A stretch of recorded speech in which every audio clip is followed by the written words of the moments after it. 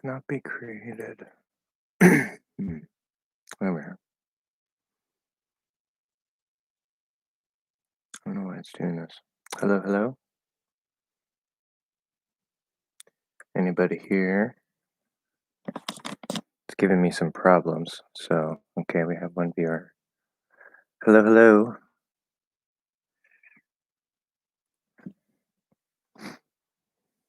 Another person.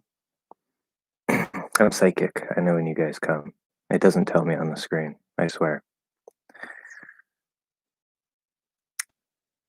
So, how's everybody doing?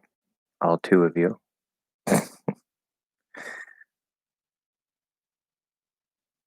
Nothing? I'm going to continue to finish my lunch as people come in.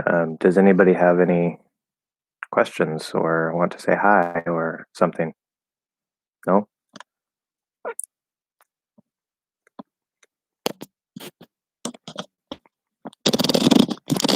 don't know if you can hear me chewing. Hi. How are you? These are Korean dumplings, vegetable Korean dumplings.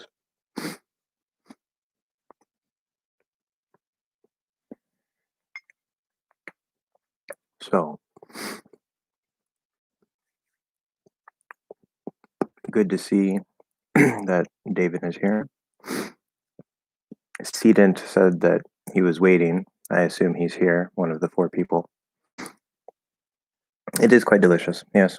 We're going to start the live stream with a little bit of a mukbang, or however you pronounce that. I'm sure you guys have heard about that, where like you stream and eat or something. I'm almost done, so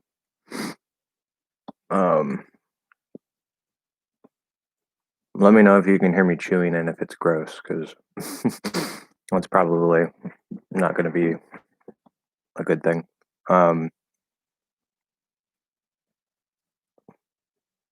So, any questions or anything? I do have kind of a plan, something that I wanted to talk about today.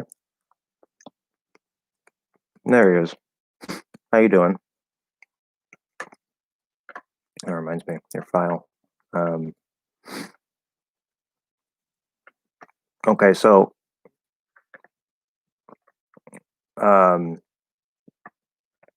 Sedent is absolutely amazing in you. Oh, well, good. I'm glad you're doing absolutely amazing. That's very nice to hear. I am doing, I suppose, equally amazing.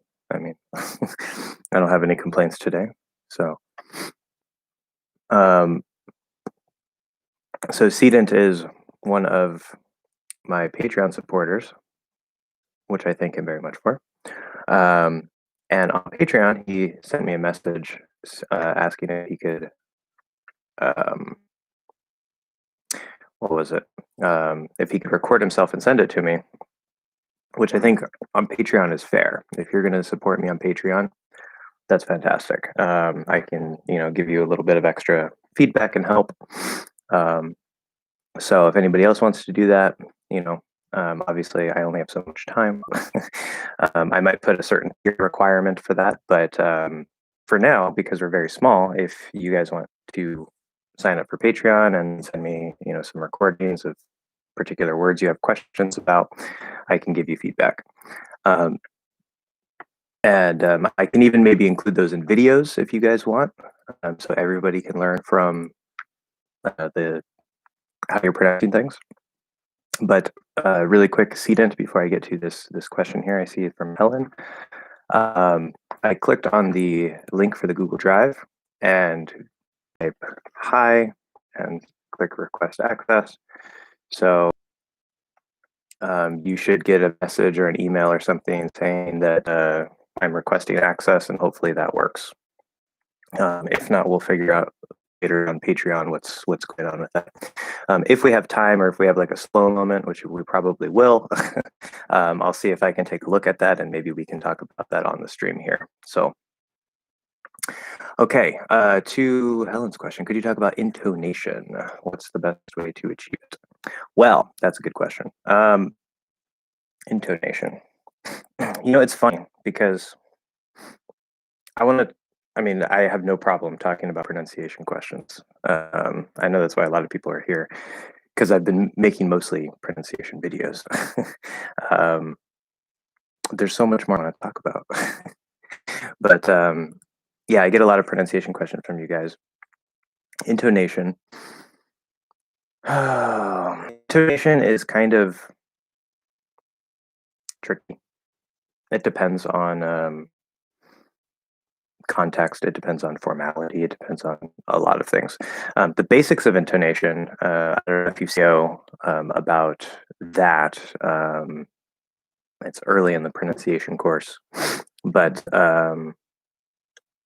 that deals with the end of the sentence intonation. Let me know if you've seen that video, by the way, because um, it would be kind of pointless to mention this, but maybe other people can learn from it. So the basics, right? If we say like, I don't know, I saw a man. Okay, there's a period, right? It's just normal sentence, right? Or it could be negative. I don't see, or sorry, didn't see. Otherwise, I didn't see a man. Okay, so positive or negative, normal statement doesn't matter. Um, okay, now I know a lot of languages follow these basic intonation rules, at least the ones that I've looked at. When we get into other aspects of intonation, things might start to get a little different. But at the end of a normal statement, positive or negative, you want to do what I call fall off the cliff. Fall off the cliff.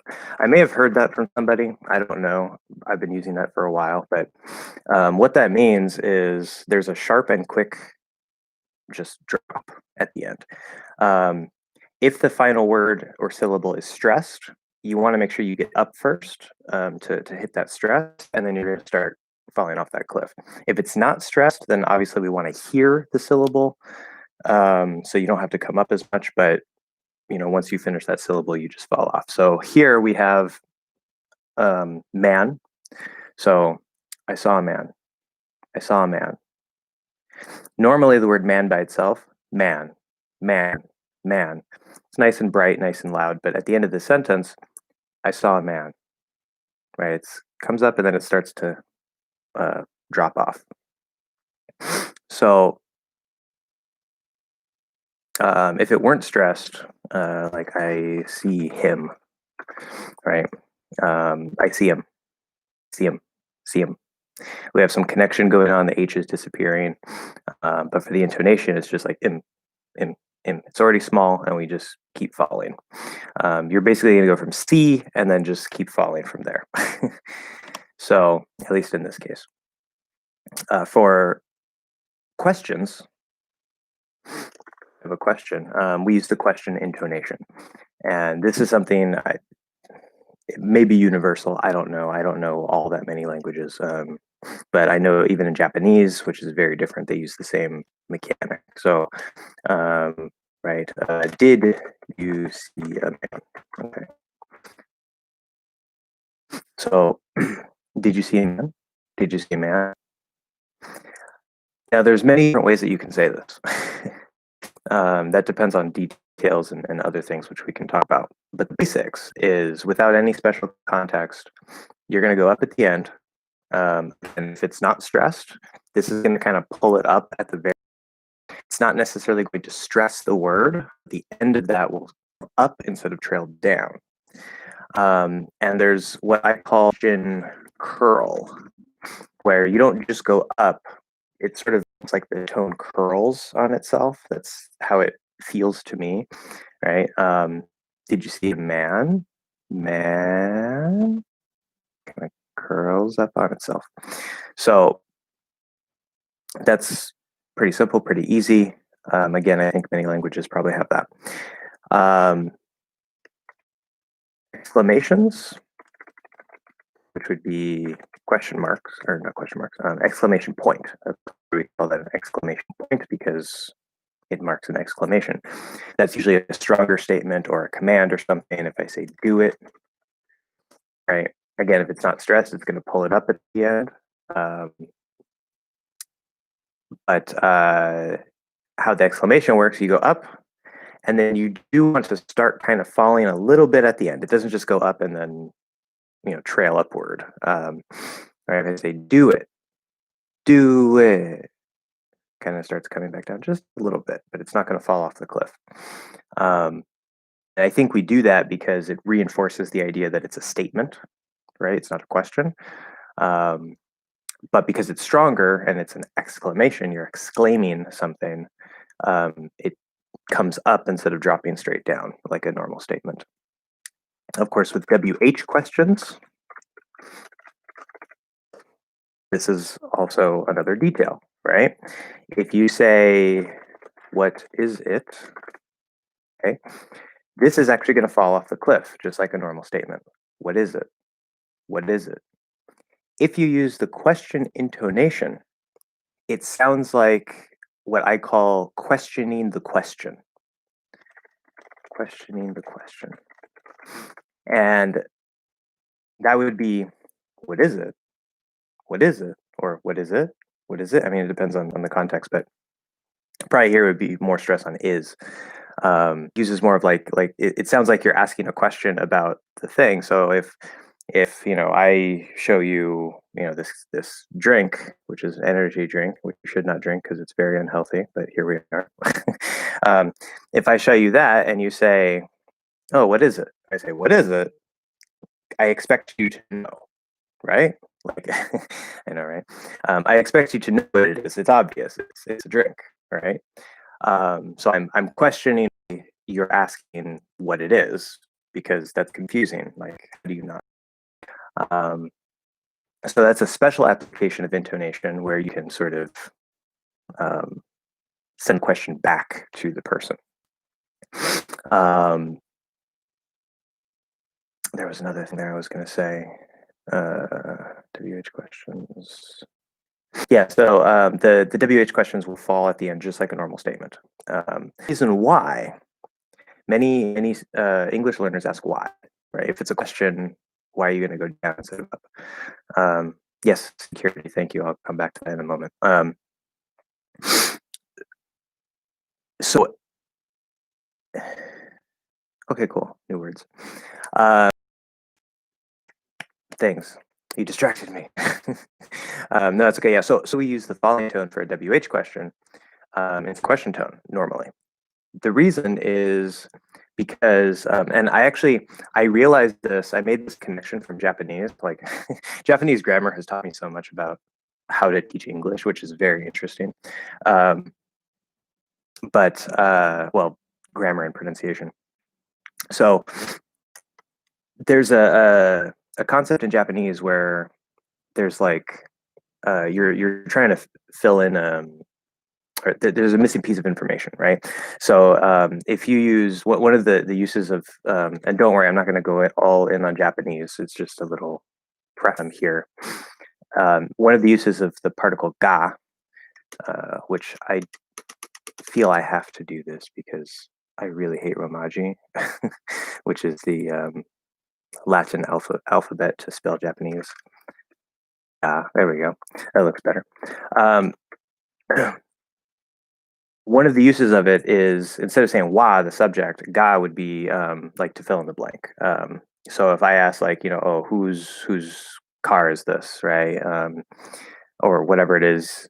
I mean, I don't know. It's a very complex point, especially for Westerners. But the thing that I got from that when I was learning about it is ga can be used to fill in, like say watashi ga something instead of watashi wa something, because you're filling in. Somebody wants to know who did this or whatever. You say, okay, it was me or whatever. Okay, yeah, maybe David David knows what I'm talking about. Anybody who doesn't speak Japanese is probably like, what are you talking about? The point is, when we have what or who or where or why, we have we're trying to fill in the blank, right? So if I say it is a drink, okay, that's a statement we follow at the end. It's just a regular statement. If I say, what is it? The what is drink, right? So you don't know what it is. You're asking me because you want to know, but it is what it is. So it would be drink, right? You would say it is a drink, but you don't know. So you say, what is it? And that placeholder, what or where or who or whatever we're talking about, it's sort of just, it already is drink. You just don't know what the word is or what the thing is. And so we continue to fall. It mirrors the normal statement intonation because we're just trying to fit a piece of information. Where a simple yes or no question is where we rise because we're asking, is it yes, is it a no? It's more binary. I hope that makes sense and is not confusing. But there's more about intonation. I mean, we could talk a while about intonation. I am going to be making more videos about intonation in the pronunciation course. Some videos I'm kind of like putting on the back burner and it will be added at an earlier point to the course, probably after I make them. So don't worry, intonation is a tricky thing to tackle after the basics. But I hope that answers your question. If you want to know advanced things, then maybe we could talk more about that. But okay, so sedent, because I want to get to other people here. So let me remind you of the word security. Yes, the word security. No problem. You are welcome. So this word security. First point, of course, as I talked about before, variation, right? There's always, I hope you guys don't hear that. There's construction outside. It's very loud and noisy. My windows are closed, but security. There's variation, right? So this first part, se, could be the second vowel, like it. It could be sa, reduced to a schwa. Okay. Security, security. Either way is fine. It doesn't matter. One thing I've actually realized about my pronunciation recently, I don't know if this applies to general American or if it's a Western American thing, but many times when a schwa reduction would occur, I find it very natural to either say a schwa or the second vowel. So in those cases, if it's easier for you to do the second vowel sound, which it's very common, you can just do the second vowel instead. But you'll hear me use both. And sometimes the dictionary will say it's a schwa, and I'm like, that doesn't sound right. That's supposed to be the second vowel. So either way, it doesn't really matter. But of course, we're mostly focused on the other part, right? You have a question about the cure, security. So this is going to be just like the word cure, right? In this particular case, we do have that little yit sound. I talked a little bit about when that may or may not happen in one of the R videos. But this one does happen to have a yit sound in front of it, in front of the vowel sound. So it's not security, and I don't remember your original comment. Let me look that up really quick because I remember I said I had like I know what's going on and I have a trick for you or something. I don't remember specifically what it was that you said about that. Also notice, of course, as I'm looking this up, that the T, at least in American English, in security is a flat D because it's at the start of a syllable that is not stressed. Security. Okay. So yeah, make sure we don't have any comments here. Okay, we do have this. Yeah, so you feel like it's security.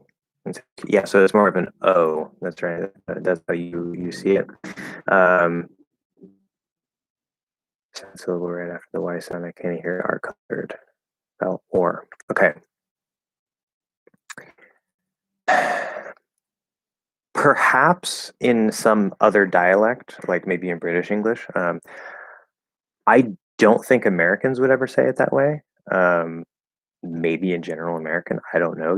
Usually, like that, I would be very surprised if that's the case, because sometimes we just don't notice little details between slight variations in dialect. But security, no, like not O, not all, that unmerged vowel. It all sounds weird to me. Could just be me. I'm pretty certain that, like, I don't even think British people say it that way. Um, so I assume that you're you're listening to American sources. I mean, you don't have to, but if you're focusing on American pronunciation, there's nothing wrong with using other resources like British, Australian, whatever. Um, but for improving your pronunciation specifically and like really getting your ear used to it, it's better to stick with one particular dialect. The difference between General American and Western American is usually so small that that's not as big of a factor compared to like British English. So I don't know if you have like any links or whatever, any specific references where like you're hearing it as an or instead of I can go in and listen to that and say, oh yeah, he is saying it that way, or no, he's definitely not saying it that way. In which case, it's just your ears. And let's see here. Yeah, so the detail that needs addressing, I mentioned that. I think there's a detail that needs addressing. What was I thought of it at the time. Security. Totally inspiring security. Yeah, so when you put it in the comment, you said this. You said many people have told me it's more like, and then you wrote this here, where it's just like KYR. I'm not sure what the KYR is supposed to be. Is it like kier, something? Maybe kier? Because I know it's this is one point where the IPA might be useful, just because in English, like we don't really have a phonetic transcription for this. There are times when the IPA is actually useful. But one thing that I commonly notice with English learners, with students that I've had, when we talk about the R's and R-colored vowels and things like that, I've noticed that. Oh, I see. Student said something here. New Yorkers use or for sure and tor. That's a slightly different point, but yes, that's a thing. So I've noticed a lot with when English learners are learning R sounds, or the R sound and the R colored vowels, that I'm losing my thought. Yeah, perfect timing on live stream, right? Whether they're trying to produce it, they think they're producing it, they're not. There seems to be this disconnect. Brain sees, like what you see with your eyes, and the actual sound itself. And especially with the R colored sounds, yeah, okay. Especially with these sounds, it can cause all kinds of problems because, depending on who you're listening to, the R colored vowels can sort of shift between dialects and stuff. If you don't have the unmerged, if you don't have the cot merger, then there's other things that happen. Like instead of saying horror with an or, like I say it, they'll say horror with that unmerged aw sound. And so it's possible that you might hear that. I teach you with or because it's easier and I have the merger and it's easier to learn with the merger. But I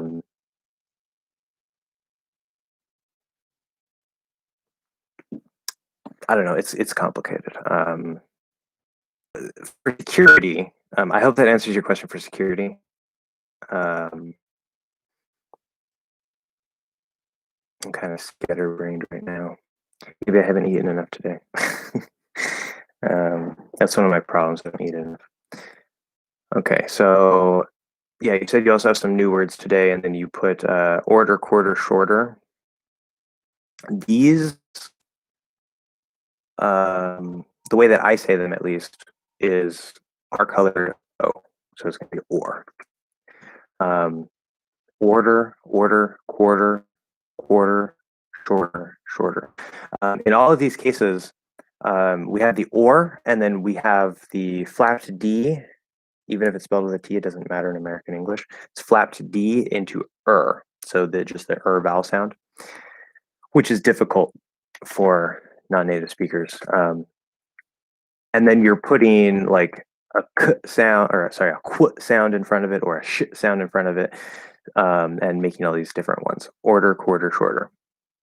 But it's always the same. It's or plus der.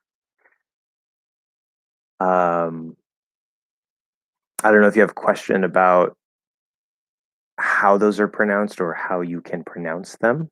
Um, and again, I don't know about that link you sent me. I don't know if you've opened that up for access yet. Let's see. Yes, it's open here. Okay.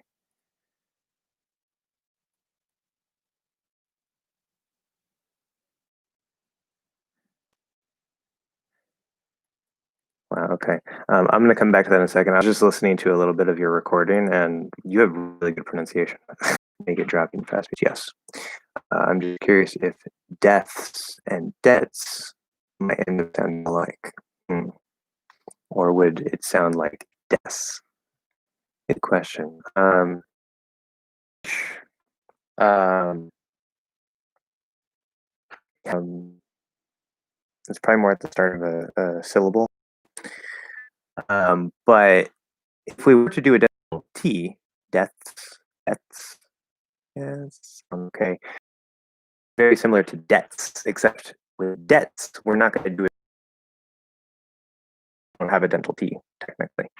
It wouldn't sound exactly the same, but if we were to pronounce deaths properly, obviously there would be a TH and then an S. Doesn't sound like. If I were to, can I drop the TH? Oh, connection. Yeah, always let me know if you guys have connection issues, because it's telling me there is a connection problem. And I hate when it does that because I don't know if you hear me or not. Okay. Anyway.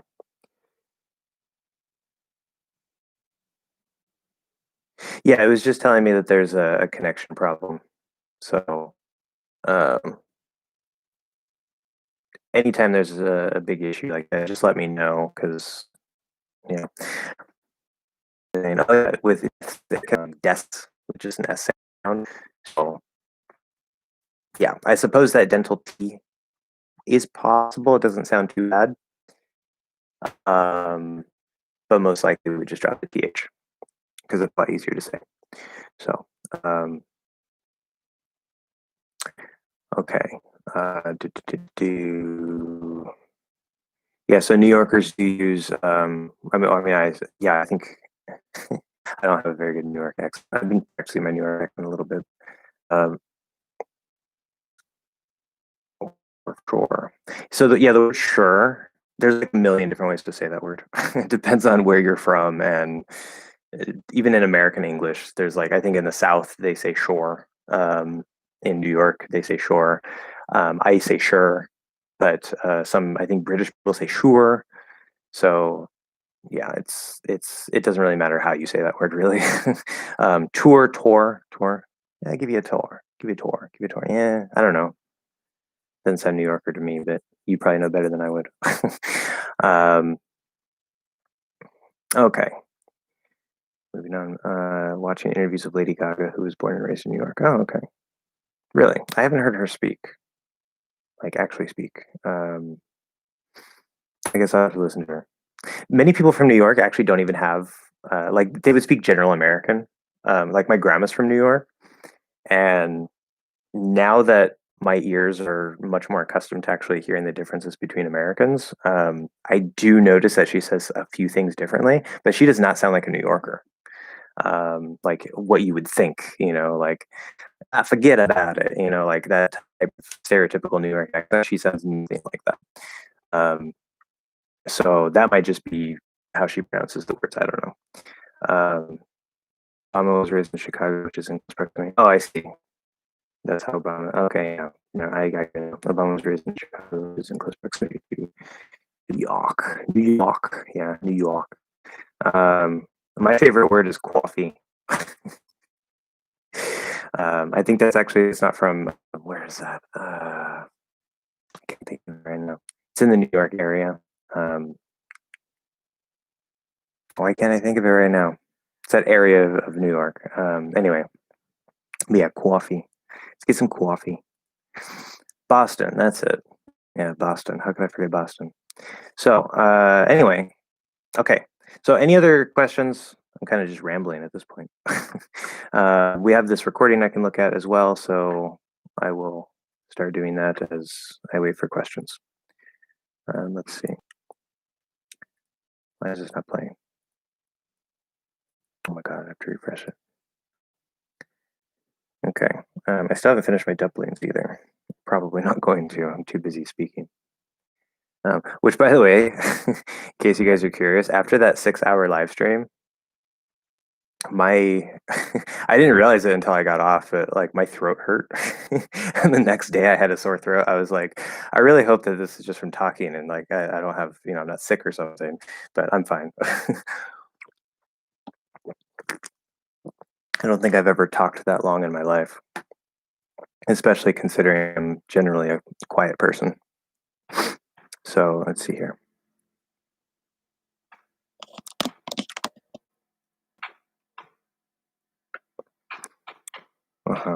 Listening to the recording now.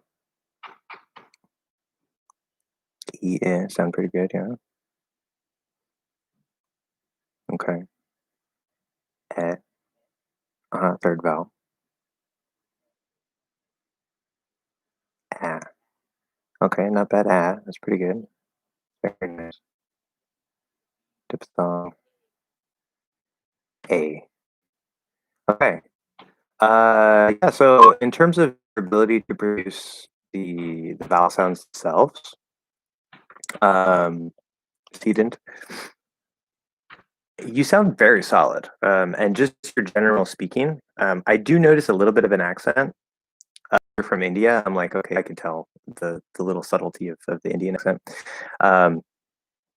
But your pronunciation is fantastic. Like, I wouldn't give you 100% perfect. I grade really hard on that. You don't sound exactly like me or like an American necessarily, but you sound very, very good. For the vowel themselves, E sounds perfect. With I think it was you said twice because you weren't sure about. Let's see. So E perfect. Or maybe yeah. The first time you said I would say it's pretty much perfect. Second time, I know, and then third, that sounds perfect.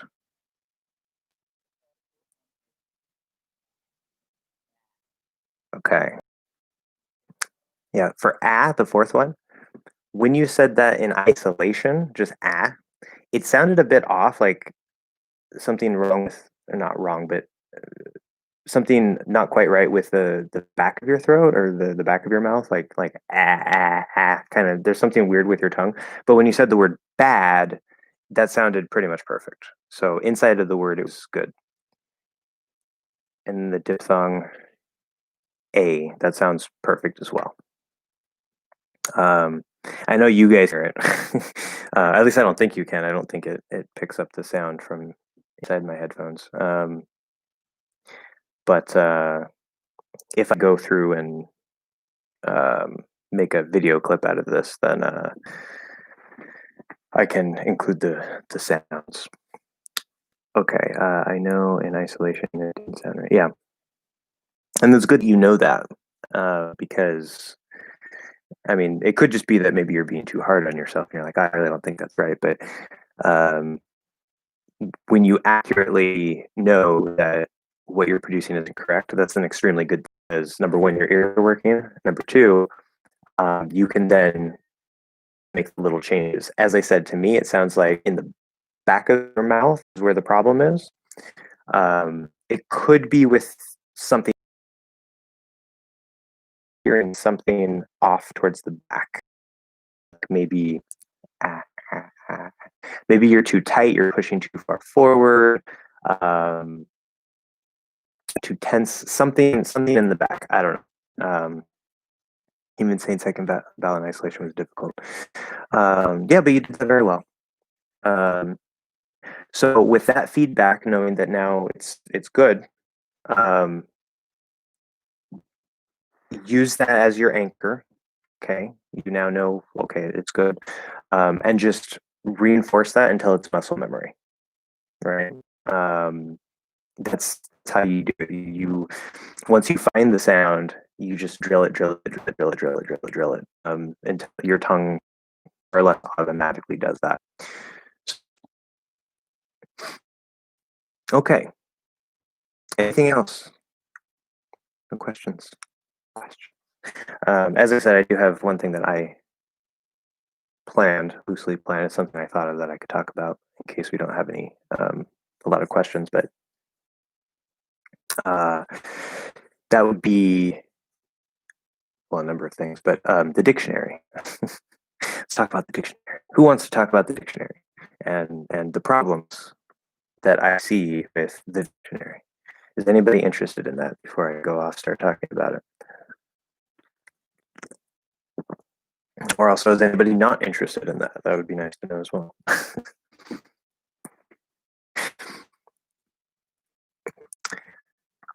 Nobody? You guys are so quiet today.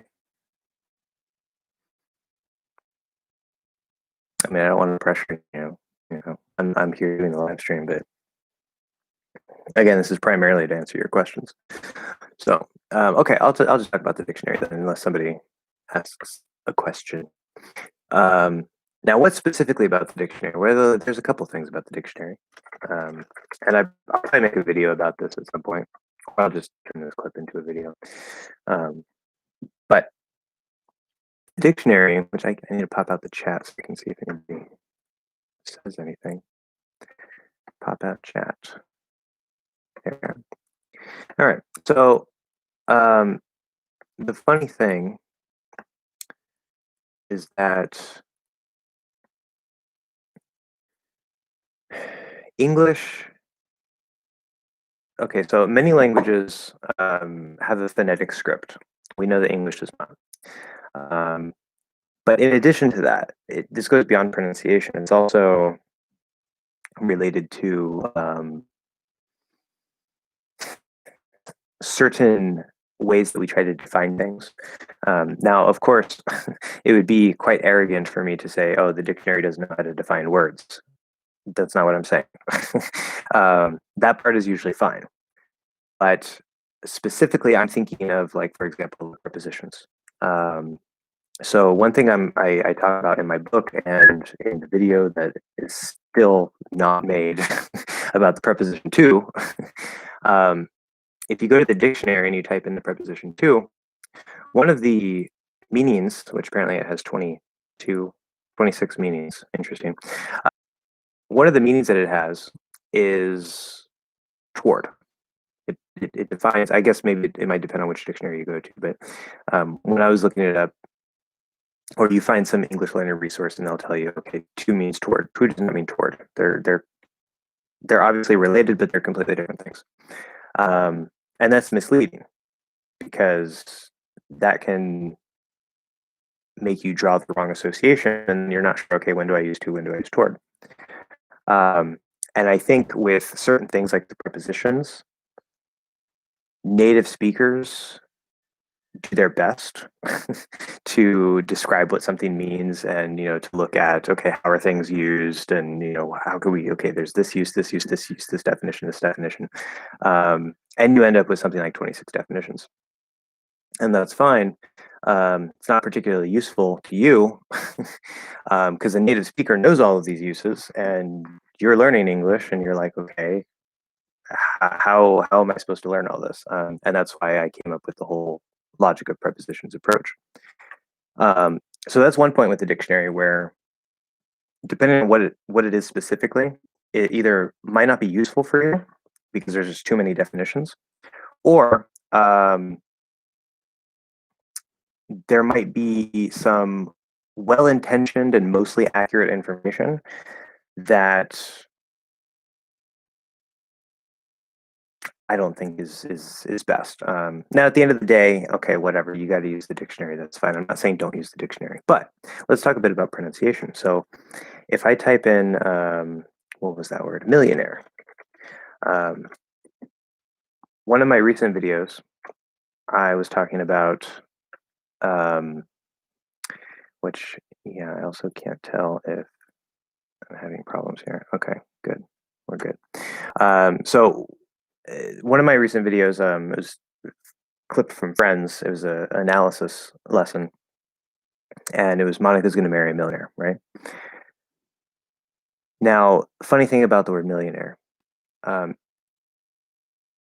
Now, I go to dictionary.com.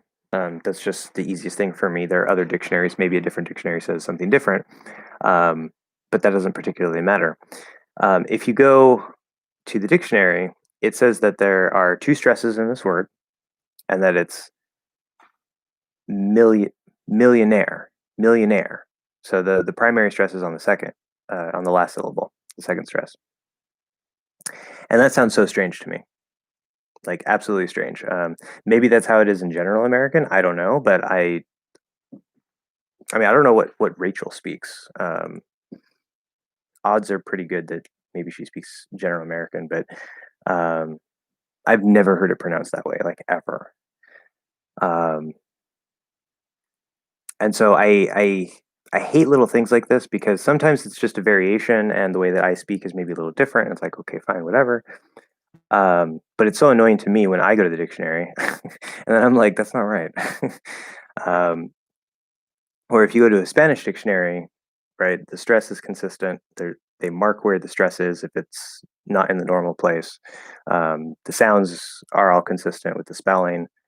So it's you know what to expect, and you can trust the dictionary. Where if you're learning English, right, it depends on which dictionary you're using. Depends on if you're learning American English. Obviously, don't use a British dictionary because it's going to give you different information sometimes. So um, again, that's why I want you guys to train your ears. That's a good question.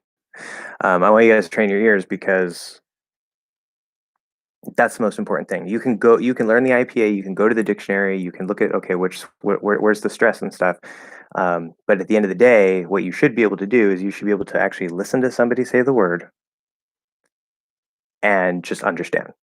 Just know, okay, this is, and maybe you don't get it 100% all the time. That's fine. That's not the point. Um, right. But let me pop the chat back in here. That lines up with, we have a phrase, teach a man to fish. No, what is it? Give a man a fish and he'll eat for a day. Teach a man to fish and he'll eat for the rest of his life. The learning the IPA and using the dictionary to try to as a temporary thing, a side thing, it can be useful. It can be useful tool, but that being like your main thing, like, oh, I have to learn the IPA and go to the dictionary and stuff.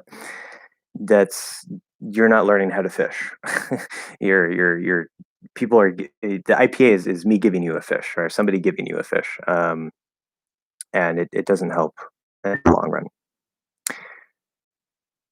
Okay, so David asks, which syllable do you stress in anchovy? Would be the first one. Anchovy. I don't know if that's surprising or how you learned it. Anchovy is a very, very uncommon word, very specific word. I don't know if anybody doesn't know what an anchovy is. That's this little small fish, like really, really tiny fish that sometimes people, for some reason, put on pizza. Of course, I don't eat fish because I don't eat meat. But how is the process of writing the logic of prepositions book? The process was horrible. Like if you say how was the process? Okay, when you ask this question in English, because I understand the different way that you mean here. If you ask me how was the process, I'm thinking like how was the experience of writing the book. If you're asking how is the process, as in like what process did I use, then that's what we would ask. Like what process did you use? So just to clarify, I don't know which one you're um, in there, just to be sure, but it was the first book I ever wrote. And so I had no idea what I was doing to begin with, let alone to write, this type of book. Um, but it was fun and it was horrible at the same time. Because again, I had never written a book. It came out to be almost 400 pages. So my first book I ever wrote was almost 400 pages. Like that's insane. And it's not even a fiction book, which is the thing I always wanted to write. um, I'll have to approve this apparently. Find that. And then you also added, it's better to learn phrases, English words alone suck. I know, right? Except for the F word. Um, that is like the strongest word in the English language. We refer to it as the F word if we don't want to actually say it. And because I am on YouTube and because it may cause negative things in the algorithm, I mean, I should say it because you guys should hear pronunciation of it. So I don't know. I don't know. Maybe Patreon live stream. Patreon live stream. I'll say all the F words you want. um, but it's a schwa sound, of course. Fa and then a K. Like fun, right? Exactly like fun, but without the N. Best word ever. It is the best word ever. In fact, there's the video that I can send you guys if you haven't seen it already. It's a YouTube video, which is funny. I think it's called The History of the F Word. It's not made for English learners. It's made for native speakers. It's just an entertaining video. It has 3.5 million views. Jesus. I want to share. Give me the link. Okay. And just put this here in the chat so you guys see that. But yeah, watch that later because it's so funny and interesting and absolutely true. We can use the F word as a noun, as a verb, as an adjective. Like we can use it in between words, like as a sort of like an emphasizer in between words, which is what is it called? There's a prefix, a suffix, and a circumfix, which like goes in the middle. English doesn't have those, but with this word, it does. It's like the one word that rules the whole language. But again, it is very, very, very strong. So, okay. So coming back, tattoo. Yeah, the tattoo on my arm. So this can't. It's hard to see the whole thing at once. This might look kind of familiar to you, Seedent. I don't know. You said your native language is Hindi, so I know this symbol at least should be pretty familiar. But the script here is in Tibetan, and this is Om Mani Padme Hum, or in Tibetan, Om Mani Padme Hum. Slight change of pronunciation. And this is a Buddhist thing. Which is a whole thing we can talk about if you want. Buddhism is much more a science and philosophy than a religion, but we don't have to do that. I only mention that because I'm not particularly religious, but Buddhism and Buddhist terms for describing reality and Buddhist psychology has greatly, greatly shaped me, which we were talking a bit about last time with Taoism and Hinduism and stuff. So the Om Mani Padme Hum, Seedent, again, you might know this already. It's I'm sure with your cultural background, I know not everybody, I don't want to, say, oh, all Indians know this, but it's probably a common thing that most people know. It doesn't have an English translation, but the best rough translation is Hail to the Jewel in the Lotus, which the Jewel in the Lotus is like Buddha consciousness or whatever.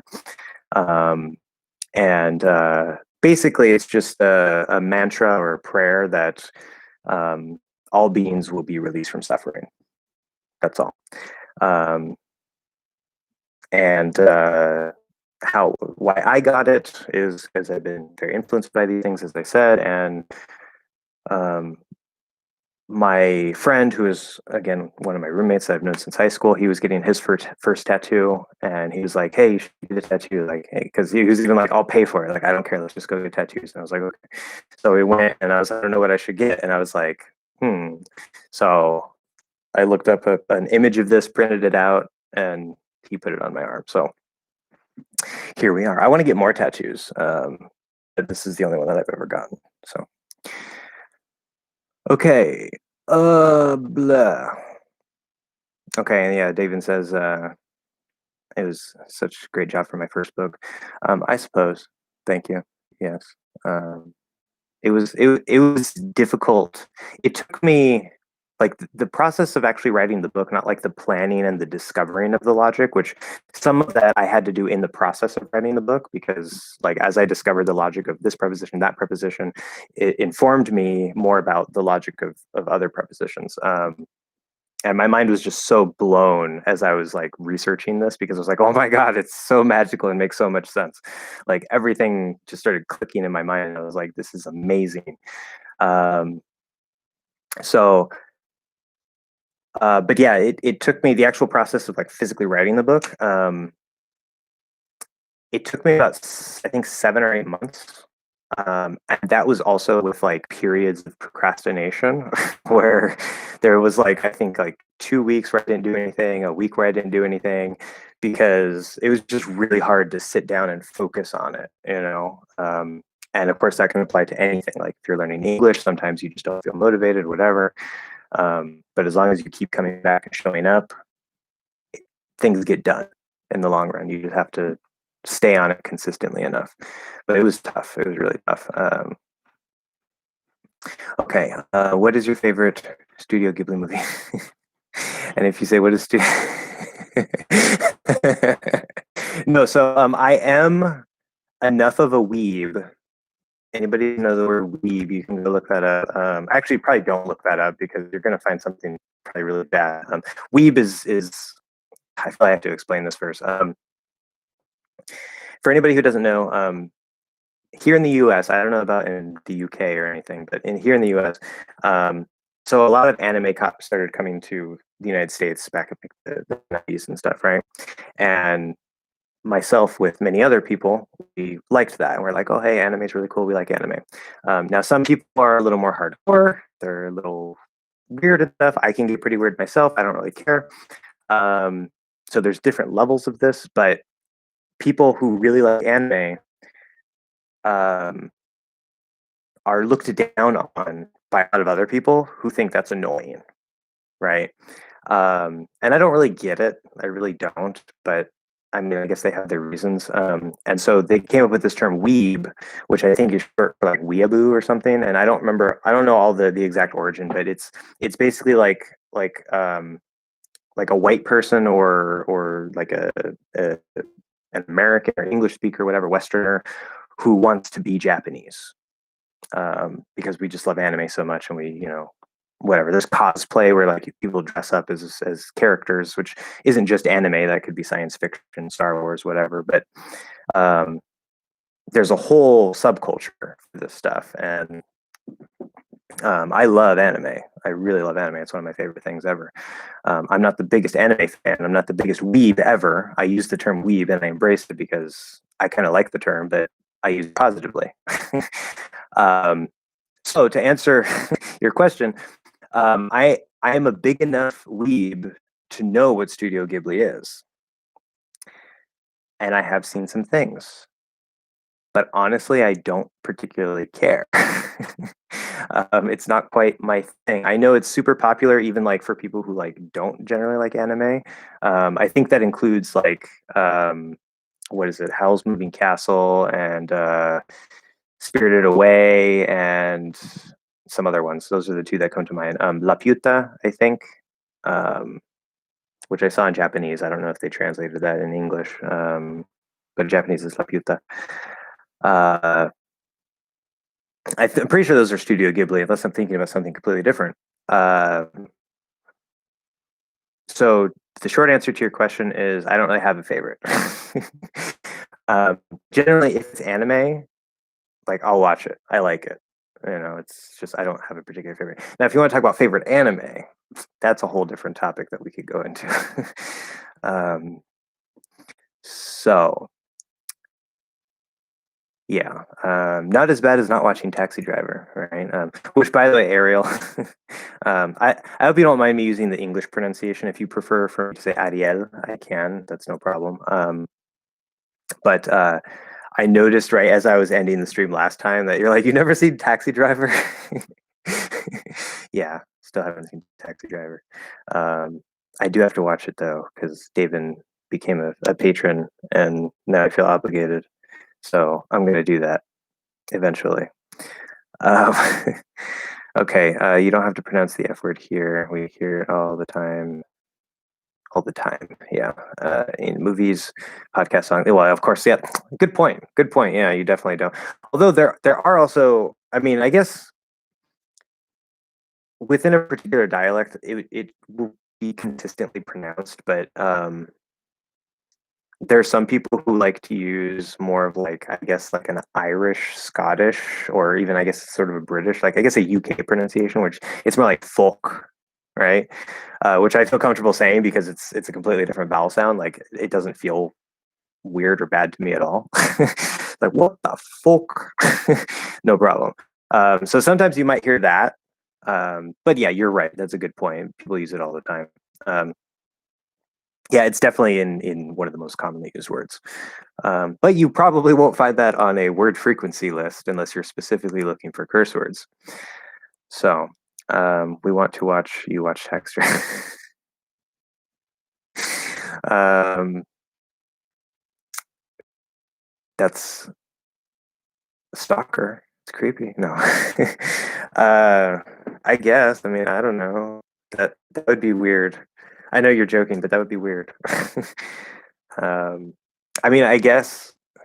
See, that wouldn't work because of copyright problems. But if there weren't copyright problems on YouTube, then that would actually probably be really useful because, like, as I'm watching it, number one, you could see my reaction to it as someone who hasn't actually seen the movie, um, and number two, I could go and break down grammar and this and that, whatever. So I don't know. Maybe I'll use some clips for some videos, but I don't know. We'll see. Whenever I watch the video, maybe I'll find some useful things that I can point out to you guys and make some videos. But whenever I hear a British person say the word source, I cannot not hear sauce. Yeah. I know double negatives makes a positive. Yeah, I cannot not hear. Very nice job. um, sauce. Yeah, yeah. Because I mean, I'm sure it's probably technically different in British English, but the British pronunciation of source and sauce would be almost identical. Sauce. What's your sauce? By the way, I don't know if I mentioned it, but I can't do a British accent. It's probably not very good, and it's probably not very consistent. And if a British person were to hear me speaking, they would probably say, "Oh, that's just a stupid American, stupid American." um, but I like accents, so source sauce. Yeah, I like the English pronunciation of my name, especially with a Cockney accent. With a Cockney accent, um, with a glottal stop instead of R. How does that even work? What? How? You sound very, very proper. That was something. I don't know what that was. Especially here on YouTube. Yeah, YouTube. I know it's. I don't want to say it's annoying because I mean it is what it is. It's a British accent. I love a British accent, but ever since I started consciously noticing that British speakers pronounce T before U as ch, it's just like it bugs me so much. I'm just like, oh my god. But yes. Well, thank you very much. It's such a horrible accent that I cannot do. Like, really, the only accent that I think I can do well and consistently is the Indian accent that I did a little bit last time. For some reason, that's just so easy for me to do. All other accents are just like, eh.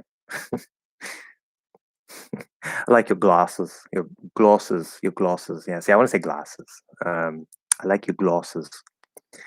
Yeah.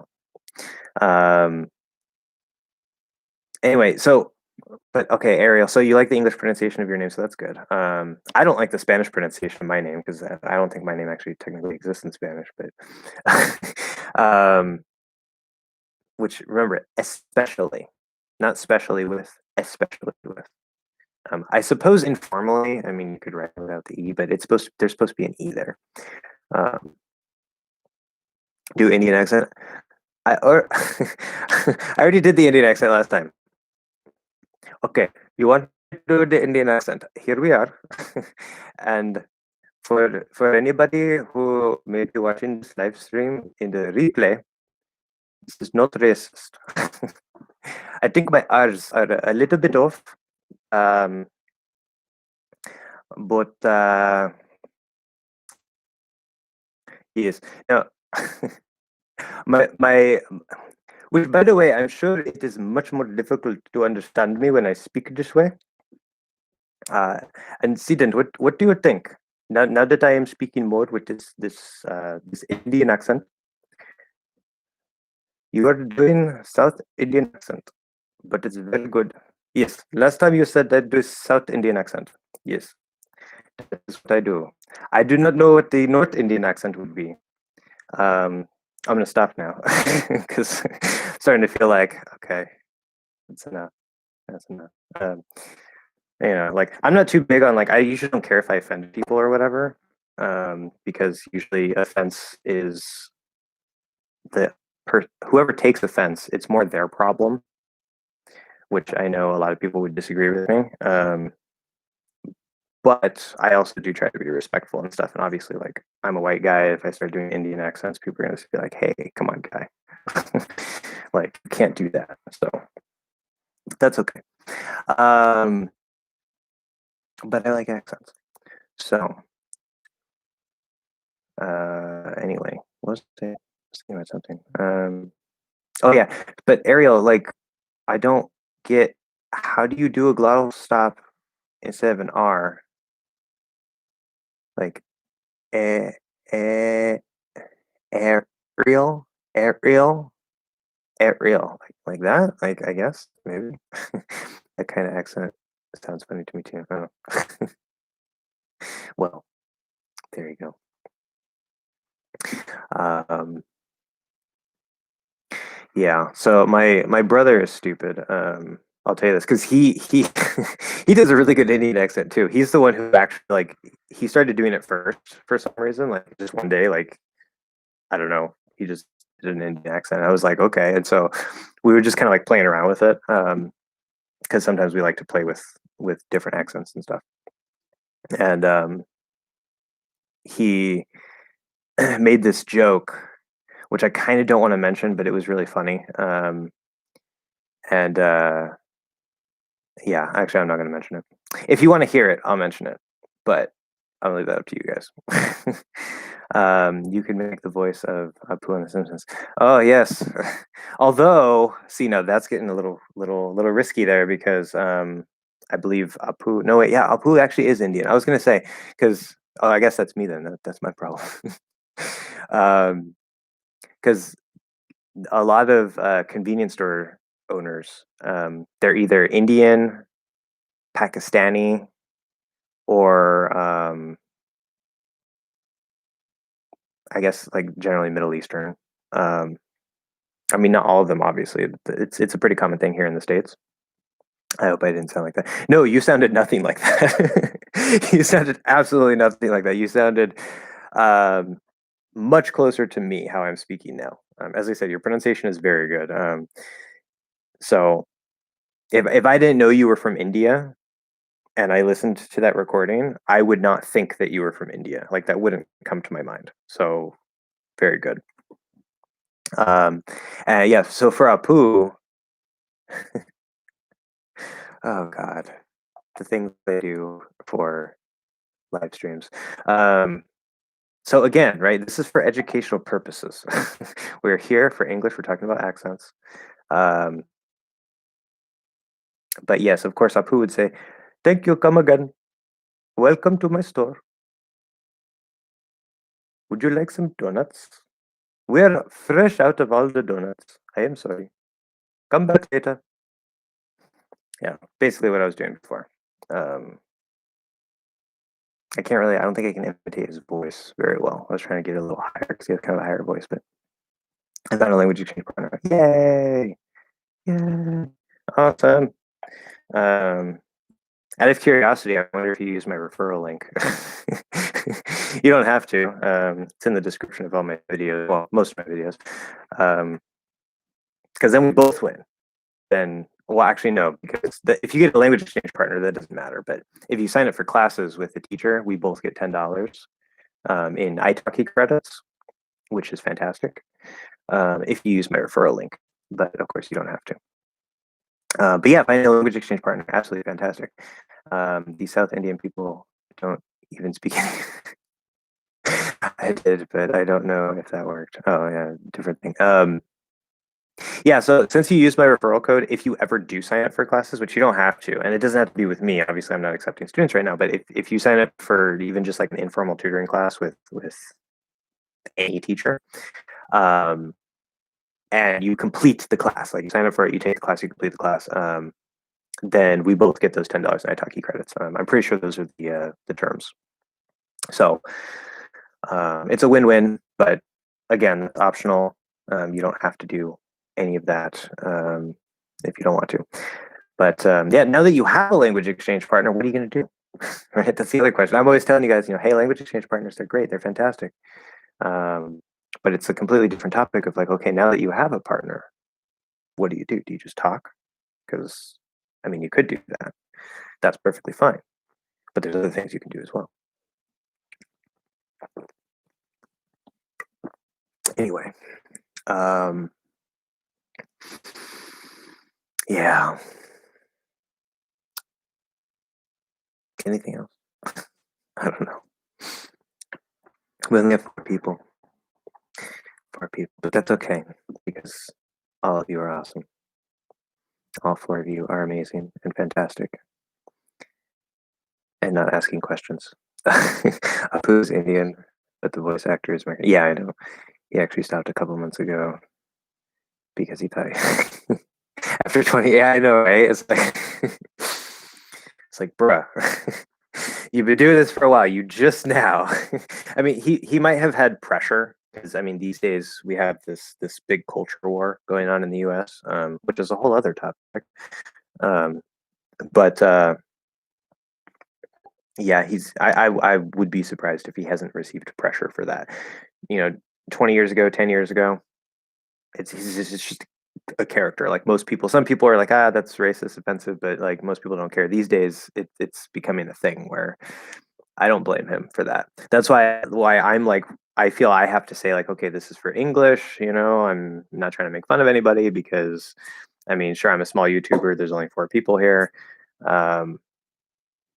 but like people dig up tweets from 10 years ago, some stupid thing that somebody said, and then tries to cancel them, and it's a nightmare. So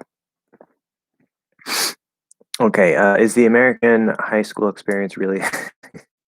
It's not. In fact, one thing that my roommate mentioned to me at some point in the past, he said like I didn't have this experience, but he said from like the movies that he saw about like high school dramas and stuff before he went to high school, he was terrified to go to high school, like absolutely terrified. He was like, I do not want to go. This is going to be awful. It's not that bad. There is some truth to it, and like the cliques do exist. I don't know how school is these days. It seems to me like my impression of Gen Z. I'm a millennial, but my impression of Gen Z is they tend to be because millennials are generally pretty open minded and just like relaxed about things. But I think Gen Z is like even more so. That's my impression of them. And so maybe things are a little different now. I don't know. I've been out of high school for quite a few years. I'm not that old, I promise. But um, yeah, for the movies, like they need to make the drama, right? Like a story without drama is like it's not really a story, right? So of course they're going to take the elements and they're going to exaggerate them, right? Okay, jocks versus nerds. That's a classic one, right? So the nerds are extra nerdy. They have tape on their glasses. They wear the suspenders, and they, oh yeah, I'm a smart person, whatever. And then the jock is, extra handsome and he has, this beautiful hair and plays football and he's just perfect in all ways. And of course, you put those two together, what's going to happen? So yeah, it's mostly uh, movie, TV show drama. That's all it is for the most part. I roll my tongue to make R sound, like retroflex R. So when I move from R sound to D sound, it's really hard. Quarter, quarter. Yeah, it's a common problem. This is one reason, like, I mean, the retroflex R, there's nothing wrong with the retroflex R. As for those of you who don't know, if you haven't heard this before, I don't use the retroflex R. I use the, what's the other one called? I never even knew what these things were called before. I forget what it's called. The other R, right? The bunched R. There we go, bunched. And so when I teach it, that's why I'm always doing this. When I say like I put my hand like this, or maybe like this. I do not, because my tongue doesn't come up like this. It doesn't point up to the top. Bunched R, yes. And I've noticed. I have a student I've been working with for a little while now. He's Italian, and the R sound is difficult for many English learners, but for some people more than others. Like everybody has like particular sounds or particular details about a language that is just difficult for them, whether that's for because of their native language or it's just because of them personally, like just something it takes a little longer to click. So with him, he's able to do a nice, good, clear sounding English R sound. A lot of the times when he goes to put into words, he'll end up having either what sounds like a trill R, or he'll kind of go too far back and it'll sound like a French R or like a German R in the throat. And it's a tough thing. It can be a very tough thing to fix. You can fix it, of course, but if you're using the retroflex R, um, this is one point where I would recommend that you actually try not to do the retroflex R and you try to learn the bunched R, because it's going to force you to keep your tongue out of the way, right? Going to R to D, especially if it's a flat D, is already really hard. And then going from flat D back into R is even harder. Like that's one of the most difficult sound clusters, the flat D to in the English language, at least in American English. And is a little bit easier there. That's one of the few points where British English is easier. Because they would say like quota, right? It's not even a flat D, it's a T, right? Quota or water. Water. There we go. Yeah, it's more of an O sound.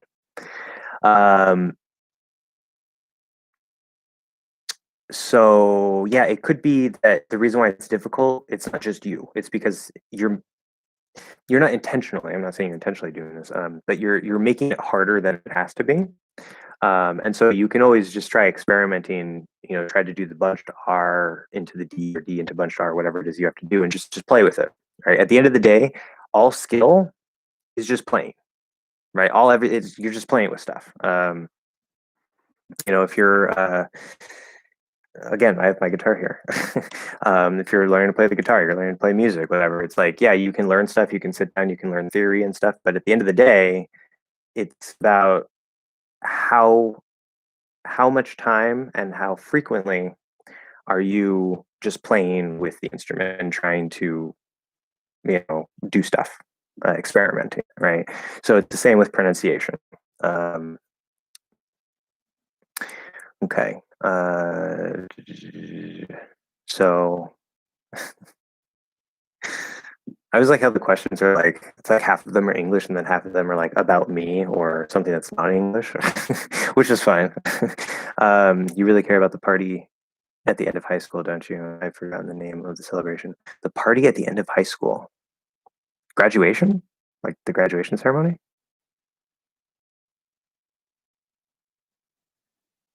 Party at the end of high school. Hmm. I'm not sure what you mean. Because I don't remember there being a party. Of course, I was a an outcast nerd who, yes, I had friends, but you know, party. I don't particularly care about parties in the first place. But um, so I think you're referring to graduation. I'm not sure. I don't really know. Okay, did you go to your prom? I did. I don't know why I did, but I did.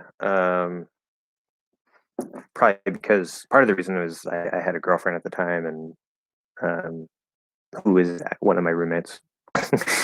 That's a whole other long story. We're not together anymore, but um, yeah. And then my other roommates. So both my roommates, I went to high school with, and one I was dating, went to prom with. The other one was my friend, and he also went to prom, not with me, but yeah. It's so interesting. It's like, what have I been doing for the past how many years? I don't know, more than 10 years.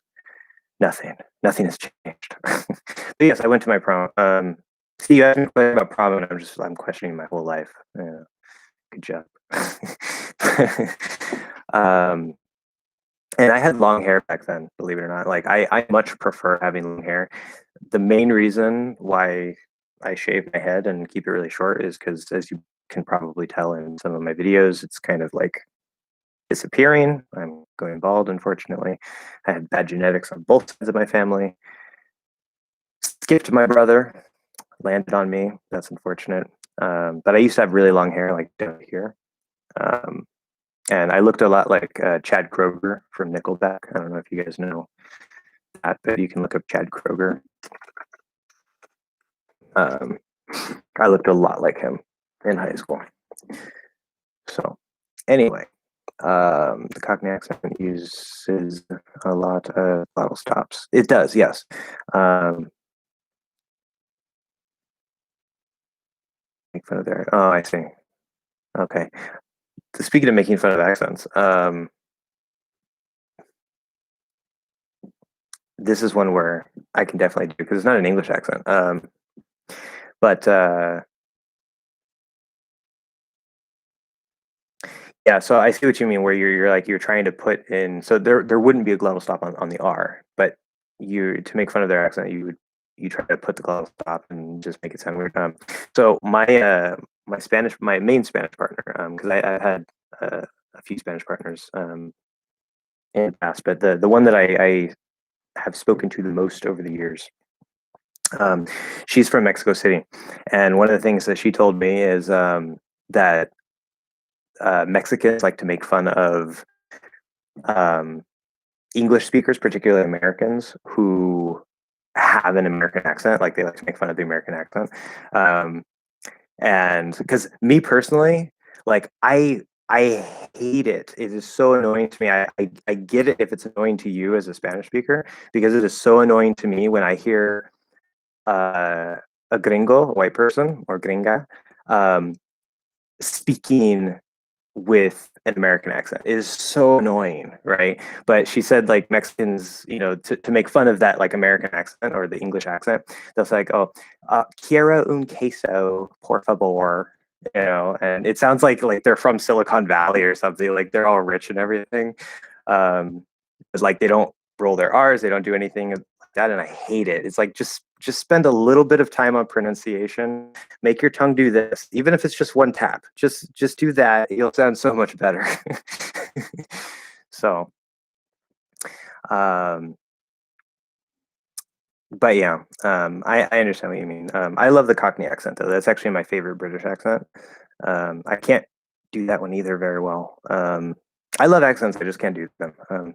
But okay, try doing Shirsh Asan. Yoga. You want me to do yoga on live stream? What is this? I don't know what's happening. Maybe you can clarify that. Oh, I don't know if that works.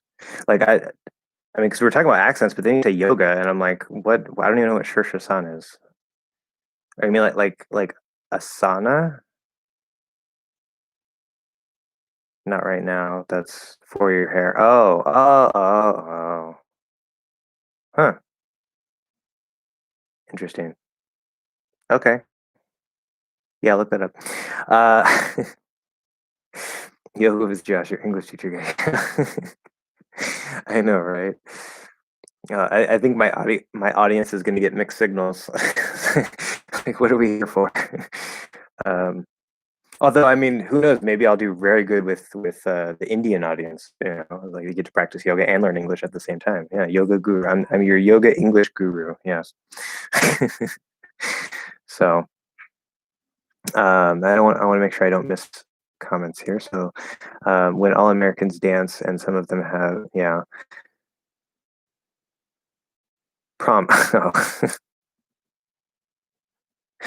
Yeah, there we go. um, I see. Yeah, see, I don't think of prom as a celebration. I mean, I guess it is. That's probably why I was confused, because to me it was just an awkward, uncomfortable thing where I had to dance and didn't want to. So, um, I mean, it wasn't bad. It's not like I hated the whole thing, but it that's not the thing I do. I mainly just went because I was like, well, you know, if I don't, I might regret it, and I might as well, you know, whatever. And I had a girlfriend at the time, and she wanted to go with me, and so I was like, okay, fine. So I went, but okay. Is it a big, unforgettable mistake to pronounce? Good question. I can't say without having to slow down and sound like I've just undergone lobotomy. uh, yeah, it sounds like you have like a seizure or something going on, right? So this is a good point. I need to add this to my list. I'm gonna. I don't know if I mentioned this. I'm gonna be making a video. I don't know when. Probably sooner rather than later, about like the most commonly mispronounced common words. And I have a list of like, I think 20 words or something. Which, if any of you, I mean, we're not talking about uncommon words; they have to be common words. But if there's any words that you have questions about, like this word, I can maybe add that to the list, and that would be nice. But anyway, so this word is pronounced a number of ways. The way it's supposed to be fully pronounced would be um, regularly. So it's already a difficult word to begin with. Regu, so like Q, Gu with a G sound. Regularly. That's the way that I would fully pronounce it. However, we're not going to take the time to say that. Usually, usually is another one that we often reduce quite a lot. But you can say, see, what's the most natural way I say this? Regularly. So instead of regia with schwa, regularly. You can also say regular. How do we say it? No, is that right? It's in my head, but when I try to say it, it doesn't work. Regularly, regularly. That sounds kind of weird when I actually say it, but I think you can also do that. Anyway, yeah, tricky word. But to say it a little bit easier, you can make it a schwa sound in the middle. Regularly, regularly, regularly. No, that's not it either. Okay. um,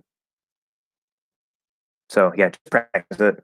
The more you practice it, which, by the way, slow down to go fast. Slow down to go fast. That's a skill learning technique, but especially for pronunciation. So having to slow down, if you take the time to practice this slowly and have sessions where like you start slowly and you can say it, and then you start speeding up, right, a little bit. And when you get to a certain speed where you can't properly pronounce it anymore, then work on saying everything properly at that speed until you can do it easily, and then continue to speed it up. And if you keep doing that process, you're basically building the muscle memory and path in your brain to be able to say it quickly. So that's how you would fix that problem. But and I hope that makes sense. You can ask for clarification or for me to repeat if any of that was unclear for anybody. We love to make fun of all of cultures. We love to call our family, friends, and all types of strangers. It's part of our DNA. And it's okay when people make fun of us. Oh, okay, cool. um, yeah, I get that. See, and I'm right on board with that too. Like, because, but see, I'm white. So it's like, I mean, as soon as I say particular things, whatever, it's like, oh, now I'm a bad person because I'm white. But because usually, like, if I ever make fun of someone or something, like, I think there's a difference between, I mean, like, you should generally be aware and sensitive and courteous. Like, there's no point in like making fun of somebody just because, like, I don't know, you want to laugh or something, or you want to make people laugh, like, whatever. But I think there's a difference between making fun of someone or something maliciously. Maliciously. Everyone here probably knows that word, but right, like really badly. Like I'm trying to hurt somebody. There's a difference between that and joking without maliciousness. Because I think that like a lot of people, which this is a common thing, I'm not judging or anything, but a lot of people take themselves way too seriously, myself included. I get caught in that. It's a human psychology thing where we take ourselves way too seriously. We take life way too seriously. And somebody says something that's offensive or whatever, and then it's like, or it's like somebody's just joking, and then all of a sudden they're canceled. It's way too crazy. So in my private circle, I make some we'll say fun jokes, but it's never malicious. It's never anything too crazy. So anyway, what will you be for Halloween this year? That's a good question. What will I be for Halloween? A 31-year-old. Because, yeah. I stopped dressing up for Halloween in high school. Yeah, I know, right? Because I'm not that fun guy, who, like, I mean, I'm fun, sure, but I'm not like that fun guy who, like, I love cosplay. I don't really do cosplay, but I always wanted to get into cosplay. Like, I have no problem dressing up or whatever. But like for Halloween, I just like I don't care. I really don't care. Um, like in my mind, Halloween, it's like, yeah, okay, you can go out and party and like that might be fun, have some drinks, whatever. Like it's okay. I'm not usually much of a partier, but in my mind, Halloween is candy.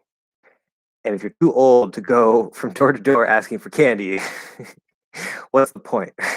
Why should I care? So, yeah. But if I were to be something for Halloween, I suppose I can answer this. Let's say, what would I be for Halloween? That's a good question. I don't know. I am a weeb, so probably dress up as an anime character. But you also have to do that right, because if you don't do that right, then it just looks bad. I didn't know Americans that don't care about yeah, like Americans. I know, right? Exactly. I know. I'm the anomaly. I'm the special American. Yeah. Um, I know, because when you're a kid, you're like, oh my god, I want candy. So you go around getting candy, and then when you're old enough, you're like, oh my God, I want to party. And so it's like many other places, like in Hispanic culture, Russian culture, German culture, probably all cultures. I don't know, but I'm trying to list cultures that tend to drink a lot. Americans are definitely very heavy drinkers, and it's just like another excuse to drink, basically. Like we have holidays that I'm pretty sure only exist because people want to drink. um, so, what is the most American thing of all things to do?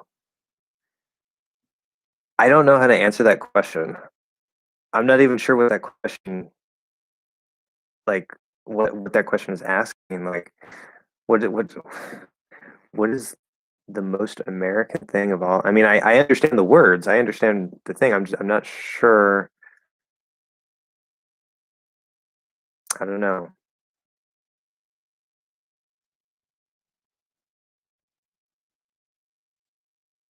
I'm generally probably look like I froze there for a second. You're still. Um, I'm a lizard. Probably like I don't. Well, I was talking last time how like I'm critical of certain aspects of American culture. So the stereotypical things that would be the most American of American things, I probably wouldn't approve of. Like driving a Hummer down the street while blaring music and having an American flag attached to the back of your car. Like, I don't see the point in that. I don't know. Watching the Macy Day. Oh, okay. Oh, well. Okay, so just like things that Americans do that would be like very American that I actually do. Um, okay, I guess that makes sense now. I don't know, and I have to think about things because see, I don't even pay attention to holidays. Like I really don't. Like I have no problem drinking. Like I like drinking, but I really don't even drink that much because like half the time I'm just like I'm busy working on something or whatever, and it's just like I remember, oh my God, there's this thing called alcohol. I should go buy some. um, so that happens sometimes, but like I'm in terms of the things that like I'm interested in and stuff. I probably don't really fit what many people would think of as like a stereotypical American. Like I really don't. um, if anything, I'm probably much more like a Canadian. I don't know for sure. I've never been to Canada, but they seem kind of just like a slightly more civilized and polite version of us. Like a saner version of Americans. Cerveza. Okay, what about beer? I don't understand the drinking of cerveza. Or what's my favorite beer? Maybe that's the question. Or you just I don't know, randomly putting Spanish words because I'm talking about alcohol. You're confusing me. um, but no, yeah, I mean the Macy's Day Parade, like I haven't paid attention to that. Grandma like used to watch that every single year. That's the only reason why I know it exists. But that's a pretty popular thing. I don't really pay attention to holidays. I don't really pay attention to like I'm just like I'm this boring person. Like I really am. I'm a super boring person. And it's not like I never go out at like I never do anything. Um, but I'm introverted. I spend most of my time alone. I have two roommates and half the time I don't even talk to them because not because I don't like them, because like I don't have anything to say, like or I'm busy, doing something. I don't want to talk to anybody. Um, which I was talking about last time, how I have these conflicting personality traits. Here I am doing a live stream talking to people that I can't see, uh, which would normally be extremely uncomfortable. It's only a little uncomfortable because I'm kind of used to it now, but um, and I'm just talking, and this is not something I normally do, but I can do it. So I don't know. I don't know. I am the same, though. This I completely understand. Please don't feel like you have to explain yourself. It's just that what we see in movies is different from reality. Yeah, yeah. As I said, movies are all about drama. You know, you don't have a story without drama. Like, I mean, things happen in real life, obviously, but day to day, it's just like your life. Like, probably nothing happens. You know, unless you live in a place that unfortunately has daily violence or whatever, which I hope not. But um, most people's lives, I think, or at least most people who would have internet at least and be here watching this live stream, if nothing else, um, not a whole lot tends to happen day to day. So yeah, at least compared to what could happen, compared to our caveman days back when we had to gather and survive and be out in the wild and be always active. Those were much more engaging days. So anyway, yeah, I don't know. I guess there has to be something that's like super American that I do. I have no idea. I really don't. But I feel like I should think of something. What's something American that I do? Because like I like judo. That's Japanese. I like anime. That's Japanese. Um, I like religions and spiritual traditions. That's global, but especially I like Eastern. So that's Asian. I speak Spanish, so that's well, statistically, if I remember correctly, I think the United States actually it either has the largest or second largest Spanish speaking population in the world, um, and then Mexico is either number one or number two. Um, I forget the exact data, but so I guess technically you could say Spanish is an American thing these days. There we go. The most American thing that I partake in is speaking Spanish. How's that? There's so many Americans who would just be really angry at that. um, but yeah, drinking. I don't know. Just drinking. Yeah, everybody drinks there. Yeah. I don't know. I feel like I'm just kind of talking. Anybody else have any questions? This isn't about me. Tell me about you. um, what else can we talk about? I still have my dumplings. I feel like I need to eat my dumplings. Um, the mukbang resumes. Put this on mute for a second. Hold on.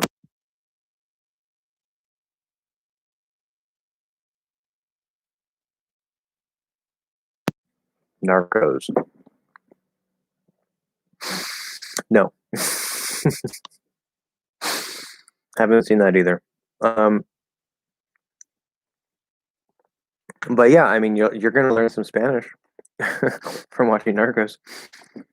I mean, I can tell by the title. Like, I mean, I've heard of it. I've seen like random clips of it here and there, but no, I haven't seen that either. Most popular things. Like, I'm not a popular thing person. I'm really not.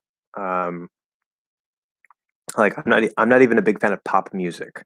Like, maybe in other languages, that's fine. But in English, like, I mean, yeah, some things sound good, but I'm not a huge fan of pop music. Um, so yeah. Um, if it's something that from some English speaking thing, I'll probably have heard of it, but there's a decent chance that if it's super, super popular, I don't really know anything about it.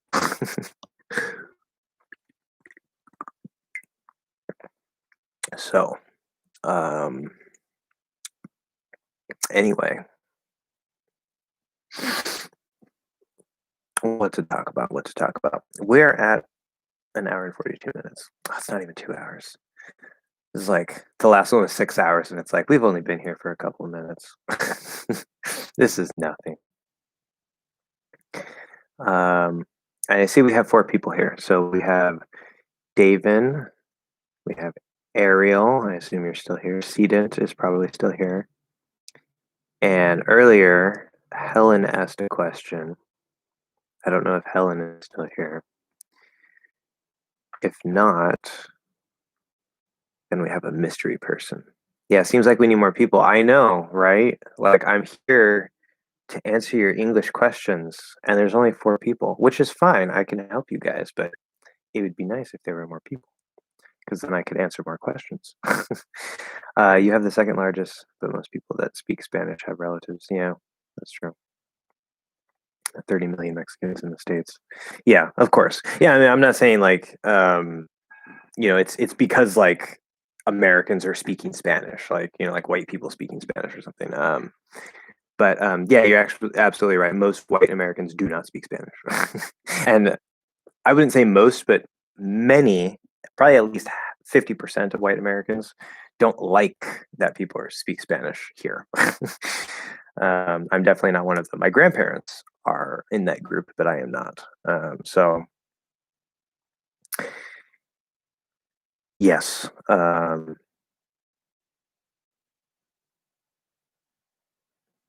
But yeah, there's also a lot of, I don't know if I mentioned this last time. I forget if this was on the live stream or if I was talking to somebody else. But there's also a lot of second generation, third generation uh, Hispanics, especially from Mexico, but I mean from other places, who they either like they don't speak much Spanish because like I mean like it was like maybe their grandparents speak it and so like they kind of know some stuff. It's not like completely foreign to them, but like they don't really use it. So it's like they've always used English and they went to English school and all this stuff. Or who just like they just don't really know it at all. Like I've had a number of friends who are Mexican, like they're full blooded Mexican. Their parents or grandparents came from Mexico and they don't speak any Spanish. Like they don't have any sort of like accent that we would note. Um, so there's also those people as well. People who are Hispanic but who also don't speaks much or any Spanish at all. So it's an interesting mix here. Um, but Spanish is probably definitely the biggest second language, or the biggest, I would, not second language, the biggest language aside from English inside the United States. Because Americans are very monolingual, which I hate. But that's okay. Your grandparents are racist like Trump. Yeah, I mean, we don't have to go into that. I wouldn't say they're racist necessarily. I see why people say that. Like, oh, if you don't want to hear Spanish, you're racist, or if this or that, whatever. But the, I don't think it's so black and white. Like it's so, which is what an ironic phrase. I don't think it's so clear cut and simple. It's I mean, if we're talking about older individuals, obviously like they came from a different time, and things change, and we all know like whether even if it's just music, it's like as you get older, you're like, oh, these kids these days are listening to this weird music, whatever, and it's just because like there's nothing wrong with the music. It's just you're getting older and it's new and you don't like it. So that happens with a lot of things. And of course there's some older people who, they're hip and, they like the new stuff and this, and it's fine. There's no big deal. So that's part of it. Things change, you come from a different time. And, it could be, yeah, maybe slightly different value systems. And I don't know, because like I can usually easily see the both sides or all sides of an argument. And so I think just like saying someone is racist or someone is this or someone is that because of like one particular position they hold, it's like I mean some things are just like okay, like if you believe this, yes you are this. But it's not necessarily like people are quick to jump on and say oh that's wrong or whatever when it's like well it might still be wrong but it's not necessarily what people think it is. I don't know if that makes sense. Maybe you just think I'm trying to like justify and cover up for racism. I don't know, but that's how I see it. I don't think it's so simple. Um, I think some people just like to preserve the character of their country and feel threatened when they hear the presence. Yeah, yeah, exactly. And especially in this country, like as I was saying before, we have a lot of problems here. We have a lot of problems here, especially these days, and it's kind of getting worse, and it's getting worse, and it's getting worse, and there are a lot of reasons for that. I think probably the single biggest reason, if we're going to point to like, what's the biggest of all the reasons, because there's many reasons. I think it's because of the inequality gap. We're the richest country in the world, and the average American makes like $30,000 a year, which the poverty line is around $30,000. So most Americans are like in or around poverty. um, which poverty is for anybody who doesn't know, poverty is a fancy word which means like poor, like you're poor basically. Um, and this might be surprising to you guys. I don't know, because like you look at the United States, you're like, oh, it's a rich country, and the superpower, and but yeah, the average American is not particularly. Technically, yes, I would I would be considered poor, um, because I don't make more than $30,000 a year. Um, although spelling POOR. I'm not a liquid, so I can't be poured. It'd be POUR. Um, but there's a lot of hardworking Americans. Like it's not because like we're lazy or we're this or that or whatever. It's just for many different reasons.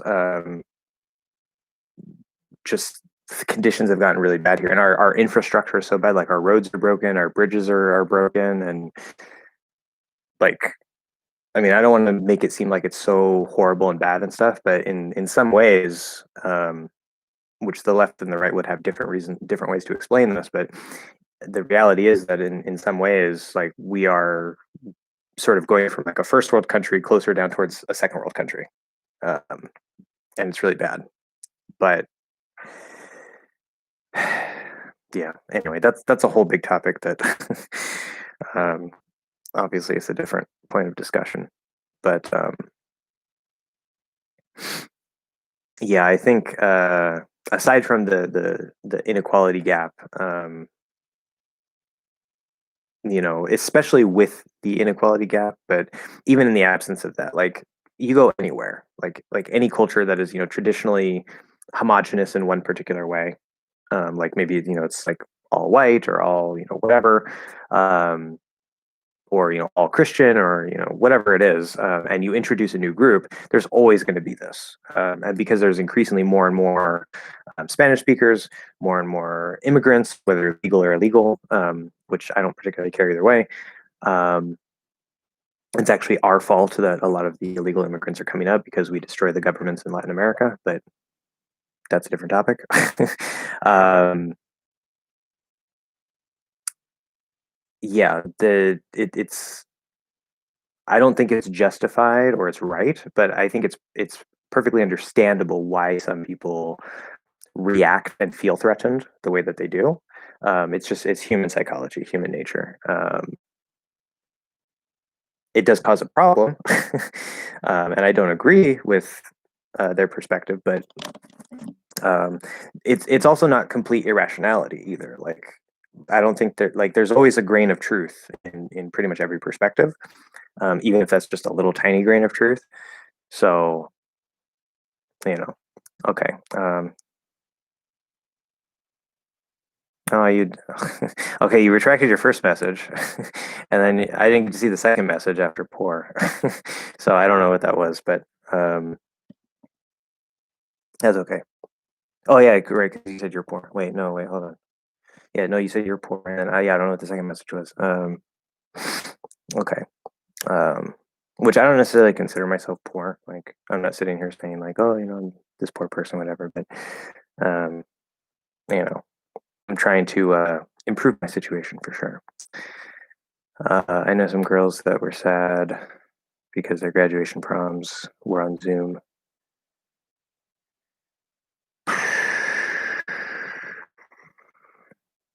2005, actually 2007.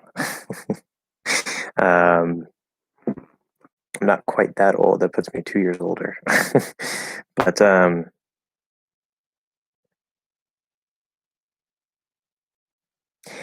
mean,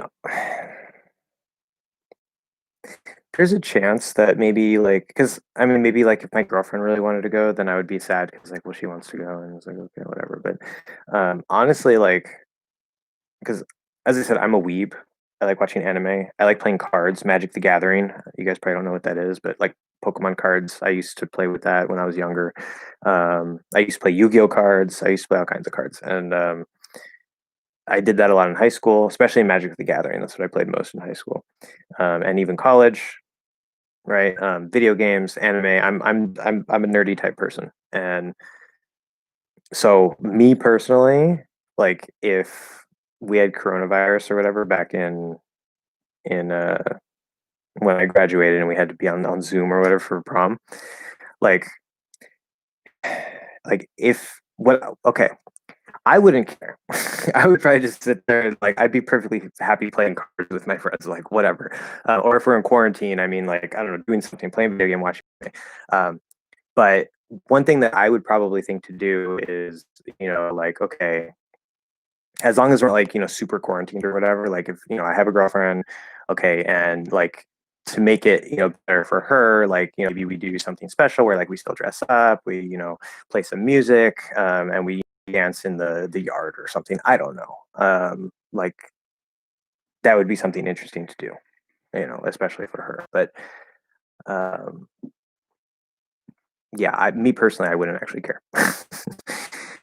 So have you ever visited the Mexican border in the US? What does it look like? I have been to the border. It's actually about a 5-minute drive from where I am. So I live in IB, Imperial Beach, which is attached to the south of San Diego. Like there's a line that divides my city from South San Diego. So I don't actually live in San Diego itself. And there's only one city farther south than us, which is San Isidro. And that's like almost completely Mexican or Hispanic. So I can see, well, not here with where I'm now, actually, in from my roommate's room, because my window faces the wrong way, but his window, you can actually see Mexico.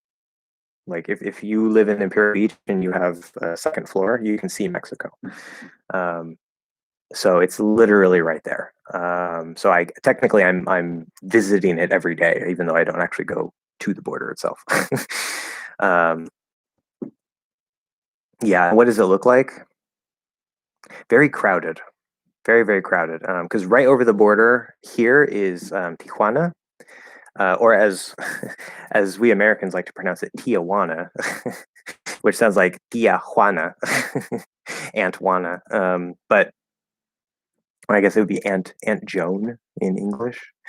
Anyway, yeah, it looks really crowded. I mean, you can't really necessarily see people because I'm not like right up on the border, but I know there's houses and stuff all the way up like right next to the border, and there's just a lot of people. And one of the common problems we have here in my city, Imperial Beach, is the sewage system in Tijuana breaks a lot, and it contaminates all the water, and it sucks. It's unfortunate that that happens. Um, I wish that that didn't happen and that conditions were better. But yeah, it from what I can see, it looks really crowded. So, and that makes sense because it's right up against the U.S. border. There's a lot of people who want to come here. There's a lot of people who live in TJ, Tijuana, TJ, and then they work in the U.S. Actually, one of my Japanese teachers, she was from Japan. She was married to I think a white guy. I'm not sure. He might have been Mexican, but I think he was a white guy. They lived in TJ because it's cheaper there. But she worked at the college in the U.S. So she would go across the border every day. And she's Japanese, so I thought that was interesting because she's Japanese. But um, yeah, so very very common. So there's a lot of people there, but I wasn't really calling you poor. Oh yeah, I know. That'd be incredibly rude. I would never. Yeah. Um, oh, I see. Yeah, no, I'm not like offended or anything. It takes a lot to offend me. Like I might feel offended on someone else's behalf, potentially, like if I feel like somebody is maliciously attacking someone else. Um, but like me, like most of the things that you could say to me, like I don't care. I really do not care whether they're true or not true. Like there's not a lot that bothers me personally. So we need to worry about that. But yes, the pronunciation in American English of Pour, and Pore. Now that you pointed out, very nice job. These are all pronounced exactly the same. Exactly the same. In British English, the second one is poor. I think no, the first one is poor. I don't know. I don't speak British English, but in American English, they're all the same. Poor, poor, poor. So it's P with an R-colored O. Would be.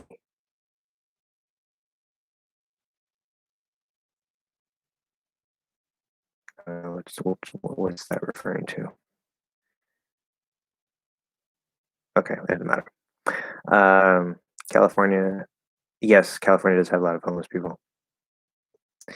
Have you ever slept on the streets? Okay, so this live stream is getting so personal. Oh, and hello, Professor X. I see you. You are here. Nice to see you. Nice to see that you made it. And if I remember, you're from Brazil. So, oi, como vai você? A little bit of Portuguese. A little Portuguese. Okay. Anyway, back to this. Yeah, California. We have a homeless problem. Unfortunately, like even here in San Diego, if you go downtown, um, especially like by the freeway and stuff, or even here in my city, if you go by the freeway entrance, which is a very populated, not populated, but a heavy trafficked commercial zone, there's a lot of homeless people, tents, and all kinds of stuff. That's partially a California problem because we've had a homelessness problem for a while, but that's also partially because of the pandemic, partially because of our economic system. Contrary to what many people believe and what official reports say, the Trump economy is actually not all that great, but that's a whole different topic. So, as for homeless people staying at hotels, I don't particularly pay attention to the news very much because I usually just get depressed.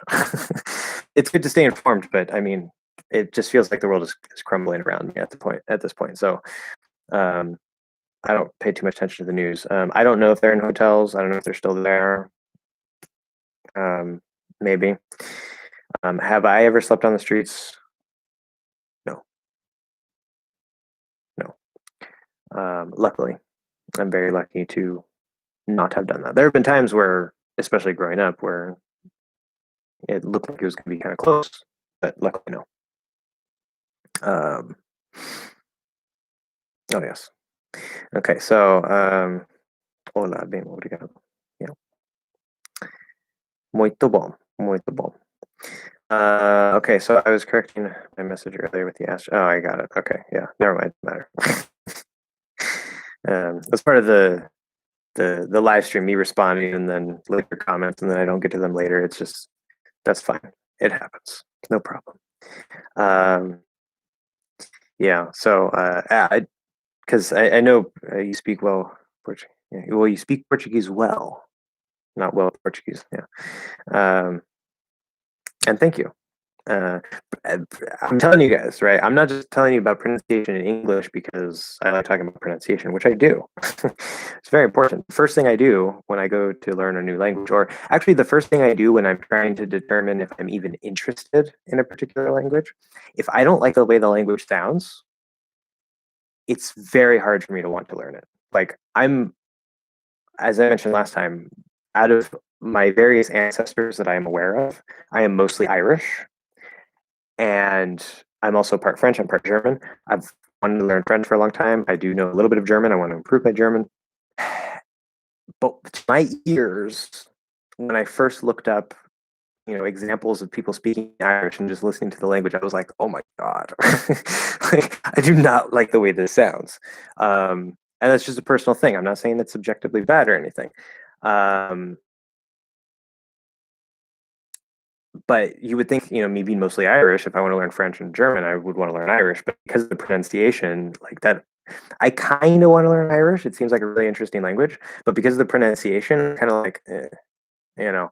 So, and then there's languages that I may not necessarily particularly care about in themselves, but they sound really cool, and I kind of want to learn them just because they sound cool.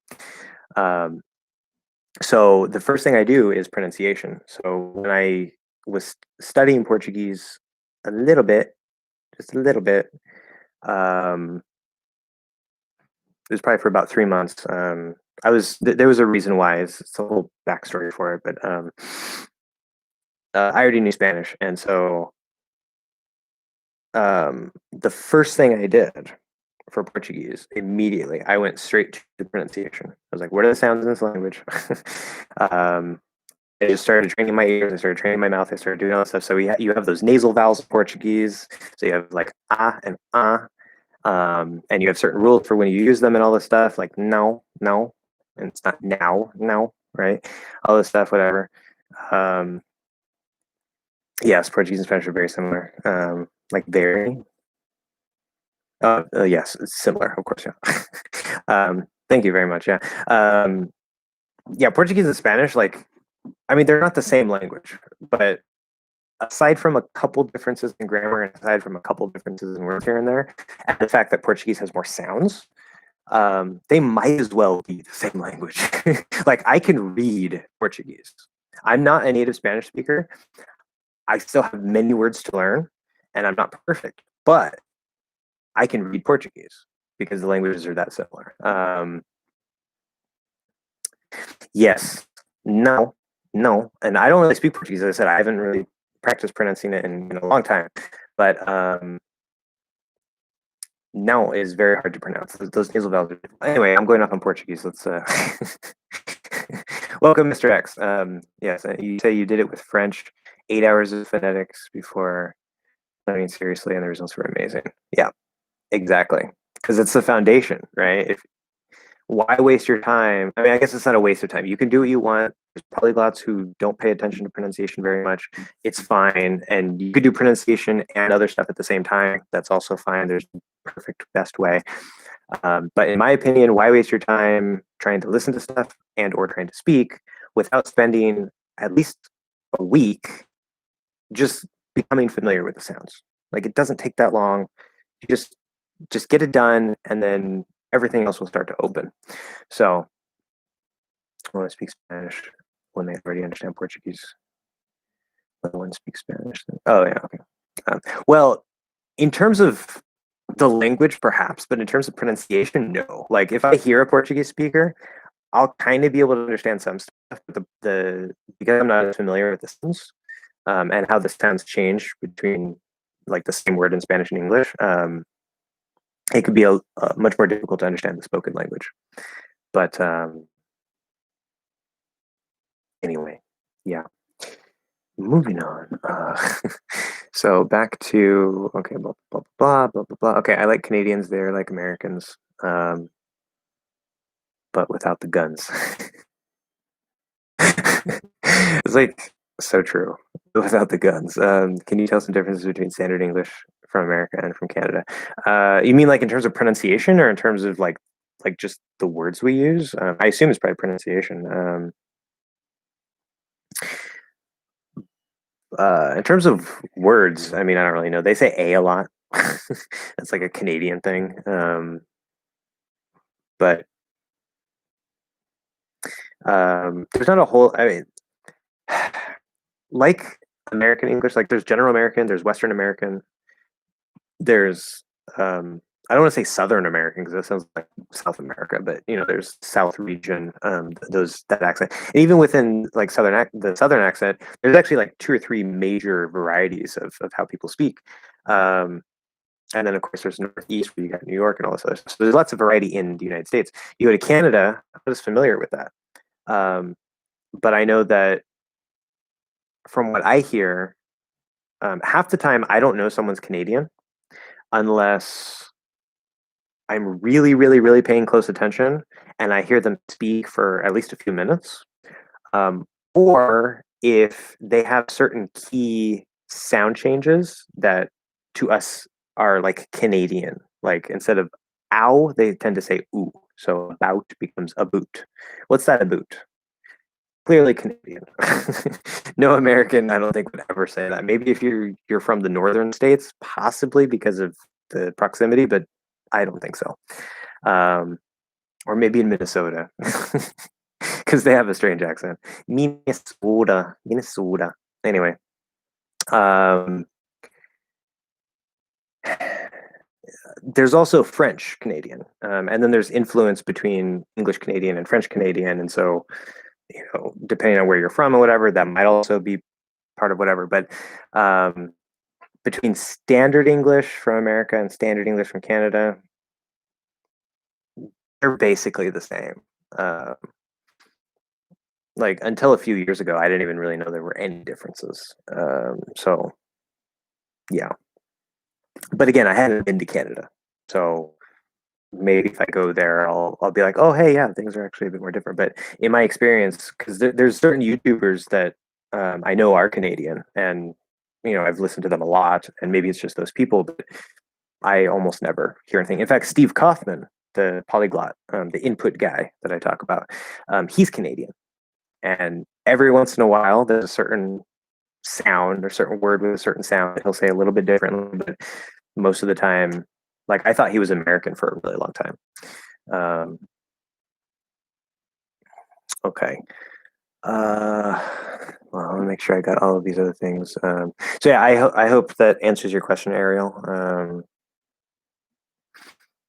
mean, there's not a whole lot I can say. I'm definitely not an expert on like the differences between American and Canadian. But I would say very minimal differences.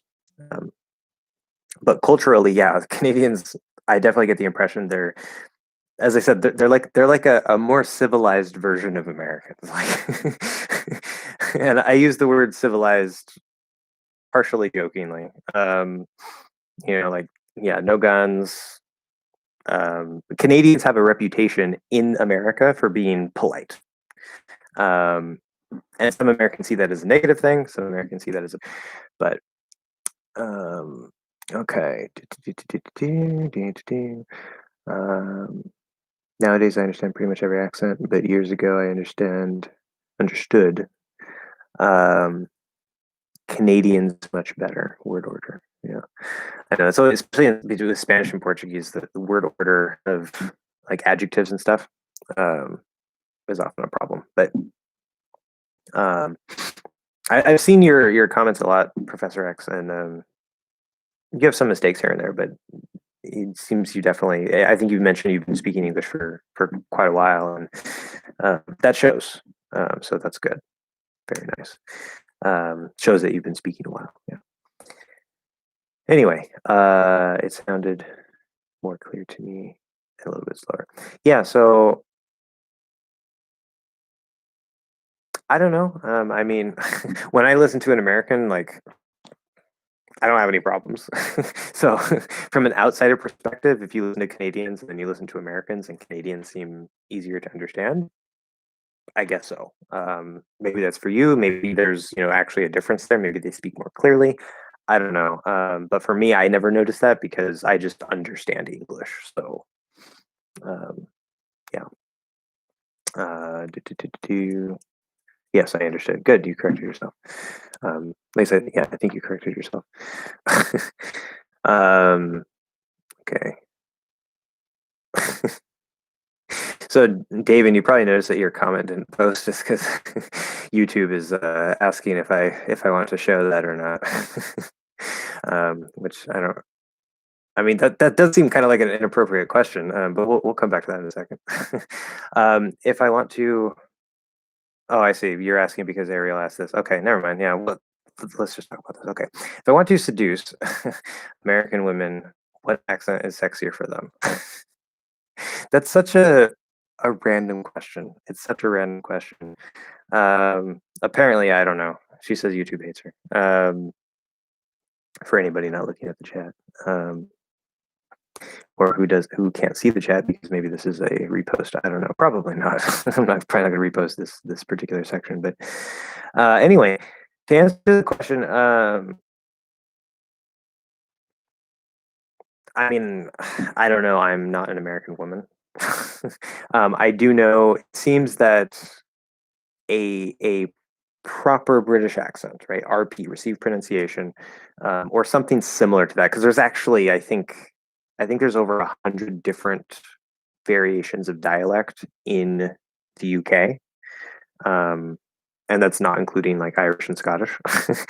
um, but anyway, definitely like the proper, if you speak properly with a proper British accent and you enunciate all of your sounds and you say all instead of all, you know, there's certain ways that they speak that um, for women does seem to be very attractive. In fact, I am on TikTok, in case you don't know. I probably mentioned that before.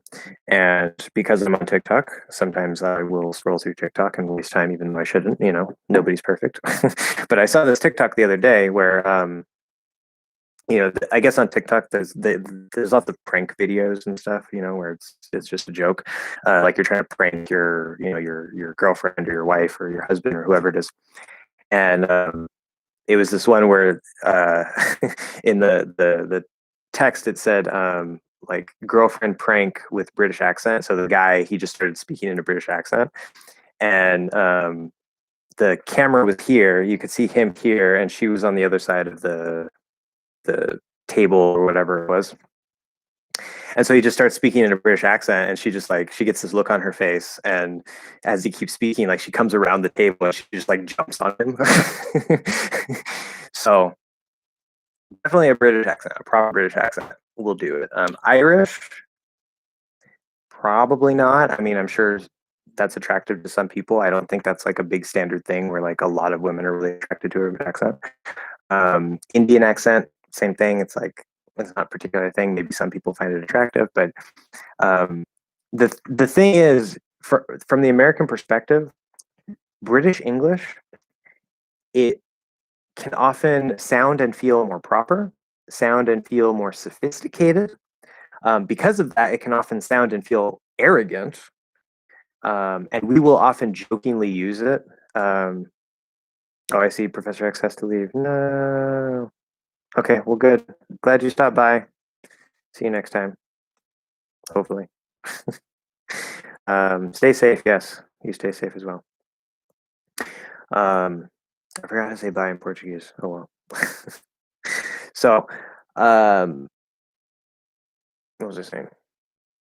British accents. Oh yeah.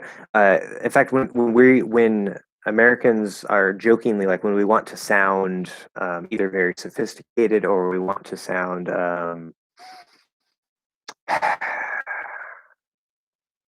I don't know, like we're superior, we're special, right? Like, and this has nothing to do with like race or anything. Like, I could be talking to my white friend, like it doesn't matter. We'll use a British accent, right? And we'll say, "Please, sir, can you get me some more water?" Or something like that, or "Please make me a sandwich," whatever it is. And it's joking, but it gives that impression of like, oh, I'm so special because I have this British accent. I can ask you to do this thing that otherwise I would not ask you to do because I'm not that special. Um, so the British accent in particular has that type of effect. An Australian accent also does seem to have a very positive effect. And of course, there are some men who, if they hear like a British accent or an Australian accent, they'll find it attractive as well. I don't know. I've heard about that. For me, I don't really care, but for women, yeah, I've heard of cases where an Australian accent was very attractive. So that's another accent that I can do horribly. But okay, we should have some sort of live session for all the Patreon where we can speak to. Do you think it's possible? Yeah, I'm gonna come back to that. Unless you have to go, then I can come back to that sooner. But I'll come back to that in a second. What if I want to seduce an American man? Yeah. So as I said, with women, men, I think with men usually it's not as much of a thing. Like, I mean, a particular guy might be attracted to a particular accent. Um, I think probably more commonly for both men and women, it's usually more of a woman thing, but I think for both men and women, which I never actually thought about this before, but it's usually more like British and Australian, where it's like English, like traditional English speaking cultures. Like I mean, Irish, yeah, Irish. Many Irish people are native English speaking people. Many Indians are native English speaking people. Um, like you've been speaking it your whole life, but they don't sound English. Where like the British accent, the Australian accent, the American accent. Like maybe this is just my American perspective, um, and I'm not like judging anybody or whatever, but it just like those three seem to be what we would think of as like English speakers. Like not that other people aren't English speakers, it's just that's what we think of when we think of English. It's American, British, and maybe Australian. Um, maybe I'm wrong on that. I don't know. And so it's like those seem to be the ones that come up the most. It's like, I mean, compared to how many, well, I guess there's not a whole lot of British people, but I mean, there's a lot of British people, there's a lot of Australian people. I don't know how many Irish people there are, but I mean, maybe there's like more between British, Australian, and American. Maybe there's like more total people than any other particular English speaking group. I don't know. It's just it's what comes to mind. It's what in my experience tends to be attractive or whatever. I don't know. So, from where do you have what? From where do you have been learning most of your how to teach English stuff? From that. Okay, we have a grammar problem because it doesn't really make much sense. From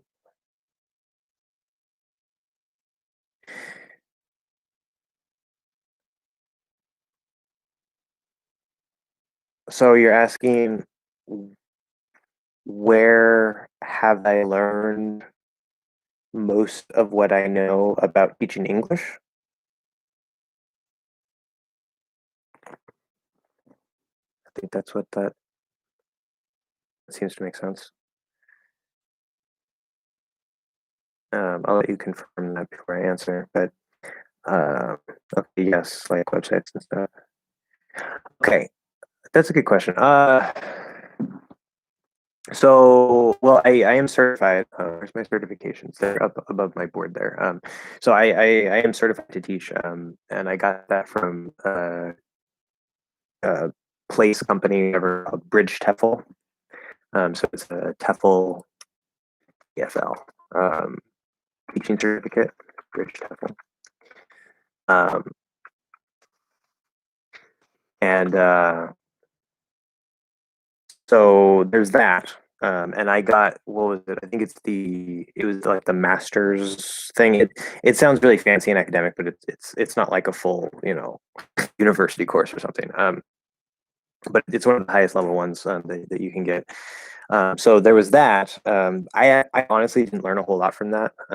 I learned a little bit about like structure and stuff, and it taught me a little bit about like teaching kids and teaching business English, but I don't want to do either of those anyway, so that wasn't very useful.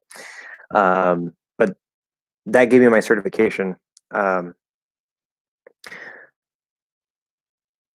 lot of it is actually instinct, instinct, and other languages. Those are probably my two big sources of my teaching ability. Because apparently I'm like a natural teacher, just in general, just like I have a way of presenting and explaining things that are easy for people to understand. Um, and then when I started teaching English as an informal tutor, this was the really interesting thing for me. So I didn't have I wasn't certified, right? I didn't have any education in teaching English. I didn't have any certification in English. I think I'm just a native speaker. And I started teaching on iTalking as an informal tutor, which you can apply to do. Anybody can apply to do as long as you're a native speaker of that language. Most likely, they will allow you to be an informal tutor. After my first, say, week of classes, just just had a few students here or there. I wanted to improve. I was like, okay, this is really interesting. I like helping people like this, and so I started doing my own research on like teaching techniques and this and that, whatever. And to my surprise, I actually found that a lot of the information of what is, considered, good practices, or what like different techniques and stuff, I was kind of naturally already doing some of those things. And I was like, oh, okay. So I seem to have sort of like an instinct for this in a way.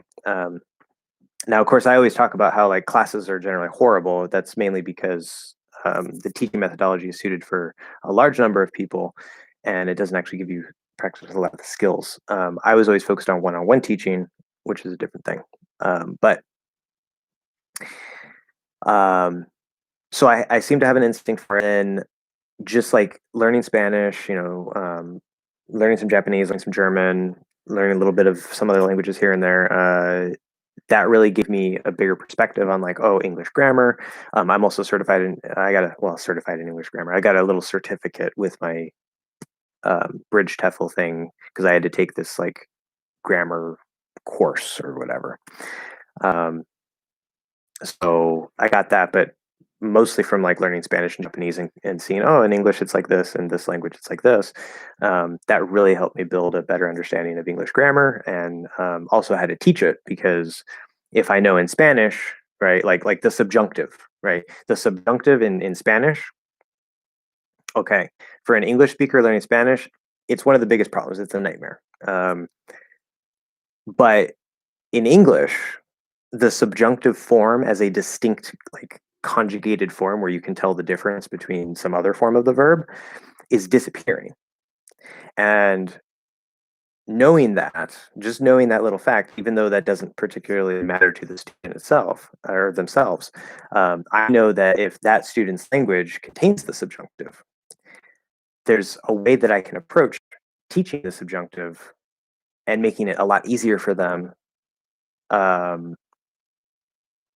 based on what they're familiar with. Because usually like I'll have like a student who speaks Italian or who speaks Portuguese, and I'll say, okay, I know Spanish isn't the same, but your languages are very similar. In Spanish, we would say this using the subjunctive. And I say, oh, okay, I understand that. And I say, in English, we say it this way. And they're like, oh. And so it just makes it so much easier for them. So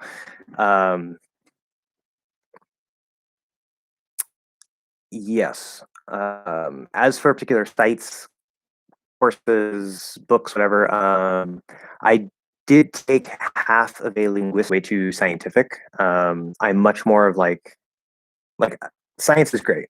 I have no problem with science, but I'm not a science person. Like I'm not like a math engineering type, thinker. I'm much more like abstract, metaphysical, abstract, mystical, creative. I have kind of a mix, but when it comes to like hard facts of science, it's like, okay, somebody else can figure that out and make phones and cool tech stuff, which I'll use.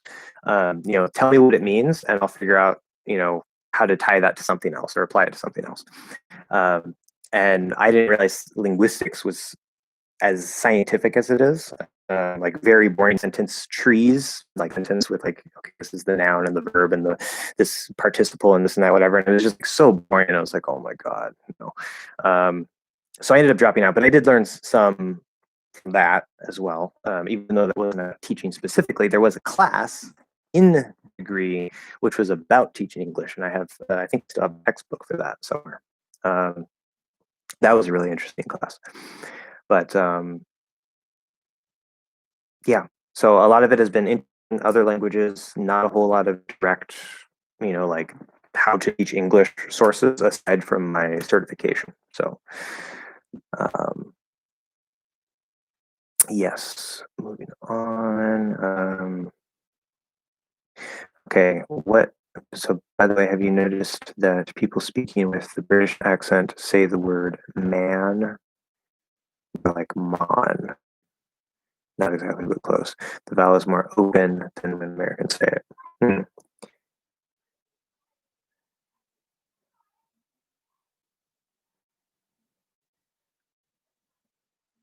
Yeah, so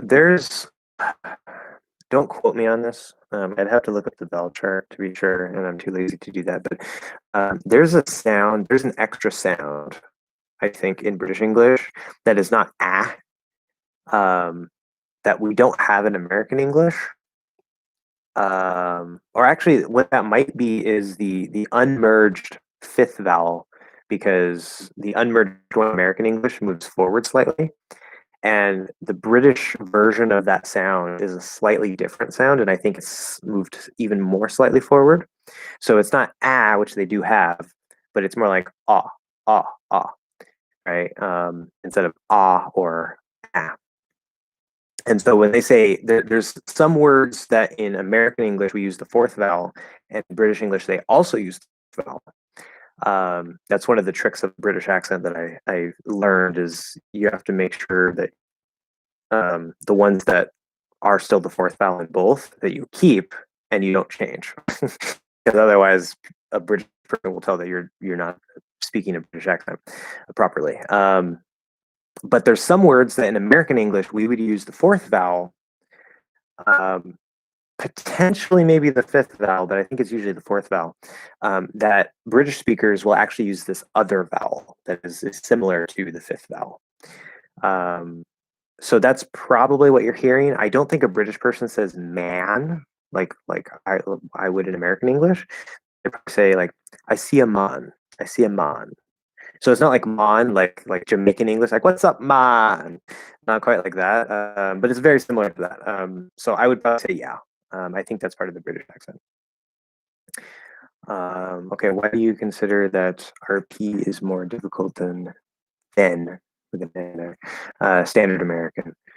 Does it use more vowels because of lack of R? Yeah, so there are a number of reasons. Like British English as a whole, if we include like grammar and stuff as well, because like they use the present perfect more than we do, which is actually an interesting point.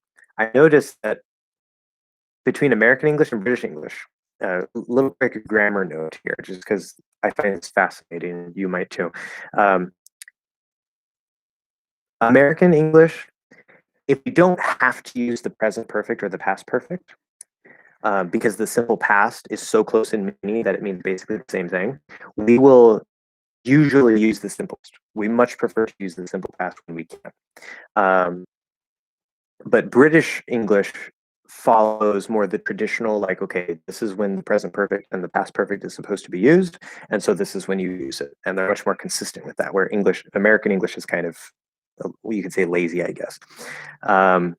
And I noticed that it's not exactly the same, because between English and Spanish, sometimes where we would use the present perfect or where you would use the present perfect, the other would use the simple past or vice versa. But between, say, Mexican Spanish or just general Latin American Spanish compared to Spain Spanish, Spaniards tend to use the present perfect a lot more as well. At least that's what I've noticed, and what my speaking partners agreed with me. One from Mexico City, one from the Dominican Republic.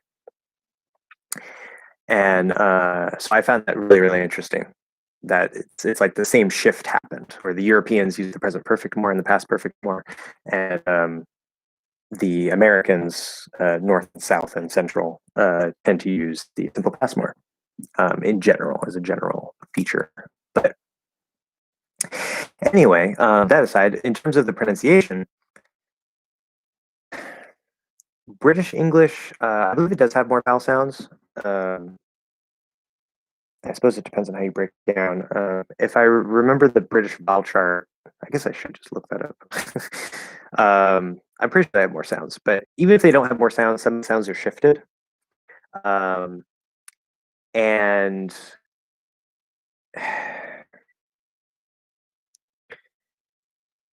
there are some features of RP that are easier if you're an English learner. Not many.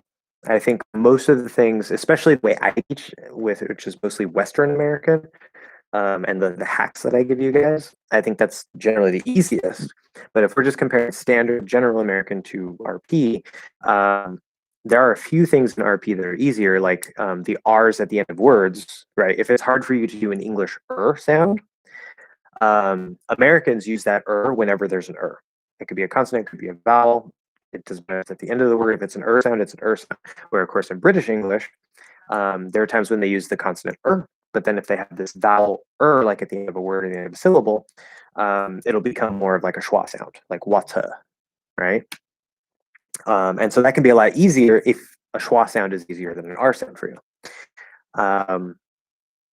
And there's certain other little features like that where maybe the British vowel is maybe a little closer to the vowel in your language, but English has a lot of vowel sounds. Consonants, many languages share many of the same consonants, not all of them, obviously. So that's usually not as big of a problem, regardless of what dialect you're learning. But the vowel sounds, which are 80% of the problem most of the time in languages, English has, depending on which dialect you're looking at, English has at least 10 vowel sounds. At least 10 vowel sounds. I think British English has like 12 or 13 or something like that. I don't remember. So the more vowel sounds you have, obviously, the more difficult it is, right? The more accurate you have to be with your positions for both producing and perceiving the sound to be able to hear the difference between sounds. So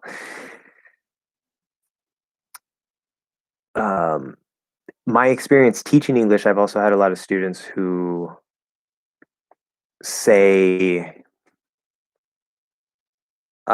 like when they listen to Americans, and particularly when they listen to me or like somebody from like the West Coast, that we're so much easier to understand. Maybe not when they watch TV, but like even when it comes to like TV or movies, like they'll say like, oh, if I watch, like Friends, or I watch a British TV show, Friends is even if I don't understand Friends very, very well, Friends is easier to understand than the British TV show. And for some people, it's the opposite. For some reason, some people find a British accent easier, and that's fine. Maybe that's because of your native language. Maybe that's because of certain other influences in your life in the past. I don't know, but that that can happen. Generally, I hear that just the ability to understand what you hear. The American accent, because it's kind of like lazy compared to the British accent, just seems like more clear cut. I guess it's like it's not phonetic, but it's just like it seems to match better than the British sound. Because like when they say or, right, there's an R, but of course they're not going to say or, they're going to say or. So there's not even really an R there. And it's like, well, you see the R, but in American English, at least you can hear the R sound, right? Or, and it's there. So I don't know. There's lots of little reasons. But in my experience and from what my students have told me over the years, RP seems to be more difficult. So yeah, basically the reasons that you asked for, right? Are you seeing? Oh, well, that's a very personal question. We'll come back to that. Did you learn vowel sounds in school, or was it natural and you didn't have to learn it from anywhere? Yeah, these days in schools, I don't know, because there's this thing called phonics where like you teach kids how to read based on sounds and stuff, which is a stupid idea in English. That's a different problem. What's a related question? Do children ages 1 to 4 sometimes make mistakes in vowel sounds, or something that a native speaker pretty much masters since day one? Yeah. Okay. Excellent questions. From my memory, I remember learning how to write very vaguely, very, very vaguely. And I remember starting with the letter A. So, of course, I mean, that's learning how to write the sounds. But learning how to like pronounce the sounds, no. Like, I don't think that was directly taught in school. I would be surprised if it is. And that's just the thing. Like, it doesn't matter what language it is. Like, if you're a baby, your ears work just fine. Like, you're not born deaf or something. And especially like, I mean, like even blind people, it doesn't matter, but especially if you have your eyes and you can see, what's going on. Like if, a normal, well, I don't want to say normal, but you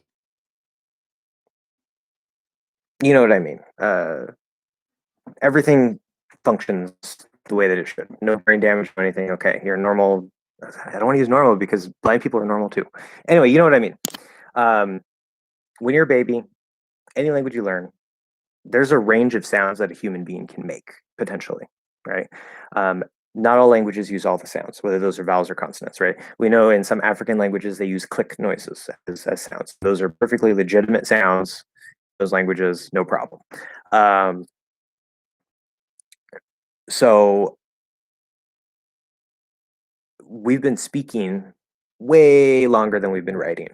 So there's absolutely no need to teach a person a vowel sound, right? Even if let's say English had 50 vowel sounds or something.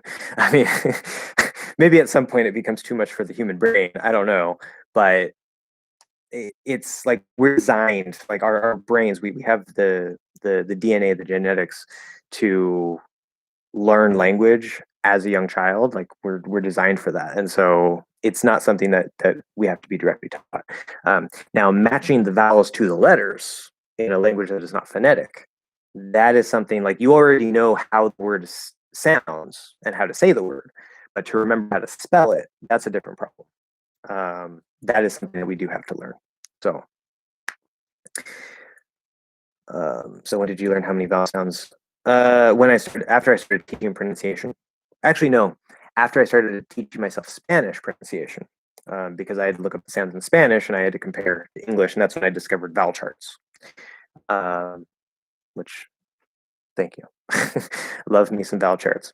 But anyway, yeah. So, and then as I started teaching English, I was like, hey, like well, when I started teaching pronunciation, I should say specifically, I was like, hey, there's these vowel chart things.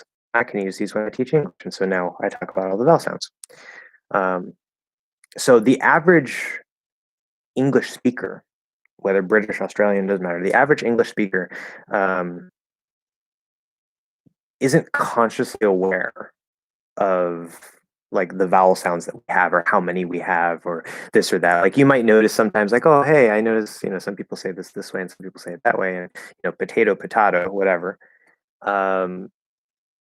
But for the most part, that's not something we think about. We just use the language, right? It's the same in everyone's native language. Most people don't think about it; they just communicate, and the sounds come out, and that's what it is. So, okay, going back. I know C didn't ask a question earlier that I said I was going to come back to. Oh yeah, the live session thing. Let me address that really quick so that doesn't get lost. Bleh. So, at the end of the month, um, like the last Thursday of every month, is going to be a Patreon only live stream. Which I mean, this might as well be Patreon. There's only 4 people here. I was hoping the YouTube ones would be a little more lively, but in time as I grow, we should have more people. See, somebody just showed up. See, and they left. Anyway, that's what happens when you talk about people. They probably got surprised.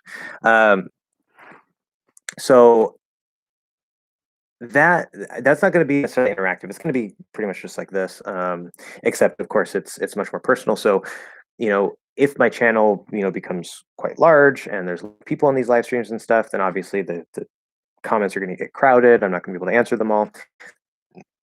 Excuse me. There's always going to be a lot fewer. I want to say less. That's a common native speaker mistake. There are always fewer people on Patreon, right? And so that would be more intimate, and you can get all your questions answered because you're paying for Patreon and all that stuff. That's the idea of why I want to have one of those every month. As for making it more interactive, that is a possibility. That is definitely a possibility. Now, on my Patreon right now, because on Patreon, I don't know if you guys noticed this, those of you who have signed up for Patreon, I have another message. No. So, oh yeah, because I was going to ask you about that, David, about the flag. Okay, no problem. Blah, blah, blah. So yeah, on Patreon, you can set these goals, whether those are like based on the number of followers or based on an amount of money, and you can see that on my front page. I think it's on the front page. But anyway, one of those goals, if I can bring it up here because I forget exactly what I said. I should know my goals, right? Yeah, I said when I reach $250 per month. So a total amount of contributors equaling $250 every month. I'll have a special Google Hangouts group session with up to 5 people. And those 5 people would be chosen at random. No specific time limit, probably 1 hour. And it might be recorded to post later if everyone's comfortable with it. So that is one of my goals, that if we reach that amount, I already plan to do that. As for like a regular thing on Patreon, I mean, I guess if you guys are paying, you're helping to support me, like that does seem fair.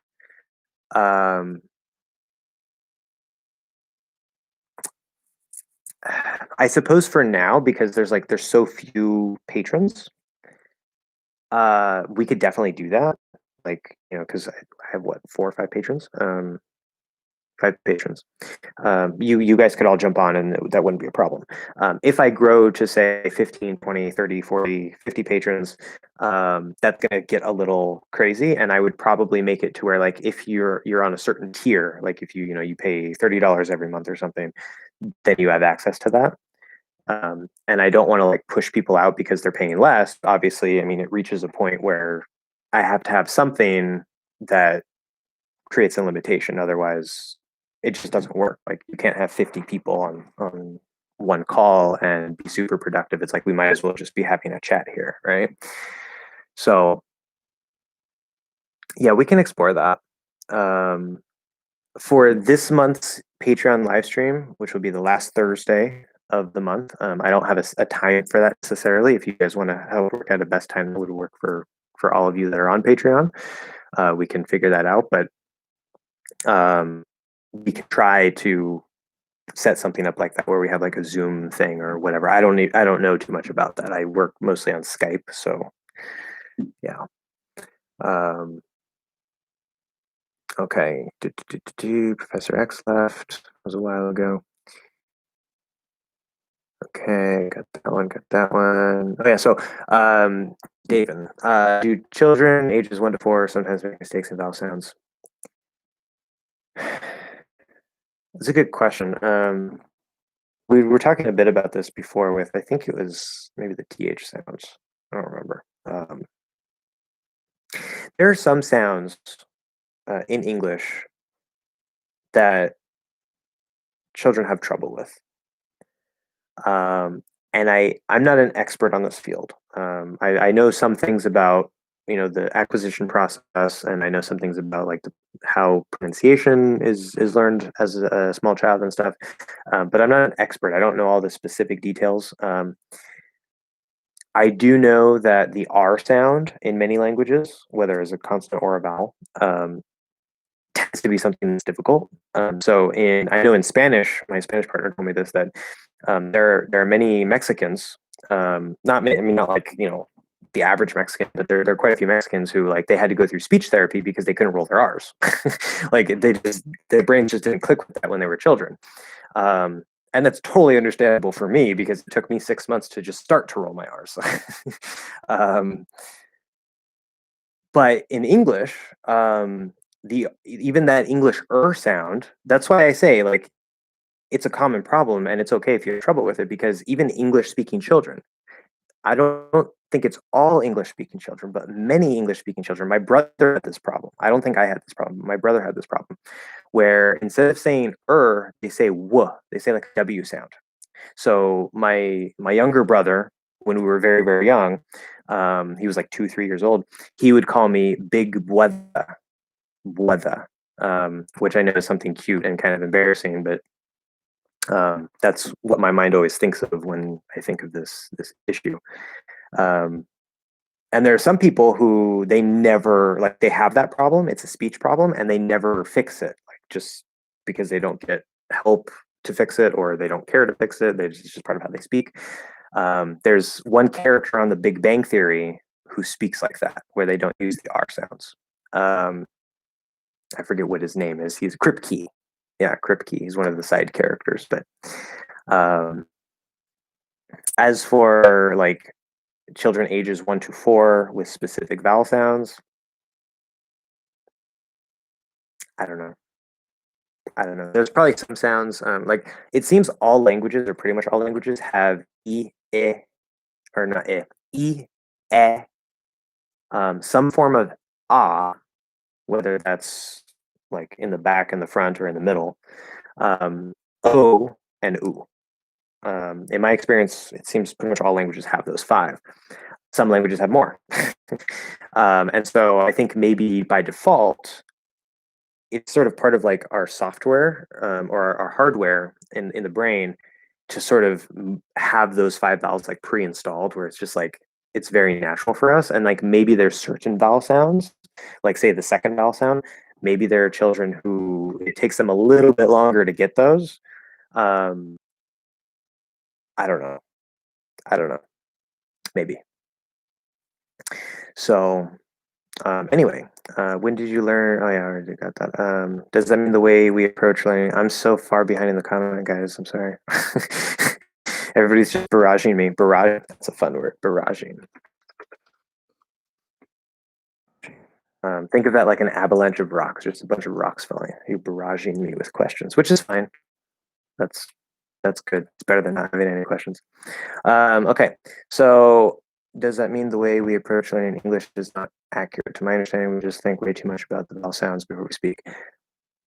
We get way too deep into the mechanisms of learning English rather than learning English itself and the response. You guys are having this whole chat while I'm just talking, not even listening to me. No, it's okay. Always feel free to respond to each other. That's always helpful. Sometimes it's helpful to have some understanding of the mechanics behind language acquisition as well. I watched a YouTuber, he's from Wisconsin. He was reading an article and the word flag showed up. He first pronounced it with the fourth vowel sound, but then corrected himself and said flag? What? Why would anybody say it with a diphthong? Maybe if you're Scottish or something. It's for the flag. Like maybe, I guess. I don't know, but from Wisconsin, it's because he's from Wisconsin. That has to be why. That's weird. I say flag. Fourth vowel. Fourth vowel. I can't count. Sorry, math is not my strong suit. Fourth vowel. um, these little regionalisms always surprise me because in my language there aren't such drastic changes in vowel sounds. Yeah, it's same in Spanish, right? It's like there's some differences depending on where you go, but in general, like especially with the vowel sounds, like there's not that many changes, especially compared to English. There's so much variety in English.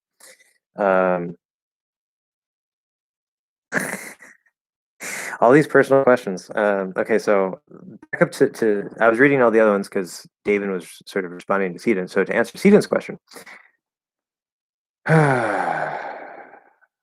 is a good question. I try to portray this in some of my videos, and I don't directly touch on this necessarily because I'm just usually talking about something else or related to it. But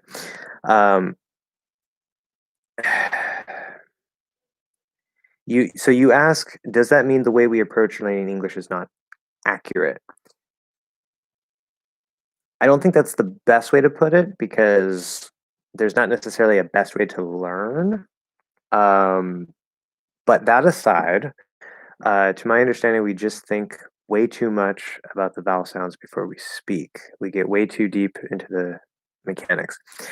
So yeah, like David says, it is sometimes helpful to have an understanding of the mechanics, whether that's pronunciation or grammar or just whatever. In fact, that's actually directly related to the thing I was telling you guys about last time, where I discovered the map, that like the thing where you can map any skill onto it, and it will give you a map of that skill. Which I was thinking about making a video about this week, but I was trying to finish the P and B sound lesson. I'm so far behind. I'm like, oh my god. Posting 4 videos a week is so hard to keep up with. So I apologize if I don't quite hit every video every week, but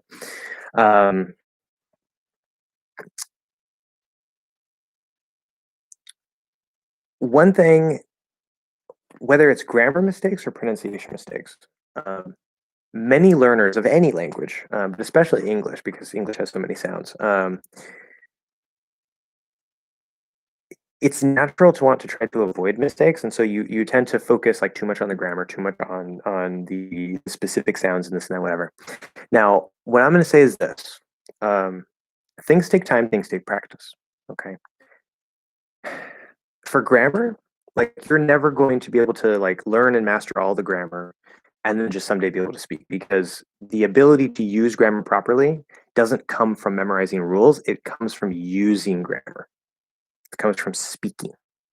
Okay, you don't have the speaking, you're never going to properly use grammar. That's one of the biggest things. And when I came up, or when I discovered this map thing, a big part of that map is, so it's an upside down pyramid, and it's based from the smallest unit to the largest unit, which, I mean, there technically is no largest unit, but the largest practical unit. So the smallest unit would be a sound, and I'm not going to go into all the details here, but individual sounds to syllables to words to sentences. And then you can go from sentences onto more complex things like compound sentences and all these other things. Okay. And then depending on what we're talking about, you can go up to like speeches or books or whatever it is. Super long. Okay. Underneath that, the reason I made it an upside down pyramid is because I want to emphasize the smallest practical unit that you should start with, ideally. That will give you the biggest benefit. If you start at this point, it gives you the biggest benefit for learning everything else. Okay. And that's both input and output, listening, speaking, reading and writing. The smallest unit would actually be the written characters. That's for written language. For sign language, of course, that's going to be a little different. We're talking for spoken languages, or for the spoken version of languages. Underneath that most practical unit, there would be another pyramid that's not upside down. And this is mostly the theory. This is the stuff when like you go to school and they teach you a bunch of grammar. They teach you, like, maybe they teach you about pronunciation, but it's just knowledge. Like, you don't actually practice and master the sounds. You just have the knowledge of like what the sounds are. Or like learning IPA. Like most the biggest thing you're going to get from learning IPA isn't the ability to properly pronounce or properly hear the sounds. It's to be able to see what the sound should be. That doesn't mean you can say it or hear it. It's kind of useless in many cases, but it can be useful in certain cases. And that goes back to what David said. Whether it's grammar or pronunciation, there are certain elements of theory that are extremely useful. And I would even say that are necessary to have an understanding of what's going on, like what you're practicing. So like grammar, for example, knowing like grammar terms, most grammar terms, like, I don't know, prepositional phrase or dangling modifier, just no, ignore that. Nobody needs to know what that is. It's not going to help you. But there's certain grammar terms like verb, noun, adjective, adverb, preposition, maybe pronoun. Okay, there's certain key terms, especially those big four, and most especially verb. Verb is probably the biggest, most important grammar word ever. If you know these, you immediately have a much bigger understanding and ability to categorize what you're learning. But the more you get into the little tiny details and exceptions and nuances, whether grammar or pronunciation, the less useful they are, at least at a lower level. As you go up to a higher level and you get better, right? Your pronunciation gets better. Then if you want to kind of take it to the next step and really make it like as perfect as possible or as like natural and native as possible, then those details become more useful. But when you're at a lower level, there's bigger items that will give you more benefit. And as you get higher, those items get, there's fewer and fewer of those items, and they're smaller and smaller benefit, right? It's diminishing returns. So pronunciation is a little bit different than grammar because grammar is just going to take some time. Pronunciation is also going to take some time, but because for a spoken language, opening your ears, your mouth is a different thing. It's definitely good if you want to like be understood and sound like an American or like a British person or whatever. Definitely super, super useful, but especially the ears. If you can open your ears and hear the sounds, it's easier to learn vocabulary. It's easier to learn even grammar. That when you read, you're more once you get used to how the language sounds in terms of sounds and rhythm and everything, when you're reading, you're less likely to have an accent in your head, right? And if you spend a lot of time reading, at the end of the day, it's not that big of a deal. But if you can read with an American accent in your head, right, or you understand like how it would sound from an American person, um, this it's just going to help you even more, right? So it affects all areas of your language, however small or big of an impact, but especially your listening skills. So um, there comes a certain point where it's more preference, right? Like, do you want to speak with perfect grammar? And or I should say, do you want to sound perfectly natural with your grammar, with your your phrases, with your pronunciation? Like you want to sound like you were from the United States, like you were born here, whatever. Some people want that, and that's perfectly fine. It takes a lot of work. Okay. Focus on the things that will give you the biggest benefit first. As you get better, focus on the next biggest benefit. As you get better, focus on the next biggest benefit. So it's not that you're not wasting your time focusing too much on the vowel sounds, but when you say right before we speak, right? Um, Me personally, I think that if you're a brand new to a language, which you are not new to English, obviously, but if you're brand new to a language, what I would prefer to do, um, and what I would recommend many people do, especially if you're learning a phonetic language, like with a phonetic script, spend 1 to 2 weeks just doing pronunciation. Don't even worry about words. Don't worry about meanings. Don't worry about grammar, anything. Like maybe you can start in a little bit of grammar, learning like how do verbs work and stuff, but you're not really trying to memorize it. You're just kind of exploring.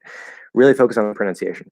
After that, you could do a lot of things, but I would start trying to speak with myself, maybe start trying to speak with a speaking partner, and understand that you're going to make pronunciation mistakes.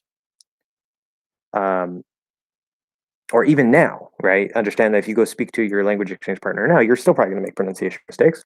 Um, Maybe you'll notice them, maybe you won't. You can ask your partner, hey, if I make a mistake, can you point it out? Right. And they probably won't point out every little detail, but if they know, hey, okay, he wants some feedback, then they'll try to point some things out to you. And then you can take that feedback and you can use it to improve. Just little improvement, little improvement, little improvement. But at the end of the day, it comes down to using the language. That's the most important thing. There are plenty of people who speak English with horrible accents.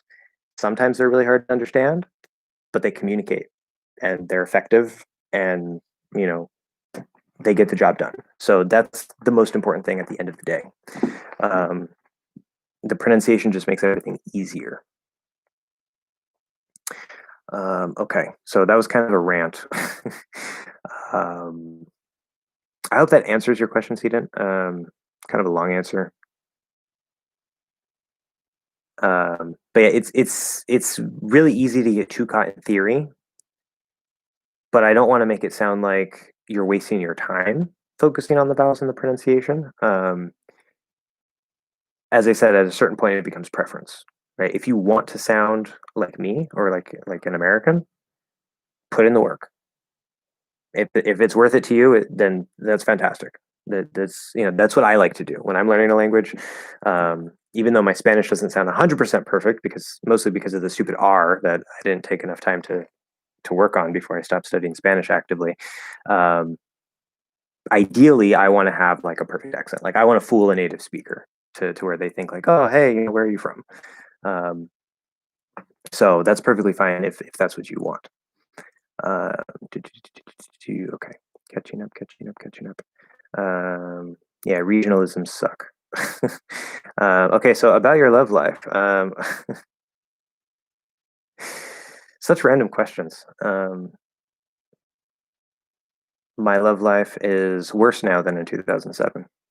We'll just say that. I don't really have a love life. I mean, there's a pandemic going on.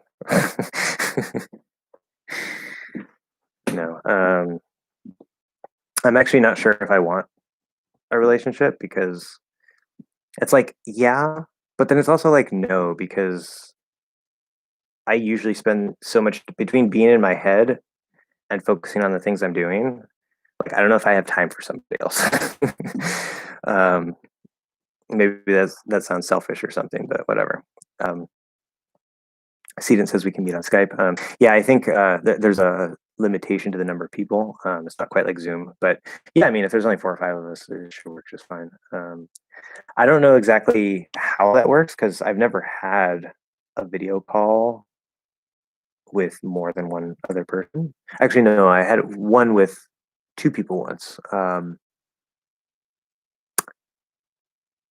don't remember how that went, but I don't know how the screens go. Like you know, if it switches or whatever. Anyway, we'll figure it out. Okay, and you say yes, that's the goal. So you want to sound like an American. So if that's your goal, then you're at a point now. I should mention this too. Ugh. Pronunciation, when it comes to training your mouth and your ears, but especially training your mouth to sound like a native, it's a little bit different than other areas of language, because we're talking about the physical mechanics of how you produce something. When it comes to grammar, that's not about the physical mechanics of producing the language. That's about sort of understanding how the language is put together and then just being able to produce that without thinking. So it goes through the mechanical part of your mouth. But that's about how you organize words and thoughts and stuff. And that's also one reason why in my pyramid, I make it an upside down pyramid, because if you can master the sounds and how those form the syllables, that has everything to do with the physical mechanics. And if you can, in any skill, right, if it's the guitar, if it's whatever, if you can master the physical mechanic part first, and you know where things are and where to put your tongue or where to put your fingers when you're playing the guitar or whatever it is, then you don't have to be fighting against that when you're trying to speak or when you're trying to listen or when you're, whatever. And so the way that you practice pronunciation and the way that pronunciation can improve functions a little bit differently than learning grammar or learning words or whatever, because it's that mechanical aspect. So you can always be doing, right, no matter what you're doing, you could be learning words, grammar, watching TV shows, you can always be doing pronunciation practice on the side in addition, if you need to. If you don't sound 100% like a native yet, then, and that's your goal, then you do need to. Maybe it's with intonation or rhythm or whatever. I gotta come back to that. Whatever it is that you need to work on, right? There's all these different aspects. It's not just the sounds, right? And even with the sounds, like maybe your vowels are great, right? Spend so much time on vowels, but maybe there's a particular consonant that actually isn't that great, even though you think it is. Maybe, who knows? Right? If you speak to a language exchange partner, or we get on a Patreon group call or whatever, then maybe we can find those things if they exist. Please don't. No, that's okay. Anyway, when I get back to that point in the chat, there's something I want to mention with related to Fran Drescher. Actually, not related to Fran Drescher, but incidentally. Anyway, so when you're learning pronunciation, there's particular techniques that apply to pronunciation that may not apply to other areas. And also, like for example, grammar essentially, ideally, learning some grammar at the right time is super, super useful. Technically, you never have to study grammar, but targeting certain big item grammar at the right time can help you learn faster, more easily. But a lot of grammar is just time, right? It's like your brain just kind of has to get used to it, and then you have to practice using it to be able for it to come out correctly, right? Because there's a difference between your input and your output. But with pronunciation, the actual physical mechanics of producing the sounds in your mouth, that doesn't have to take as much time. Like, it still will take some time, but it's not just a matter of time and exposure and practicing speaking. It's like you don't practice pronunciation while you're speaking. Okay, that's a common mistake. Do not try to practice your pronunciation while you're speaking. And that might not seem to make sense because you're like, well, when would I practice pronunciation if I'm not when I'm speaking? Just like you don't want to be so focused on like all your little pronunciation mistakes, just like you don't want to be focused on all your little grammar mistakes while you're speaking, because it's going to slow you down. It's going to make you second guess everything. And it's just not going to help. Grammar is improved through speech, but you can't have everything be perfect right away. Right. So that's why that takes some time, and you have to sort of fix this and then fix that and then fix that. And over time, it gets better. But for pronunciation, you want to practice that mostly outside of conversation because we're talking about the physical mechanics. Okay. Oh, Professor X is back. Yay. Um, so it's like an hour later, we're still here. Um, yeah, but the we're talking about the physical mechanics, and so what you need to do is you need to figure out where exactly do I put my tongue, right? Um, and how exactly, like if it's intonation or whatever, like how do I raise my voice? How do I make my voice fall? How do I, do all this different stuff? If it's a glottal stop, right? How do I use my throat? That could be a tricky thing. So these are the physical things that you have to get down, and you have to build muscle memory so that your tongue immediately goes into those things when you're trying to say certain words, right? Because sounds form into syllables, form into words. That's the whole point, right? You're not learning pronunciation because you want to say the sounds themselves correctly. There's no point in that. Like if I can say, I don't know, ooh in Spanish and it's perfect, okay. What does that matter? It doesn't. It's when you put it into a word. Ah, okay. And how do those words flow? Oh, okay. Right. And in order to do that without thinking, you have to build the muscle memory, right? So for like the second vowel, um, maybe you never get it to a point where it's like 100% of the time perfect. Maybe it's like 99% of the time or 90% of the time perfect.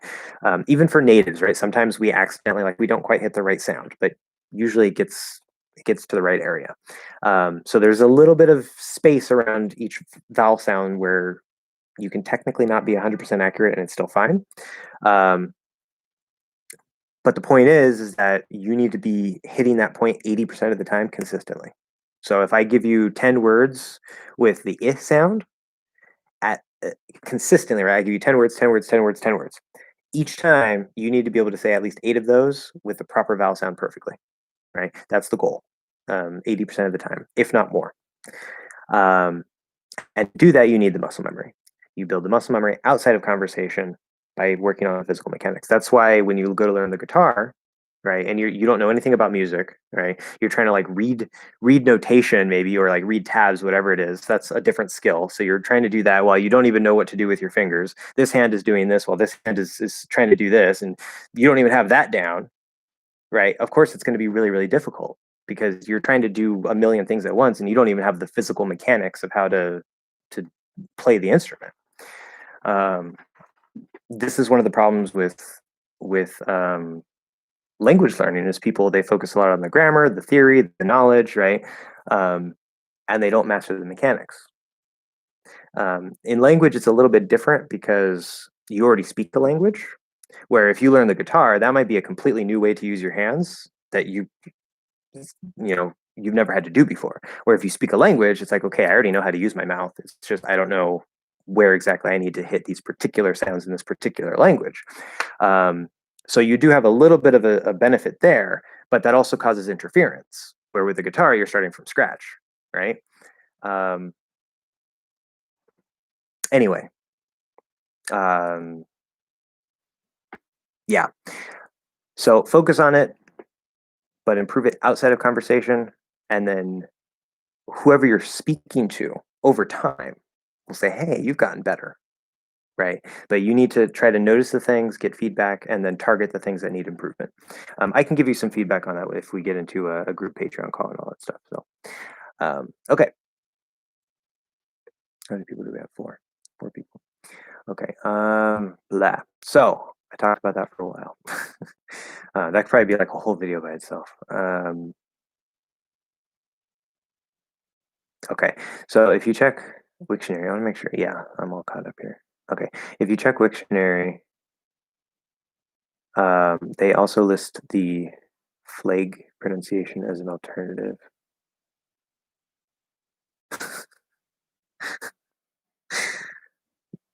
I mean, I guess, as I said, whether it's variation within a dialect or variation between dialects, there's variation. I guess it exists, but I've never heard anybody say that. Like, I imagine that being like what we would stereotypically think as like a Swedish or Norwegian or even like German accent, where it's like like do you have a flag? Like something like that. Like we might try to say it like that, but I've never heard a native speaker say flag. But I guess it exists. Okay, fine, whatever. What's the difference between pronunciation and accent? Good question.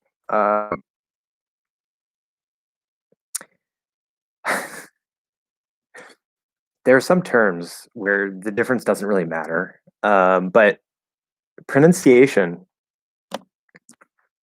pronunciation. I guess I would define pronunciation as just the act of like producing sound. Technically, that could also be enunciation. I guess that would be clearly producing sound, but right, pronounce is what sounds do you use? How do you say? How does it come out of your mouth? Where accent, there's a difference between accent and dialect as well, but they're often used interchangeably.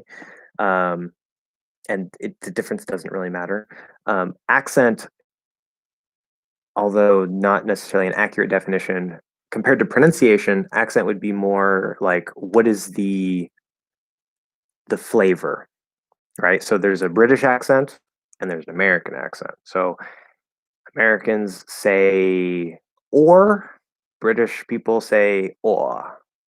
So it would be the accent. Technically, that's still pronunciation, right? There's the British pronunciation and there's the American pronunciation.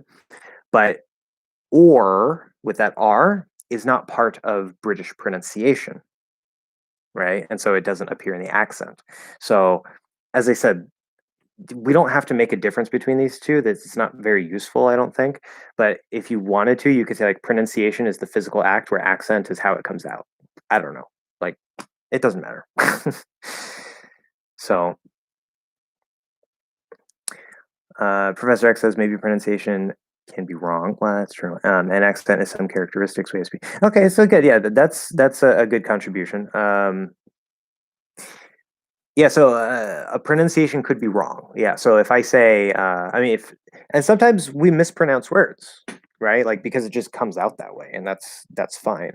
Outside of acceptable variation, like I don't know, like if I were to say in how I speak, if I say flag instead of flag, that's a mispronunciation, not a misaccent, right? Mis means wrong. It's something inaccurate. So I think that's a good distinction you could make. That's useful. So, okay. Do Americans use the subjunctive in conversations? Yeah, I had to mention the subjunctive. I knew there was going to be a question about it. Josh suggested that X become a patron.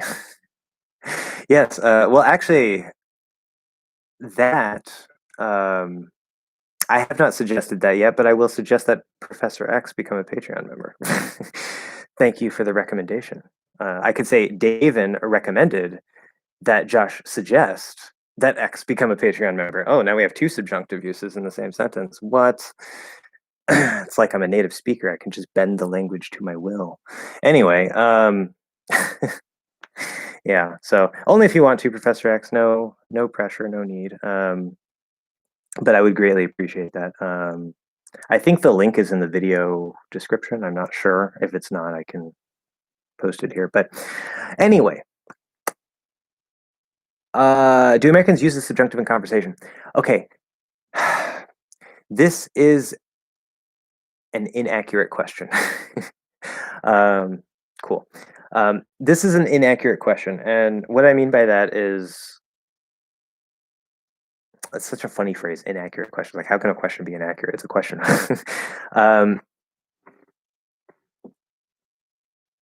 The question assumes certain things that are not accurate. So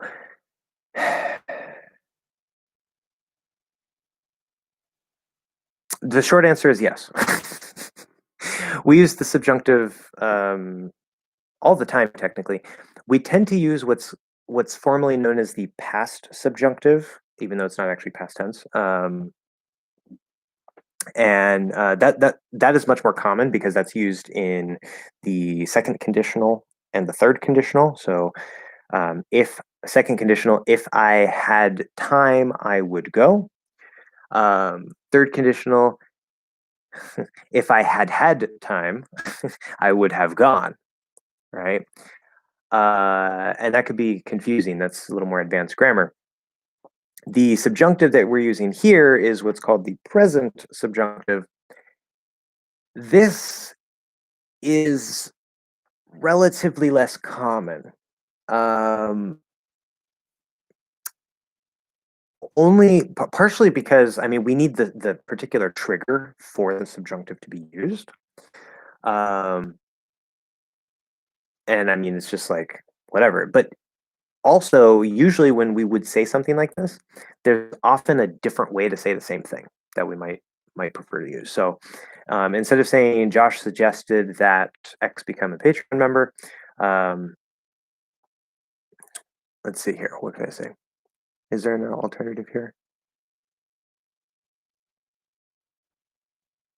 Well, we can drop that. We usually drop that. That doesn't really change anything. No, I don't think there's a variation here or an alternative. Yeah, suggested, recommended, either way. So I guess this one, yeah, this would be just what we would say in this case. I'm trying to think of an example where we might say something different. I can't think of one off the top of my head. But often we have different ways to say it. And in actual conversation, I would say that the present subjunctive, it's not that we don't use it. We use it. We definitely use it. But it's something that is relatively uncommon. Relatively uncommon. So, yeah. But yeah, it's not so much about conversation. It's same in writing. I mean, formal writing may have it more frequently, but even in regular writing, like it's just if that's the language we use, that's the language we use. But okay, I'm trying to imitate the way John Wick speaks. Keanu Reeves has an amazing voice.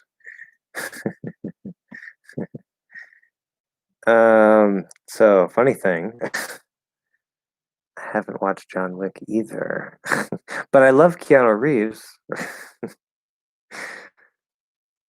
Yeah, yeah. I think like you could just throw movies out, and there's a good chance that I have not seen them. That's a game we could play if you want. Just like start listing movie names. In fact, there's a far better chance that I have seen a random Japanese anime that nobody knows about than me having watched an American or English movie that you know about. This really goofy, nerdy kid with these big glasses, and he had this high pitched voice, right? And he had sort of like a catchphrase because he'd always be like knocking things over because he was clumsy, or you know he'd do something stupid or whatever, and he would get in trouble. He was like the neighbor kid, right? And so he's not even supposed to be over at this house next door, and then the dad gets mad at him for breaking something, and he would say, "Did I do that?" Right, with like this really nasally voice. I can imitate that pretty well, but I can't imitate Fran Drescher. She's, I don't know, maybe her laugh, but I don't know if I want to do that. So, but yeah, I mean, there's nothing wrong with how Fran Drescher sounds. It's just a lot of people think that her voice is kind of annoying. I don't care either way, but a lot of people do. So, um, but hey, I mean, she's a famous actress, so I guess she did all right. Maybe pronunciation can be another way to talk about that. Okay, do you have comments? Yeah, no, right. Do you have comments about the CFR levels? Oh, yes. What's the level of languages you speak? Okay. I'm always curious to see when people are going to know certain things. So let me.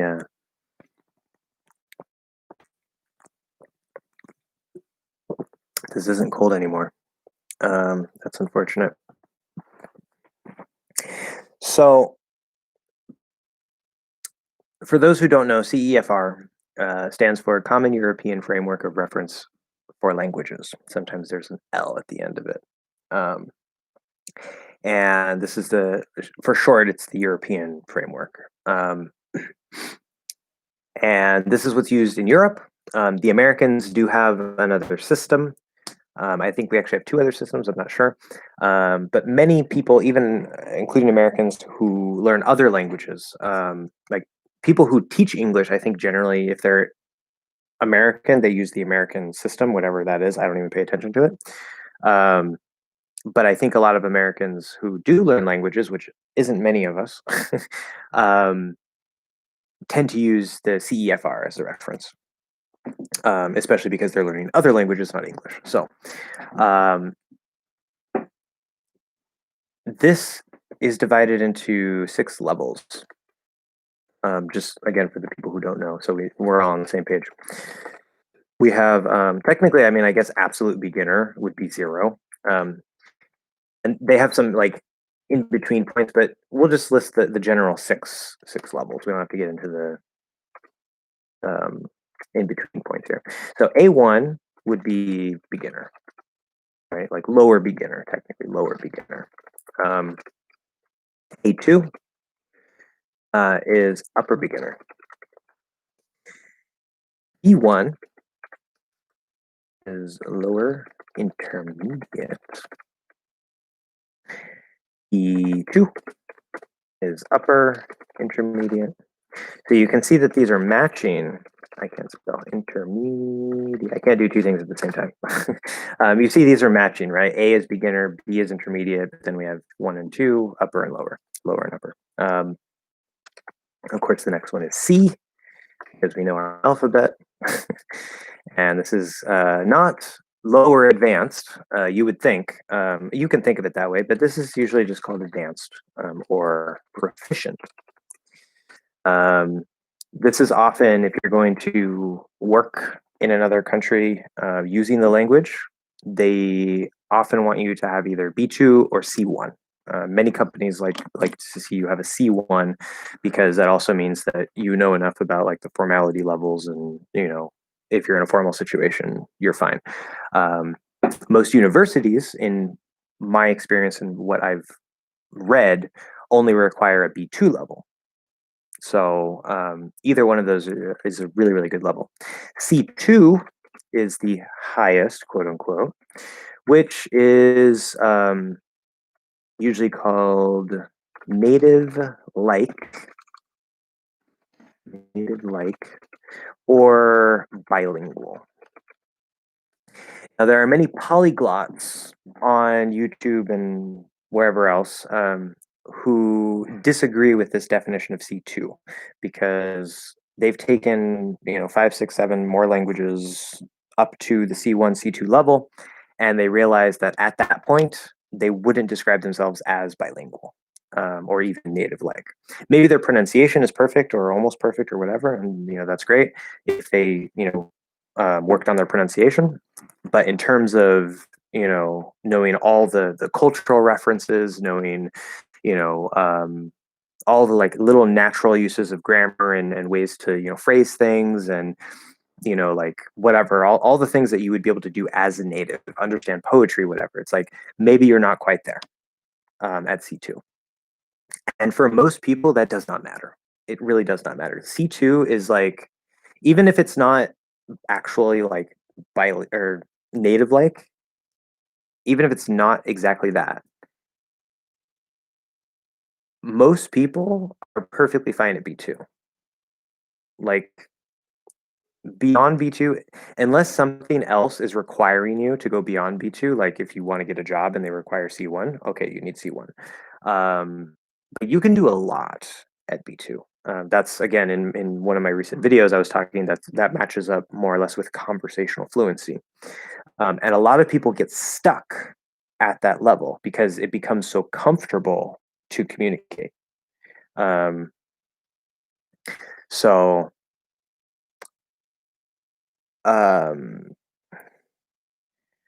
I'm studying English since 8 years, and I have C1 diploma. There's a P in there, diploma by Cambridge. I could do C2 with just a little more of an effort, and I will never have the same experience with him. Well, you probably never have the same experience necessarily. See, in your case, Professor X, a lot of people, um, when they start learning English young, they go through the school system, and the school system is horrible, absolutely horrible. Um, like I actually had a student before who was also from Brazil, and he's actually an English teacher in Brazil. Um, and with what he was telling me, like he's like, oh, where well the Brazilian state, says we have to do this and we have to do this and we have to do this, and I'm like, oh my god, like it's ridiculous. And he's like he's teaching English and Portuguese, and whenever he tries to speak English, all of his students are like, oh, we don't want English, like speak in Portuguese, whatever. And it's like, which is understandable, but it's largely because of how the language is taught. It's just not fun, it's not interesting, right? um, and Yeah, exactly. It's just grammar. Grammar is not a language; it's a description of a language. It's like instead of learning how to drive, you're reading the manual of how to operate the vehicle, right? But you never actually drive. Like that's boring. Nobody wants to do that, right? It's like learning physics instead of jumping on a bike and riding the bike. Riding a bike is fun. Learning physics is, well, I mean, for some people it's fun. I'm a nerd. I don't even like physics. I'm not a science nerd. Well, I'm not too much of a science nerd. So you get the point. Um, so I think that's probably why you are where you are. It's because of how you were taught and not doing the right things, which you can start doing the right things, right? You can find an exchange partner. You can go practice speaking, or you can work on your pronunciation, whatever it is that you want to or need to improve. You can identify those things and go out and improve them. It doesn't matter how old you are. Um, in your case, you might have some fossils, as we call them, some improper grammar pronunciation that is a little harder to fix now that you've already been using it for a while. Not impossible to fix, but it's going to take some extra work. That's unfortunate. But at the end of the day, as long as you can communicate, right? Like you say, I'm studying English since 8 years. That's not correct in English. And maybe that surprises you. I don't know. This is actually a common mistake for Portuguese and Spanish speakers. It would be, I have been studying English since 8 years old. Okay. Yeah, I've been studying, exactly, right? Um, but I was able to understand you perfectly fine. So the first thing is, can someone understand you? Right? Whether that's for grammar or pronunciation, whatever it is, can someone understand you? That's your first goal. That should always be your first goal. Not perfect grammar, not perfect pronunciation. Can someone understand me? If I have to point to me and I say Josh, because I don't know the word for I or how to say I am or my name is, that gets the job done, right? I can go out day one, any country in the world, speak a word of the language, point to myself and say Josh. And most likely people will know what I'm talking about. I'm pointing to myself, right? So after that, you can improve, target certain things, use the 80-20 rule to see what gives you the biggest benefit, et cetera, et cetera. I'll come back to that. Okay, so back to Ariel and the CFR. Kind of went off on a tangent there. But it's related, right? So what do I think of the CFR? I think it's a fantastic. I think it's the best framework I've seen. Of course, Japan uses a similar framework. China uses a similar framework. I think China's HSK, and it goes 6 levels, which are roughly equivalent to the CFR. Japan has 5 levels. The JLPT, which obviously doesn't perfectly match up because it's only 5 levels, but I think generally it's a pretty good thing. Now, if we get into the nuanced details and okay, at this level you should be able to do this, this, this. That's useful as a guide, but if you get too caught up in it, it can become a distraction. Just like anything that's theoretical. Like these are just guidelines and guideposts, and to give you a good idea of what your level approximately is. And also the other thing is, kind of also related to what Mr. X was saying, or Mr. X, Professor X was saying. Sorry, you're a professor. um, is like you might like, okay, when I had, say, like a sort of an A2 to B1 level of Spanish, like speaking and listening ability, approximately, my grammar ability, I could pass a C1 Spanish grammar test. And that's partially because I like grammar, partially because I didn't really know what I was doing and I focused too much on grammar. Um, but I was able to pass that test. So that's one of the failings of this. Now, ideally, if you're going to receive a rating, it'll be like you'll get fully tested. Like they'll listen to you speak, whatever, blah blah blah. And if you take an official CEFR test, they'll go through everything. They'll go through the speaking skills and all this stuff. But if you go take a test online and they say, "Congratulations, your level is B2," okay, well, probably you just answered a bunch of questions related to grammar and maybe vocabulary. So that means that your grammar and vocabulary is B2. But that also most likely means that your speaking, especially your speaking, also probably your listening, is not at B2. It's probably at B1, maybe even lower than that.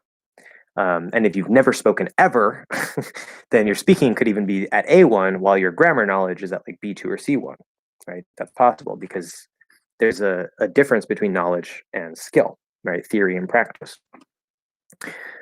So it's not perfect, but it is a good guidepost. Guidepost? Guideline. Better. Guideline. All right. Now, what's the level of the languages I speak? All right. So, my Spanish, I said that word, Spanish. I guess I could say the like A as well. That was weird. I don't know why it came out that way. Spanish.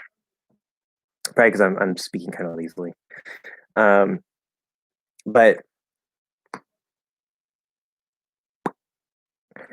my Spanish, I've never like taken a formal official test. But as I said, I had C1 grammar knowledge.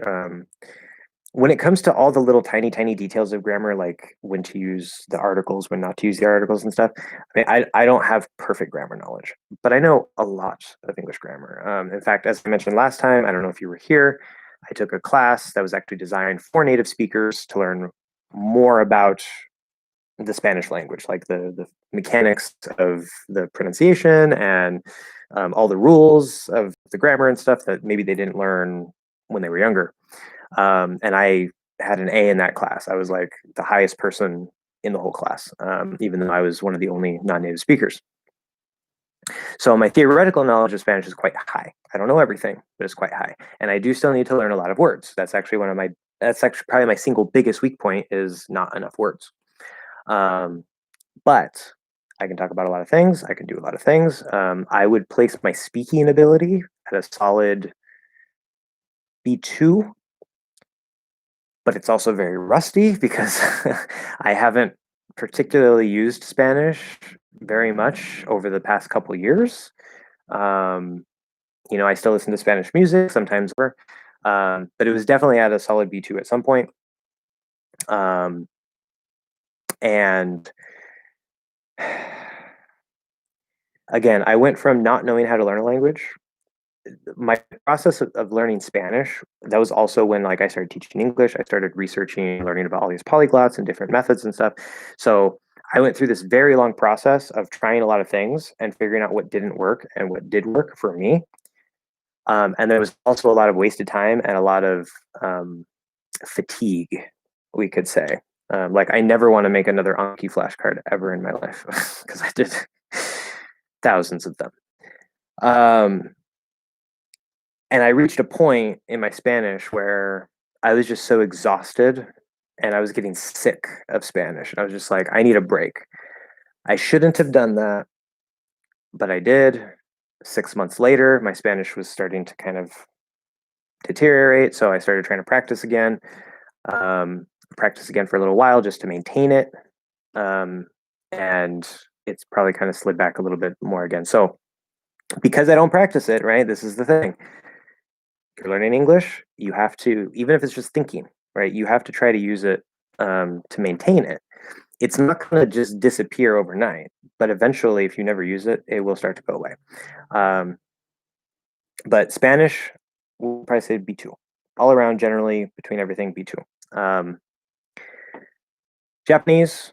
On the Japanese scale, it would probably be speaking skill would be N1, which would be like A1, because I haven't practiced speaking much at all. But my knowledge of Japanese and my ability to understand Japanese would probably be like A2. Um, Japanese is hard. It's very hard. German, I didn't. I only studied German for like 3 or 4 months.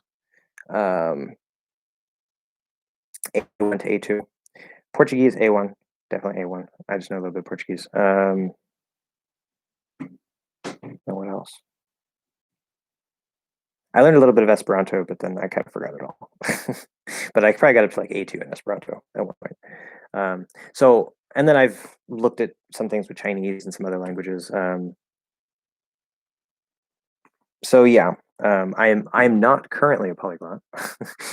um, Unfortunately, I do want to speak multiple languages, and I will eventually speak multiple languages.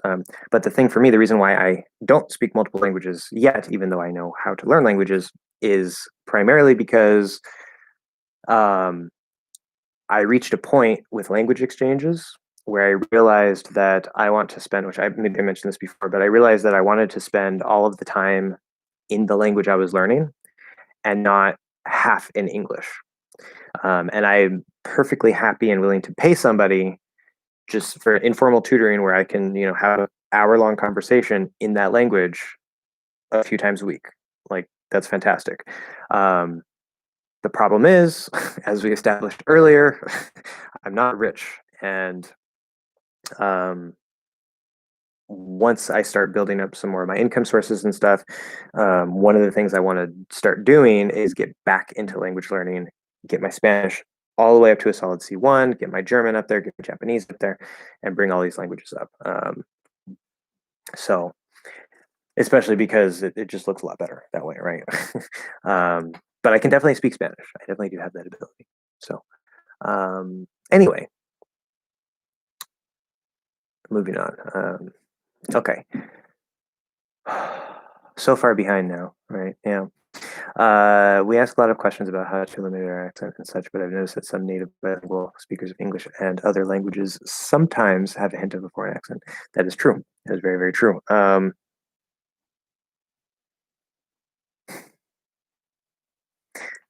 That's why, like, okay, for example, like say me, I'm a native English speaker from America. I have an American accent. Specifically, it's generally a Western American accent, and that's perfectly fine.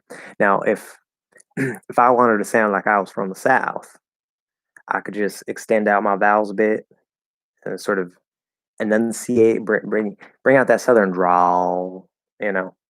And I could do a couple different Southern accents as well, but that's something else that I could switch into, right? And so it's like, am I speaking English wrong? Am I not speaking American English anymore? Right? It's like, well, no. If I want to speak with this, like if I wanted to just say, I want to always sound Southern. Like I love country music. I love the South. I want to sound like a Southerner, and whatever. I could just always speak with a Southern accent. I could choose to do that if that's what I wanted to do. When you're learning another language, especially if it's a language that is spoken in many places, you have the ability to choose which specific accent do you want, and how accurate do you want to be to that accent. So if you want to sound like me, if you want to sound like a Western American, um, and you want to sound perfect, like it sounds like you grew up here, just like I did, you can do that. You can target that. If you're like, well, yeah, that's a lot of work. I want to sound mostly, but if I have a little bit of an accent, I don't care. Then that's fine as well. So some people who are bilinguals, yes, they sometimes have a hint of a foreign accent. Um, for various reasons, right? Like I noticed that a lot with Mex or with yeah, like Mexican people who like maybe their parents or their grandparents speak Spanish, maybe they speak Spanish fluently, but in their English, like maybe like they're perfectly capable of sounding like me, but I notice a lot of native English speaking Mexicans who are like second or third generation, whether or not they speak Spanish, they have this like subtle little like Mexican accent, where it's just like there's certain little tweaks to the sound. Like they seem to use more like a dental T and D in their English naturally instead of like a t d, even though they can do that. And it gives them just sort of this little bit of like a Spanish sound, but it doesn't sound like a Spanish accent. It's like it's in the direction, but it's like a mix. And so that can happen. Yeah, that can definitely happen. And there's nothing wrong with that, of course. Um, do you have any black friends? Really, what's their name? Do I have any black friends? Right now, not that I'm in touch with. No. Growing up, I had three black friends. One I knew since elementary, and then after high school, we kind of lost touch. Two I knew in middle school, they were twins. Um, and we went to different high schools, and I haven't heard from them since. So yeah, I mean, I have had black friends. One was named John. That was the one who wasn't a twin, and the twins were Chris and Joe. Yeah. Anyway, so the JLPT test doesn't test speaking and writing, by the way. Oh, I didn't know that. I haven't actually taken the JLPT, so. um, but you're rich intellectually. Some people suffer from intellectual poverty. And all right. I suppose. I mean, I don't know. I always thought I was pretty stupid. But maybe not. There's a chance that I'm not. Who knows? Um, yeah, seriously though, I used to have massive self-confidence issues. Like that's a whole other story. Massive self-confidence issues. I still kind of struggle with that a little bit today, but compared to how it used to be, it's like doesn't exist anymore. So, um, so if you ever have confidence issues, especially speaking English, I mean that's normal. That's fine. Just do what you got to do. So the JLPT doesn't test speaking and writing. Why? I mean, like I get the speaking kind of. That's almost kind of expected in a way, but the writing, I guess maybe because like I know Japanese people, like most Japanese people think that like Japanese is like the hardest language in the world, and whenever a Westerner is like just speaking fluent Japanese, even if it's like not perfect, like they're just like speaking fluent Japanese, they're just like oh sugoi, and so it's like maybe like because it's kanji, like they're just like, you don't have to learn how to write. Just recognize these kanji. We're not going to make you write them. It's too hard for you Westerners. Like I imagine that's probably why they don't do that, which I think is totally unfair. Because if I'm going to take the JLPT, like I want to be tested on everything. Like test my speaking, test my I want them to test not only if I write the right kanji, but I want them to test like if I use the proper stroke order, and if I don't, it doesn't count. Just completely wrong. One wrong stroke order. Nope. Sorry. Get it wrong. No point for you. Because I'm taking a test. Like, why would I be taking this test? Like, I guess maybe if I wanted to get a job in Japan or something, but like most people taking the JLPT, they're interested in Japanese culture and they want to like know Japanese. And so that's not fair. Like, you should test me. But anyway, um, I know a lot of Japanese words though. Um, I think all the way up like halfway through N3, the third level. Oh yeah, no, not yeah. N5 is the lowest. Um, yeah, N5 and 4 and 3. I'm pretty sure that's how it goes because it goes backwards, right? Yeah. So I know a lot of vocabulary, a lot of vocabulary, but There's no essay writing, sakupunya, or anything of that kind. It's all multiple choice, like kaku. Yay, I can read. Anyway, that means to write. um, would be underlined in a sentence, and you are given 4 readings written in. Really? I hate multiple choice tests. Like that's the worst part of like I mean it's bad enough how languages are taught, but then when you get tested and it's like this is a multiple choice test and it's like why? Multiple choice should not exist. Like whoever came up with multiple choice, I don't know, like they need to like disappear from existence or something. I don't know. Because that's just it doesn't help. Much it on, much it. um God, I hate that that's written in Romaji. It just like it looks so horrible when it's written without hiragana or katakana. I don't know why. I just hate it. Um, do we pronounce vocabulary as? Oh, good question. Very good question. That actually okay. So vocabulary. Okay, yeah. Way number one. Full pronunciation. Vocabulary. Okay, we have you. So it's the first vocabulary. So it's actually 5 syllables, not 4 or 5. Because layer, well, I guess, yeah, you write it how I write it, I would connect the R between the 2 syllables. So technically that's okay. Yeah, 5 syllables. Anyway, but yeah, we have the U. Now you can reduce it and say vocabulary instead of you, like we saw earlier with whatever word we were talking about. Pronunciation. No, that wasn't it. It was another word. I don't remember. Anyway, so vocabulary. Uh, it sounds really informal and kind of but you could reduce the U or ya to drop the Y sound. Vocabulary sounds very informal. If you say vocabulary, in this particular word, I think that sounds okay, but like if you're speaking really quickly, like vocabulary, like you can kind of eat that middle syllable, and it's okay. Yeah. Do you say? It looks so funny when it's written out like that. So yeah, most commonly we'll just say fridge. But we do use the full word refrigerator sometimes.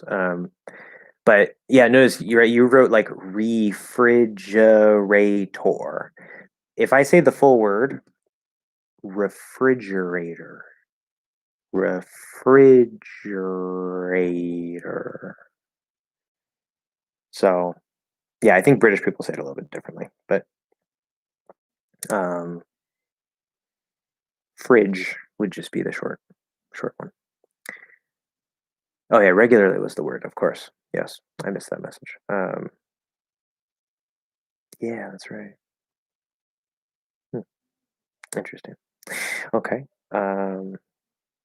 Almost 4 hours. Wow. Where does the time go? Like this is just what I do on Thursday. Like I don't have any place to go. Like if you guys are here, I'm here. I have my guitar here, which I don't know why I'm mentioning that because I'm a stupid person. But since I failed to play anything last time, I tried to kind of brush up a little bit. I didn't have much time, but that way I can maybe avenge myself and not look so unskilled, even though I am. You're always there for us. Yes. Why'd you remove it? Your throat's gonna hurt again. I know, right? It's going on 4 hours, and I can already start to feel it. I'm like, That's okay though. Yeah. Why would you remove the message? Like, not cool.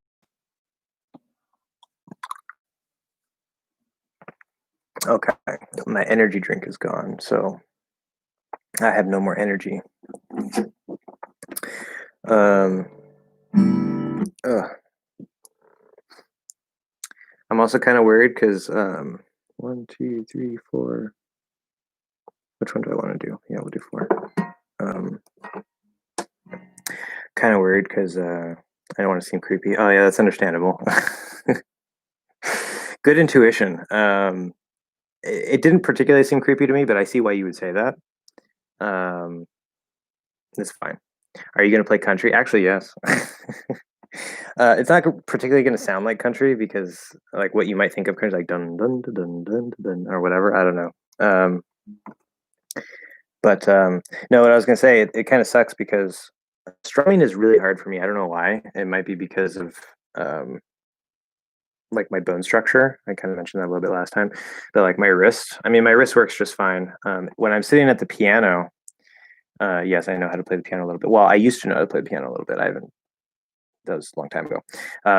But my wrists kind of cause a problem because of my bone structure. And I think because of that, when I'm trying to strum on the guitar, if I try to use my fingernails, um,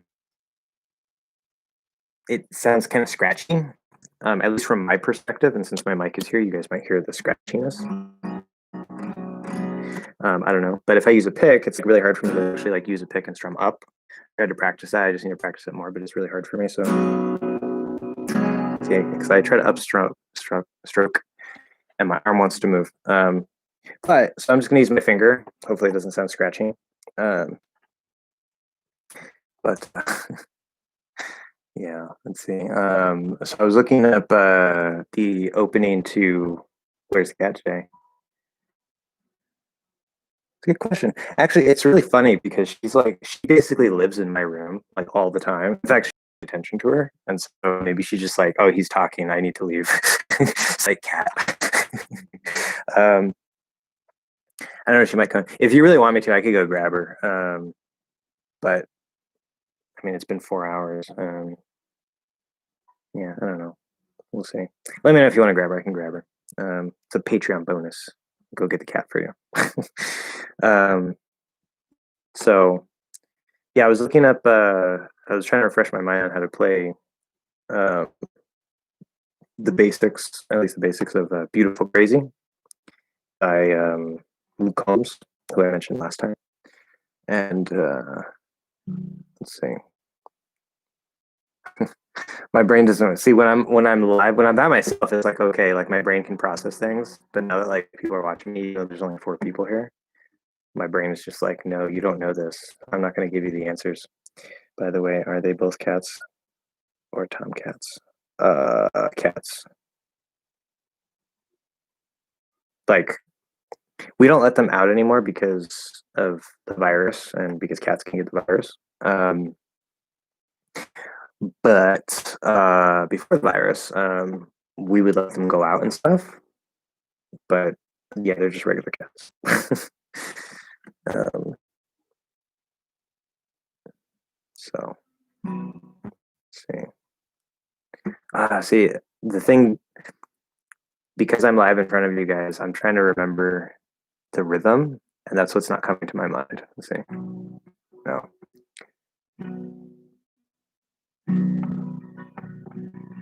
That's not it. We'll go with that.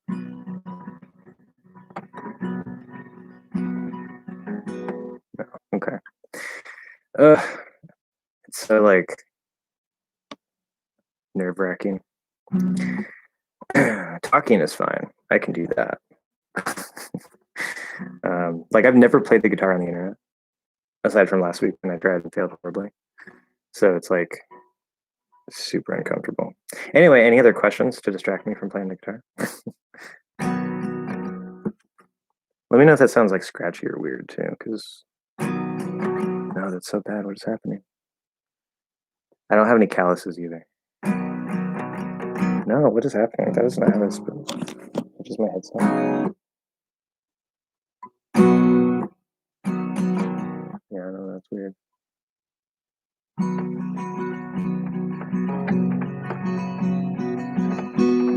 No.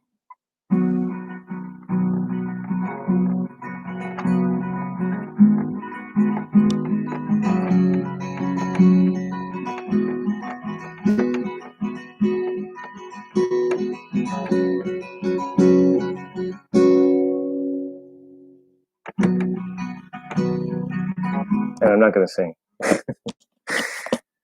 Not gonna sing.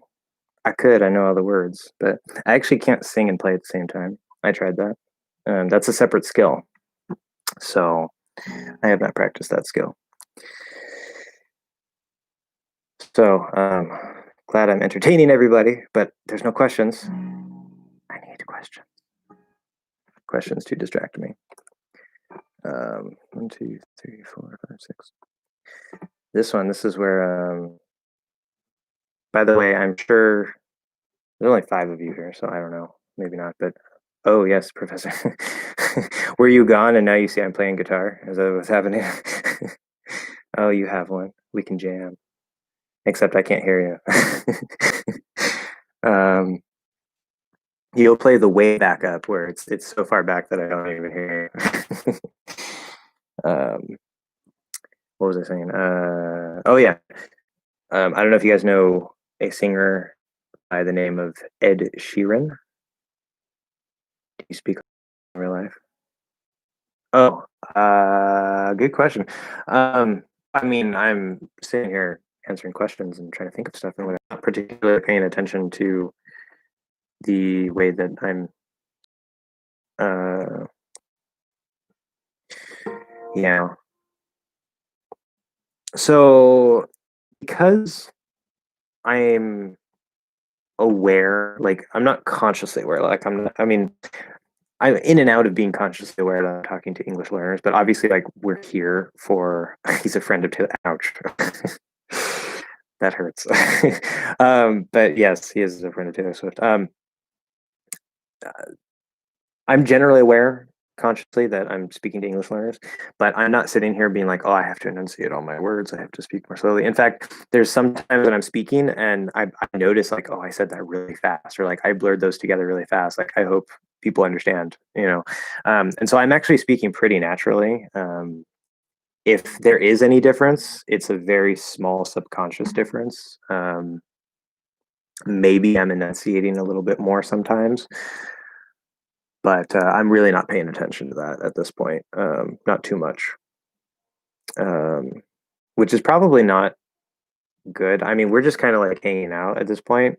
If I were doing more of like a structured thing and there were like English learners who stumbled upon this and, you know, their listening isn't that good, then I would probably definitely be speaking way too fast. But I think everybody here, you know, has good enough listening that it's fine. But yeah, this is pretty much how I speak. Many of my students, the reason they like me is because like they don't necessarily understand everything I say, but they understand me pretty well, and I think that's partially because of my Western American accent, which again I think is easier. But also just because of how I speak. Like I have a particular speaking pattern that you know isn't unnatural, but it I guess is clear for people. So yeah, exactly. Good for you guys. Um, and you get lots of listening practice, just listening to me. So how yeah, of course as for my native friends, I mean I don't know, probably the same. The only difference probably with my friends is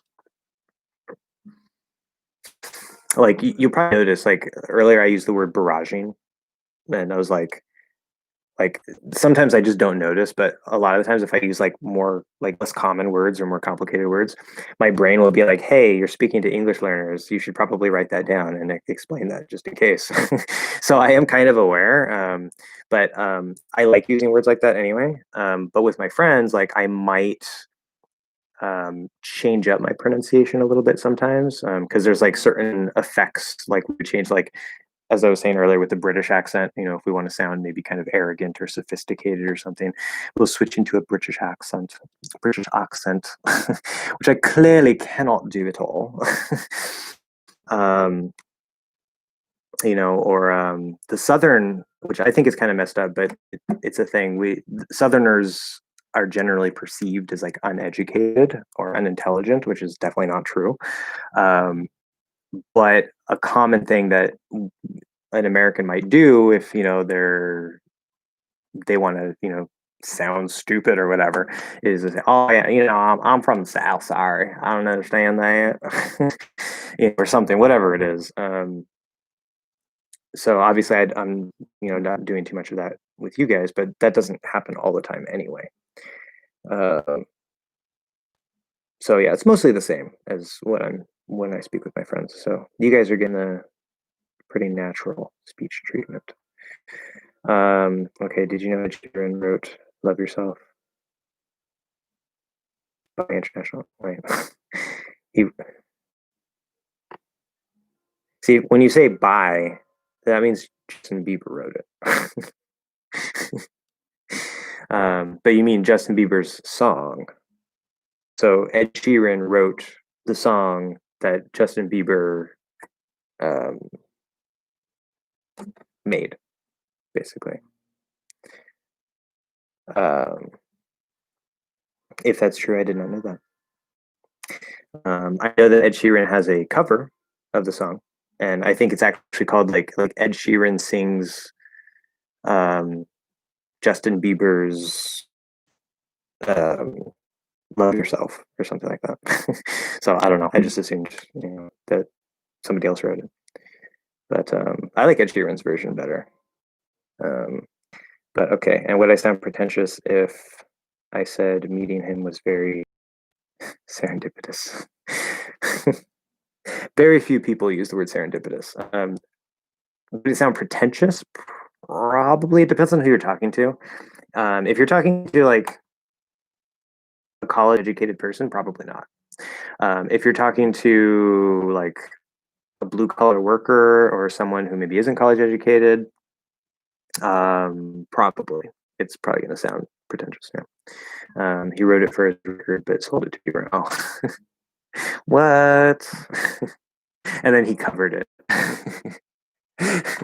So he still gets to do it anyway. He doesn't get to take the original credit for it. That's funny. It's not a bad song. I really don't like. As I said, I like the Ed Sheeran version better. Justin Bieber is like way too pop for me, but it's a I mean it's a pop like song. There's not too much substance to it, but it sounds good. It's a good song. The voice that you use on your videos is deep and slow. For me, it's like, hey, so you're the second person to say that. It puts me to sleep. I like your normal speech voice. Well, good. I'm glad you like it. Although hearing that, I don't like to hear that my voice puts people to sleep because I'm trying to make my videos interesting and engaging and educational. And if you just fall asleep, I mean, that doesn't seem very useful. Yeah. Yeah. Somebody else commented. I don't remember who it was or when they commented. Maybe it was even. I'm pretty sure it wasn't you, but I think it was some random guy. But somebody said that my voice is very much like ASMR. Like I should do like English lessons that are like ASMR and all this stuff. And I didn't even know what ASMR was. Yeah, that's right. Another thing that I don't know because I'm not one of the hip cool kids that watch all the movies. Um, so I looked it up, and that sent me down an interesting rabbit hole for about 15 minutes that I did not want to go down. No offense to anybody, if you like ASMR, that's fine. But to me, it's kind of creepy. And apparently, I don't have that effect. Like whatever it is that like people like they the sensation that they get. Like I don't get that because I was listening to some of the stuff and I was just like, this is just weird to me. So yeah, I don't get that. But that's fine. I get it if people are into it, no problem. But good, yeah. And also, like people say, because I get people like on TikTok saying like, "Oh, your voice is so relaxing and it's so soothing and it's like so awesome," and I'm just first time somebody said that, I was like, "Oh, really?" Like, I'm surprised because I've always hated my voice. Like I think it's a little too nasally, it's a little high, um, and yeah, I just don't like it. Don't like it. Um, I think you should consider a career in audiobook narration for.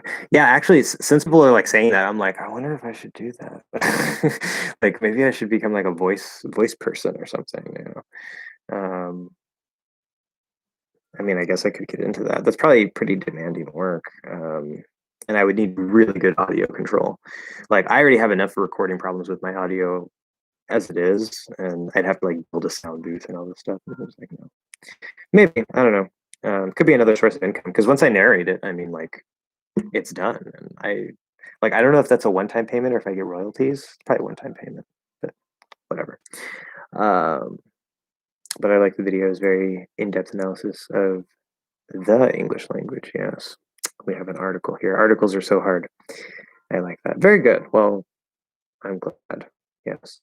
I try not to be too technical with the pronunciation. I'm a little more technical because talking about, as I said, the physical mechanics. Like you need to know what you need to do with your tongue. So we need to be a little more detailed there. Some details don't matter too much, but yeah, when it comes to like grammar and stuff, I try not to be too technical. There's things with pronunciation, like you probably notice I don't use a lot of technical pronunciation terms, half of which I don't even care about, because they're not that useful. Like they can be useful depending, but most technical terms in any field, whether that's computer science, art, language learning, linguistics, whatever, most technical terms are useful for the theoretical academics. So if you're a linguist, those terms are super useful. If you're a language learner, most of those terms are not useful. The concepts can be useful, especially when learned at the right time. But many of the terms and trying to split hairs between, like accent and dialect, like, okay, yeah, there's a difference, but who cares? It doesn't really matter. Why? I didn't get to read it. I was about to read it and then you retracted it. Stop retracting messages. No, you can do whatever you want, but yeah, let's see. I don't know, is anybody annoyed that I'm playing guitar?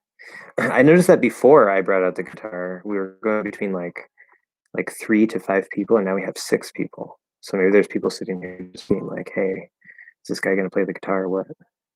It's all show. So yeah. By the way, can you explain what is a Karen? Oh my god. Why does no, you don't have to apologize. As I said, you can do what you want. But it's a good question. I like how you put that though. Especially what, not who. What is a Karen and why does everyone hate her? That's actually a very natural way to phrase that question. So there's this interesting thing that is happening with I guess it's from Gen Z. I don't know. I wasn't the first to become aware of this, but no, it's so common, especially on TikTok, very very common, that I am now aware. So to my understanding, a Karen, we have some other names that we use as well, like a Chad. Like a Chad is supposed to be like a guy who is just like so extremely good looking or something. Because I guess there was this really good looking guy named Chad, and some Gen Z or kid decided to use Chad to refer and to him, and then everybody else started doing it. I don't know, but Karen is the same way. So I guess there was some. It seems okay. So a Karen. Let me do this first. A Karen, quote unquote, is somebody, usually a white woman, somebody who is seems to be very entitled. Like they think like they deserve special treatment everywhere they go, and whatever they think is right, and this and that, whatever. So these are the kind of people who, like, I saw a TikTok the other day where it was a skit. It wasn't real, but the person was like, she's like, I'd like to return this item, because she went to like Walmart or something. She's like, I'd like to return this item, and she's like, this receipt is from Target, which is a different store. He's like, well, yeah, but I mean, you guys have the same shirt here, and I just want to exchange it here because you guys are closer to where I live, and blah blah. And so she expects that, like, because she thinks she's so special, that she can just kind of do what she wants, and it's just like she doesn't see why it's a problem that it's not even the right store.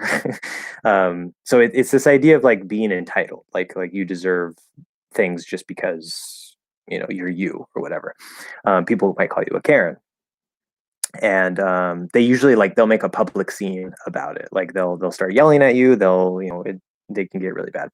And so apparently, I guess a lot of people, I guess it was noticed that many women who were behaving that way were named Karen. And so at some point, that's my analysis, I guess. It became a thing where now you can be called a Karen, which I'm sure people named Karen don't like that. But and why does everyone hate her? Because or this person could be a male. Whoever they are, who's called a Karen, thinks they're entitled and makes public scenes and blah blah blah blah blah blah blah. Yeah, yeah, exactly. So, sedent. So do you use a vowel? So random. Like we're just talking about a bunch of other stuff, and it's like, oh yeah, pronunciation again. No problem. So do you use a vowel in first syllable? Yeah, I hate this question. So that's actually a good question. Yeah. I only hate this question because when it was pointed out to me, I was like, what? Like, who says it that way? So yeah, language. Language. It's a. Um, to my knowledge, the reason this particular word, think and bank. So I did a little bit of research on it, and I've seen general American English teachers teaching this thing like language, think, bank as an a diphthong. I've seen other ones teaching it as an a. So I don't know what's going on there. I don't know what the thing is, but to me, using a in these words is extremely strange. Does not sound good.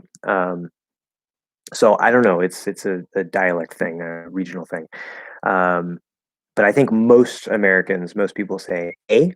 That's how I teach it. That's how I speak. Technically, if you use the fourth vowel, okay, there are people who do that. If that's easier for you, fine, whatever. You can do that, but that's not how I speak. And when one of my students pointed out that word, they're like, "Is it language or language?" And I was like, "Language? Why?" And they showed me the dictionary that they were using, and I was like, "That doesn't make any sense. Why would anybody say language?" So, yeah. But yeah, that follows the same rule. So ANK or ANG, same thing with bang, bank, bang, same thing, bang, lang, right? If you say ah, okay, whatever, it's fine, I guess. So what would it sound like if you use the fourth vowel in bank and language? Just curious if I can even hear. Well, apparently you can't because I said both in language, and I said both in bank, just not next to each other. So we'll do with bank, we'll do a and then fourth vowel. Bank, bank. And that sounds a little bit off to me. I think it's supposed to be pronounced slightly differently, but I don't say it that way. So bank, bank, bank, bank, something like that. I say bank or language, language. Like that sounds very weird. Like maybe British. I don't know why anybody would say it that way. Oh my god, I'm a flop. Maybe I don't know. No, that's okay. It happens. This is a very subtle thing, difficult thing, and especially with that nasal there, it could be very hard to hear. So it's not a big deal. But would you like to change some part? What's up with the random questions? And they're so personal. I feel like you're attacking me. No. Well, I would like to have hair. That would be nice.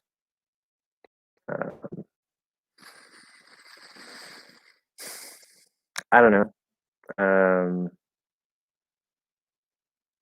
Skin color. I don't really care. I think that because all this the Black Lives Matter and stuff. I'm pretty sure that people of color, especially African Americans, are treated differently by law enforcement.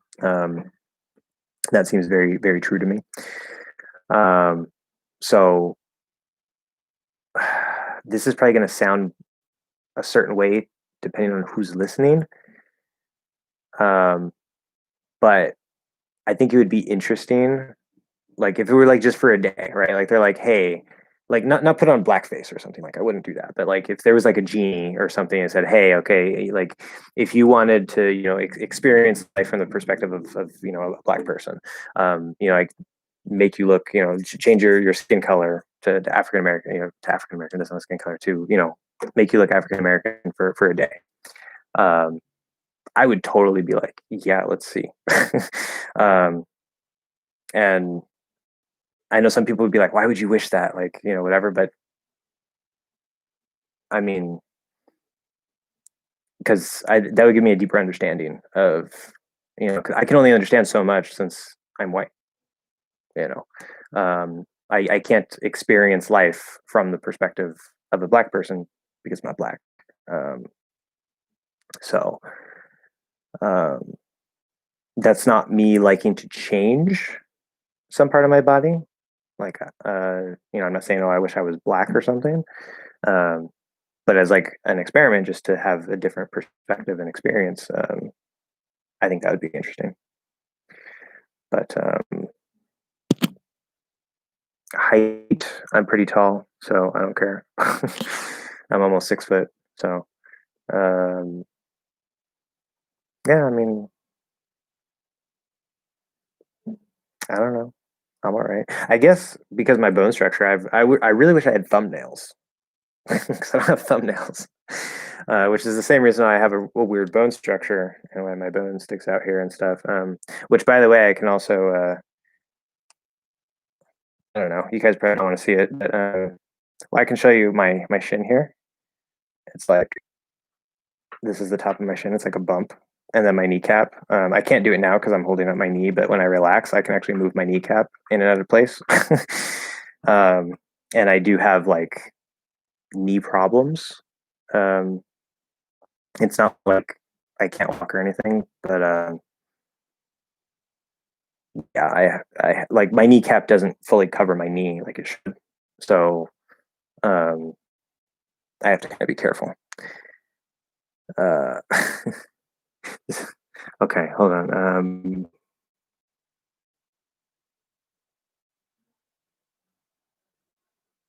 Okay, so that is one that. So Ariel put a comment, and YouTube is holding it for review, and that is one that I am not going to show um, because of part of it. That sucks that you're losing your hair. I will answer the first part of that. When did you start losing your hair? Um, and that would be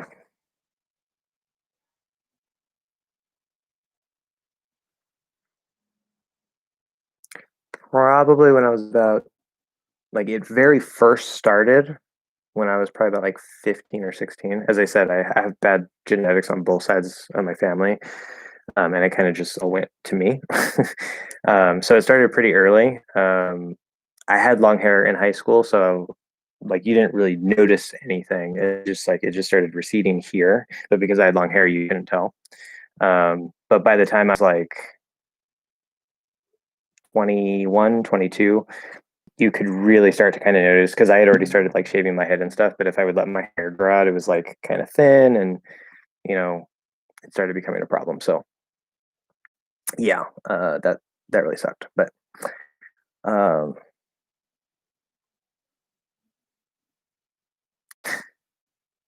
yeah, I know blackface.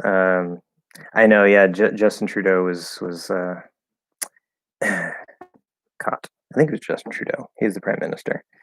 Pretty sure that was him. I remember that story. Um, but yeah, no, I mean, like blackface is it's stupid. It's like um, I don't understand why anybody would do that. Like, I mean, it would be like the same if I don't know, like if you put on a like a pointy hat and pulled your eyes like this and went around like you're trying to be Asian or something. Like it's like why are you doing that? That's just offensive. So anyway, do, do, do, do, do, do, do, do. This reminds me of your tattoo. Did you show us? Yes, I showed you my tattoo. Are you working while watching the live stream again? um, yeah, because remember I was saying that it probably looks kind of familiar to you because it's written in Tibetan. Yeah. Um, but anyway, uh, I know this. The streams always do. This one is kind of going almost in a dangerous direction. um, like I had to actually block a comment. um, it was just a little too much, but that's okay. Um, hair is way overrated. I know, right? Um,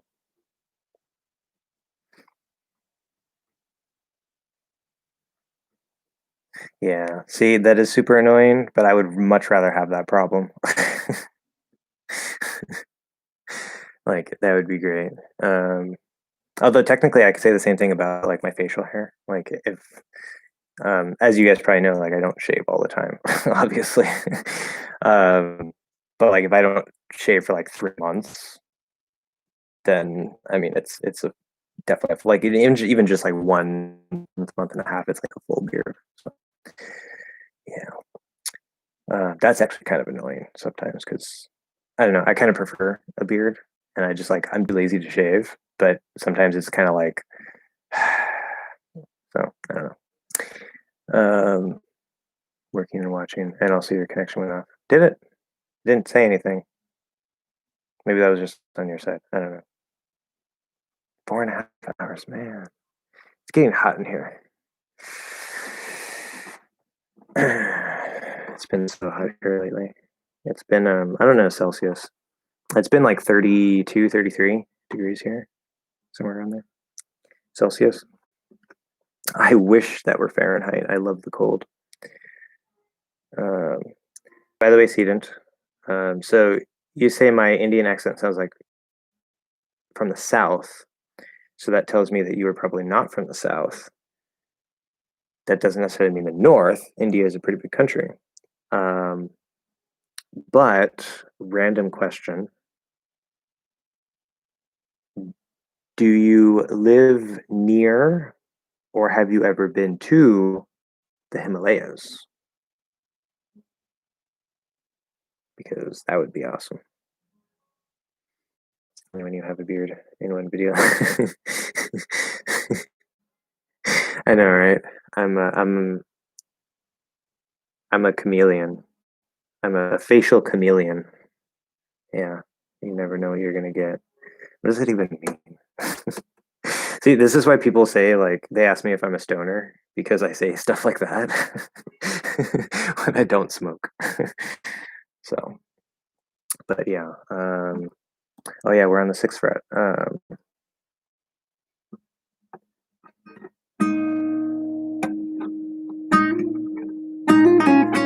Nope.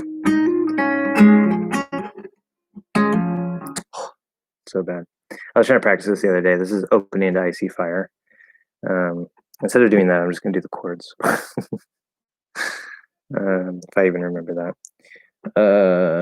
It's funny when you have. Oh yeah, where I did that. I have seen them from far, far away. Oh, okay.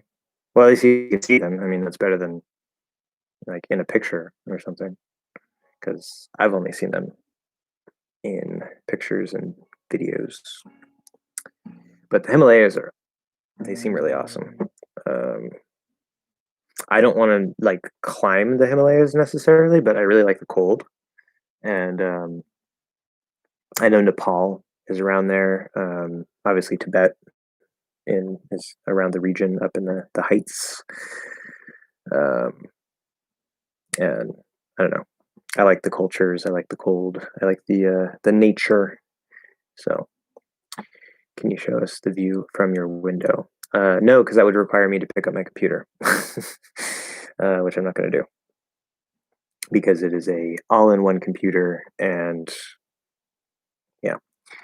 Besides, there's nothing really to see outside my window because my bedroom window faces the alley, so all you would really see is the house next door, like across the alley. um, and the top of a tree behind it. That's it.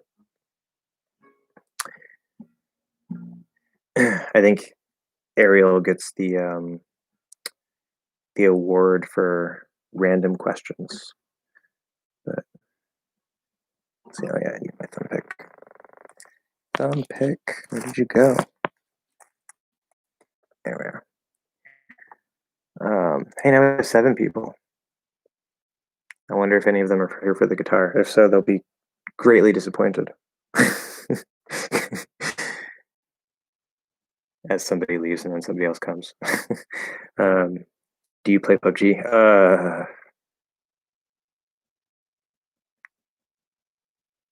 So PUBG. When I first played PUBG, I tried to play it on my laptop, which you can see right there. And it's not a bad laptop necessarily, but couldn't quite run PUBG, so that was very frustrating. When I got this computer is a bit better. Not quite up to speed, but it could play the game better. And I have played it, but I like first-person shooters. I really do. Because I've always played first-person shooters. I really like Halo, the Halo games, especially playing online. But there are certain games which are extremely stressful, and they do not mix well with me. PUBG is one of those games where it is like, it's so stressful. Like if I just play like 1 or 2 games, like it's okay. But like if I sit there and I play a number of games for a few hours, like the stress levels in my body go up so much that I'm just like, I feel like I'm gonna have like a heart attack or something. Like I don't know. It's kind of like playing what was that game? I don't play a lot of horror games just because I don't really care about horror games that much. But what was that really scary in space? I forget what it's called. Where there's like the space zombies and stuff. That game almost killed me. I swear to God, I'm not even joking. It almost killed me. Not because like I was like it scared me so bad, but just because there was such high stress. Like I couldn't finish the second game. Deep Space was it Deep Space? Dead Space. That's it. Dead Space. Yeah. Dead Space 1 I beat. I don't know how, but I beat it. And we tried to play with the lights off. I was screaming like a girl. It was so terrifying. I got about halfway through the second game, and my body was just like, "You can't play this game because you're gonna die." So I didn't even finish the second game. It's just too much for me. I'm too much of like a relaxed, chilled person to handle those kinds of games. But PUBG is fun. It can definitely be very fun, especially if you have a computer that can actually run it. Let's welcome the new person. New person, Julie. Is Julie the new person? She hasn't commented. Maybe she's been here the whole time. How do we know? And is this the same Julie that was here last time? Because I think that's a different profile picture, which I can't tell what anime that is, but I know that it's anime, and that's amazing because I love anime. Such a weeb. You need to go. Again, for the second time? It's okay, just come back in an hour. We'll be here. No, yeah, okay, well, bye. See you next time, hopefully. Julie, why would you retract your message? I don't know why people retract messages. Man. Bye. Okay, I loved Alien Isolation. Alien Isolation? I don't think I've even heard of that. It's a bit like Dead Space, but inspired by the classic film every American knows. The classic film. Oh, Alien. Yeah, that's one I have seen. Yes, but only the first one. I haven't seen all the other Alien movies. That was nice. Okay, what was I doing here? Yeah, I was gonna do. Nope, that's not it. Wait, oh, I'm on a G. That's why.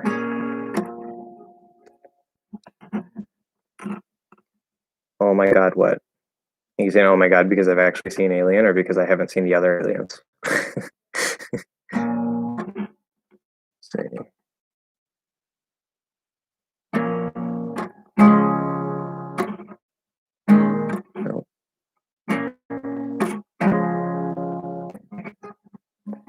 hate the tapping. I can't do the tapping. Bit of both, actually. Yeah, I know, right? Any other questions? We're here to learn English. That's why I'm playing the guitar, because those things make sense to you. We're going to learn the vocabulary for guitar. So this is a guitar. That's all you need to know. Unless you want to learn how to play the guitar, in which case there's more words to know. Like strings and strum and chords and things. I feel like I'm so boring. We're down to 2 people. Apparently I am boring. Jeez. So X left. And Android. Oh yeah. Seedant said Android. I don't know. I hope Seedant is still here. Everybody left. So lonely. So cold.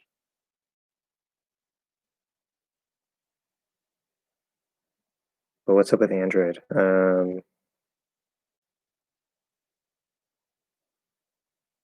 I don't get it. I'm confused now. Who's here? Who's still here? Who's among the 2? I'm gonna bet it's David and Seedant.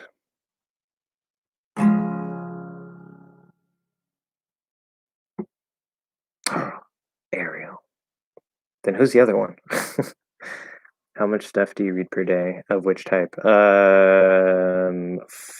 In English, like just as like a reader of things in English. Yes, you. You are one of the 2 people. Seedant left. David is here. Good. Can always count on David.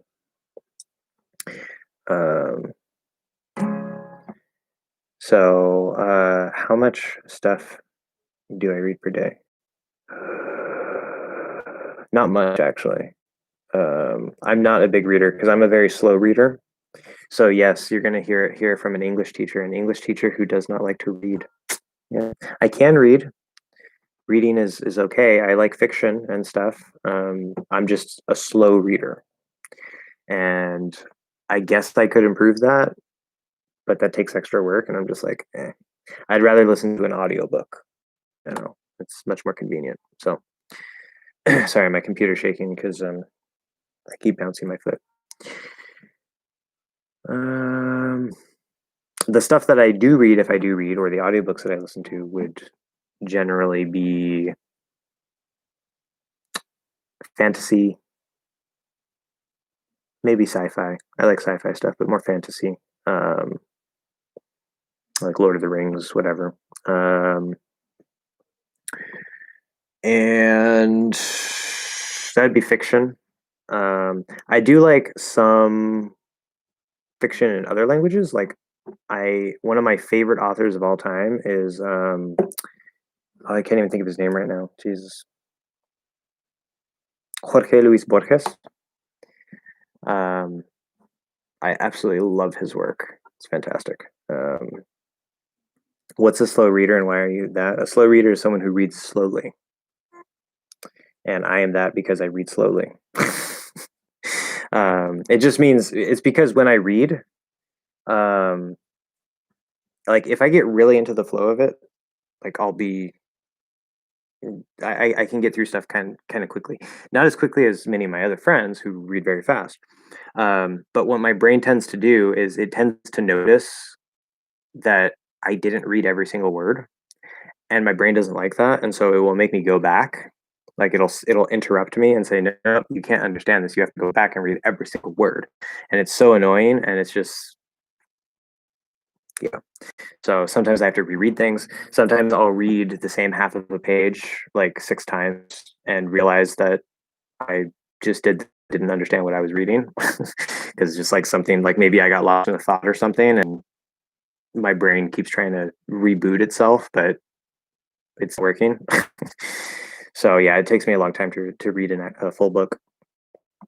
For nonfiction things, which I like less, texts for like the spiritual traditions, Tao Te Ching, whatever, philosophy books,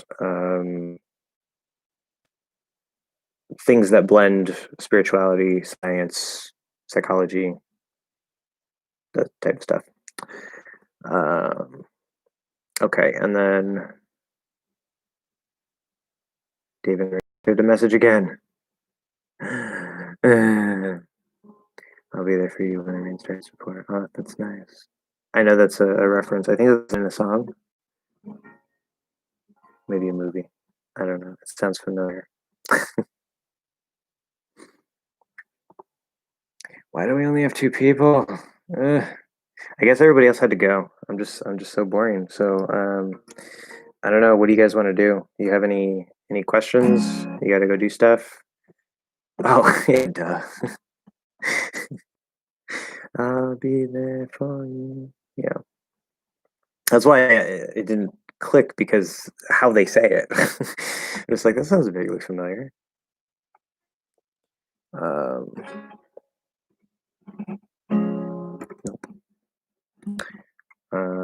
One person. One person. Better be David. Are you the last person? She left. No. That's okay. You're still here.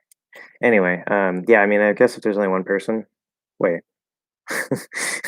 You're still here. It says there's only one person.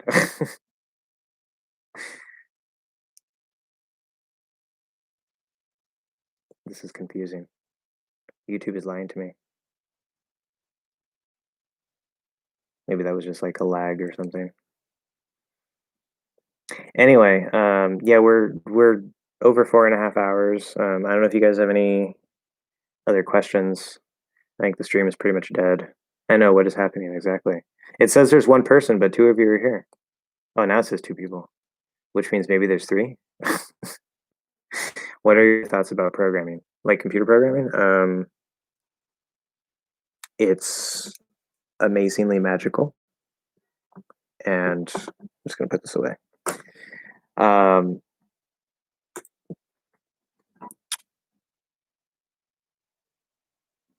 yeah, I've wanted to learn how to program for a while, and I've tried.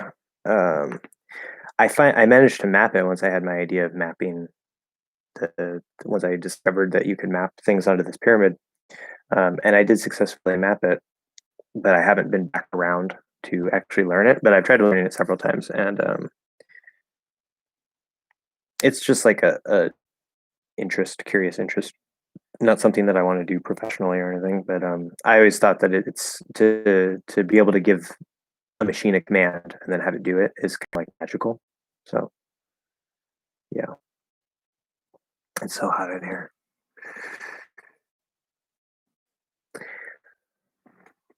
All right. Is that like an American equivalent to the Cambridge English exams that test non speakers of English specifically on American English as opposed to British English? I don't know. I think so. I'm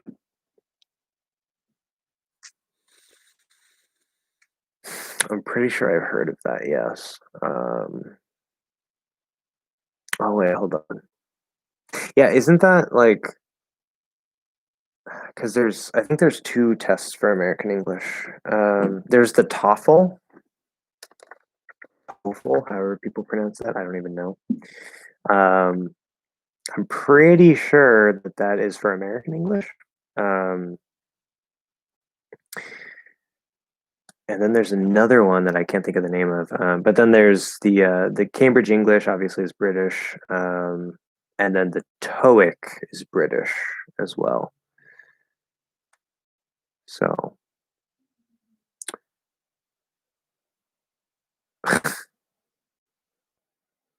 no, it's all right. I'll keep my shirt on. Thank you.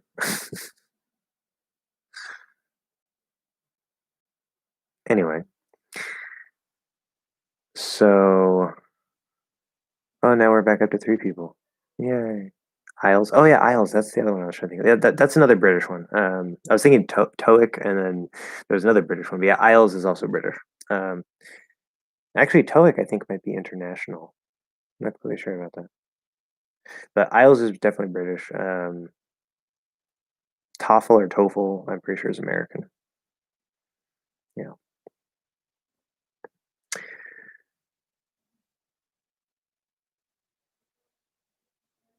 Anything else? This live stream seems to have been rather, I don't want to say unproductive, but I don't know. I think maybe 4 hours is like just too much. Nothing worse than taking the test and having to listen to the Queen during the listening portion. I would find that very annoying. Those Brits love their Queen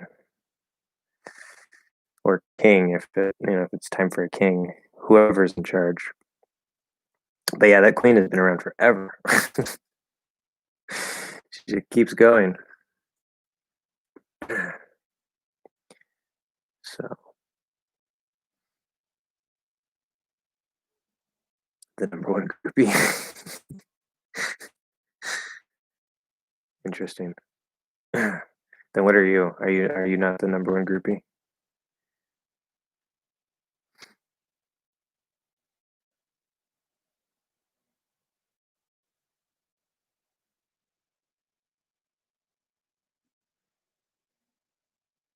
Now we have 4 people. Anybody who's here now, you can ask a question. English question. Pronunciation, grammar, anything.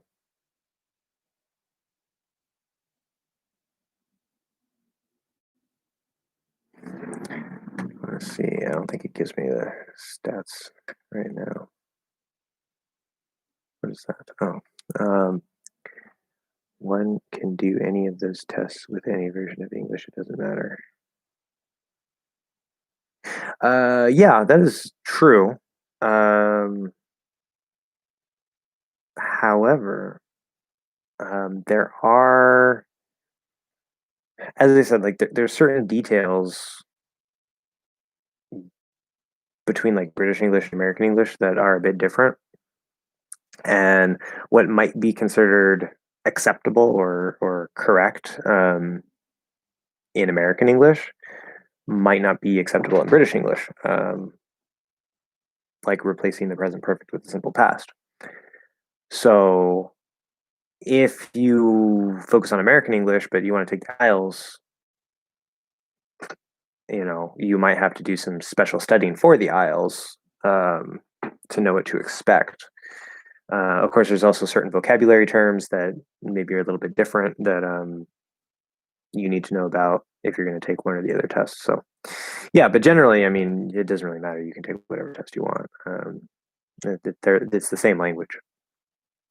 I scored 7.5 only in IELTS 2 years ago. 7.5. That's I believe that's on a scale of 10, right? Yeah, that's pretty good.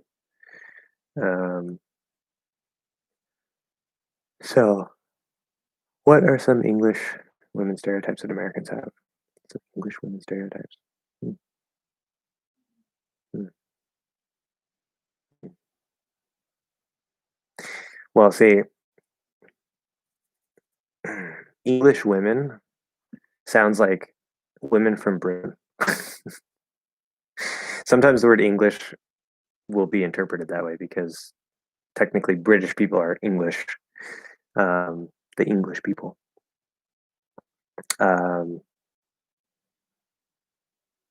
What are some English women stereotypes? So you mean like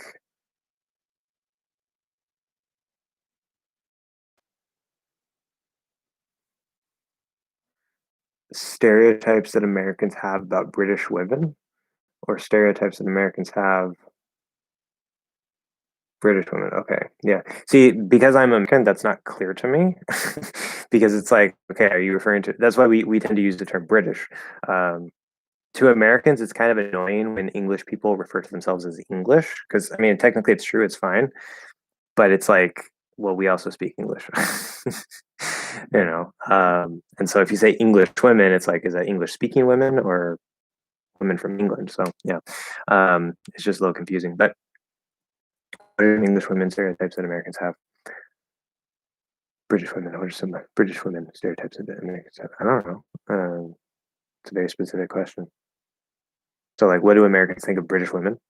Like, what do we stereotypically think? I don't know. Nothing really comes to mind. I mean, the word posh, maybe. Not saying all of them are posh or whatever. I'm not even completely sure what that means. I guess it's like hip or fashionable or something. But that's a word that Americans don't usually use. But I've heard it used into British women. So I guess some British women are posh, whatever that means. I don't know. I don't really have any stereotypes of British women. Like they're just British women.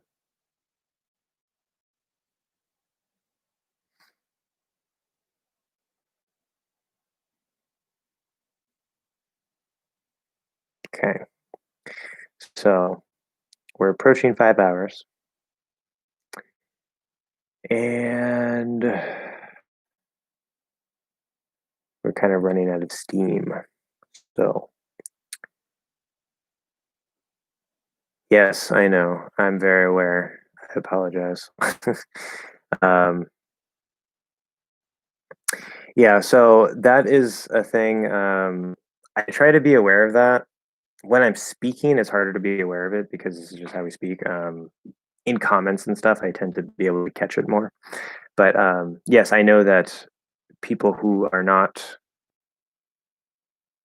from the United States, who are from Central America, South America, whatever, um, that they're also Americans because these are the Americas, right?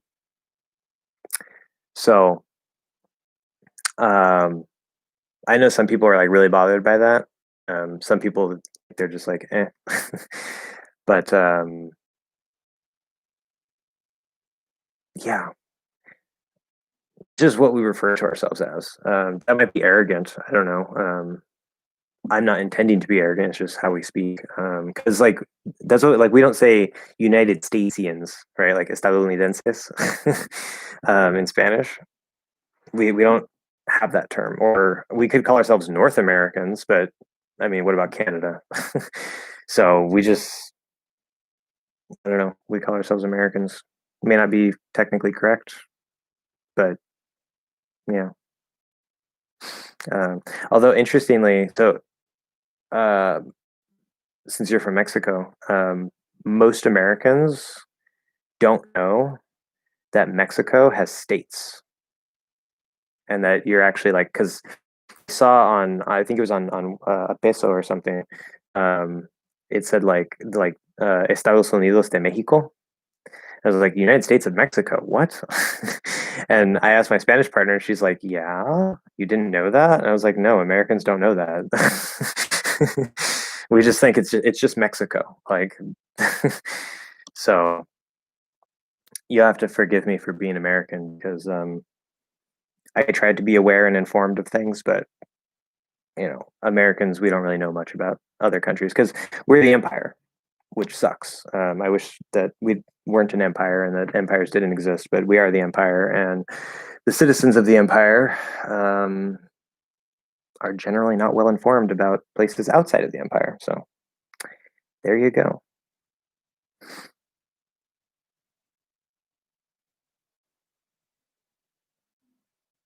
Anything else? Any other questions?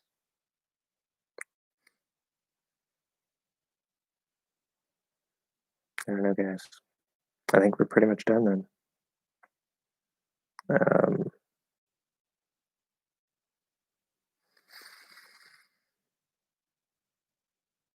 down to 3 people. Yeah, I know. Earlier it said we were down to one, but at least 2 people were still here, so that didn't make any sense. Maybe there's actually more people. Almost all countries have a longer version of their names, I think, for today's live stream.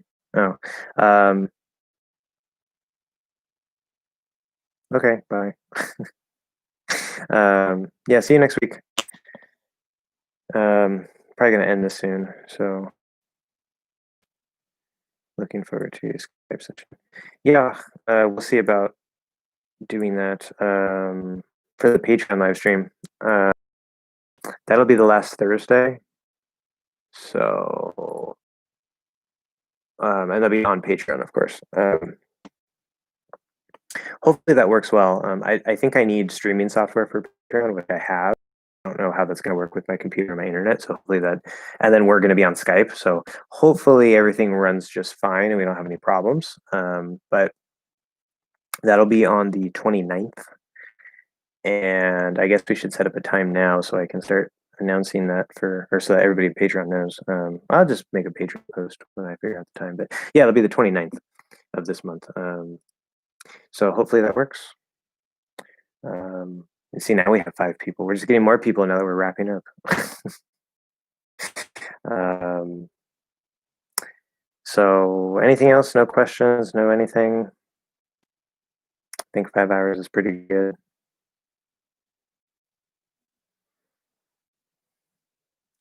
Well, we're 1 hour shy of last time's time, and nobody's asking questions. So, I mean, I don't really know what else to talk about. I mean, I don't have to leave. I mean, we can keep going, but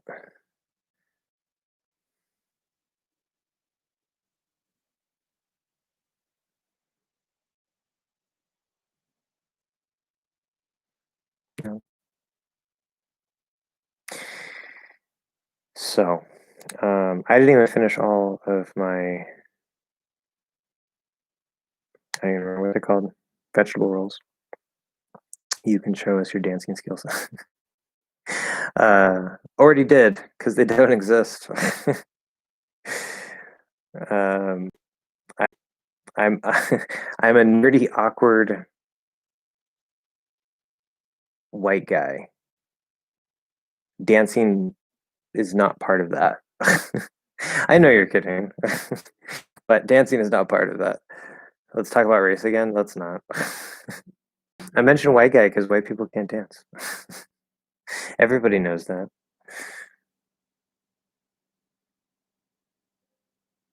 What's your opinion? I'm not even going to open that bottle. Ha ha. See, it was a pun. OJ bottle. Boom. Anyway. um, well, glad that it was fun. Is there some foolproof way of knowing how to pronounce foreign names the American way? Like, that's a good question. I don't think there's a foolproof way because things tend to adapt into the language based on our pronunciation. But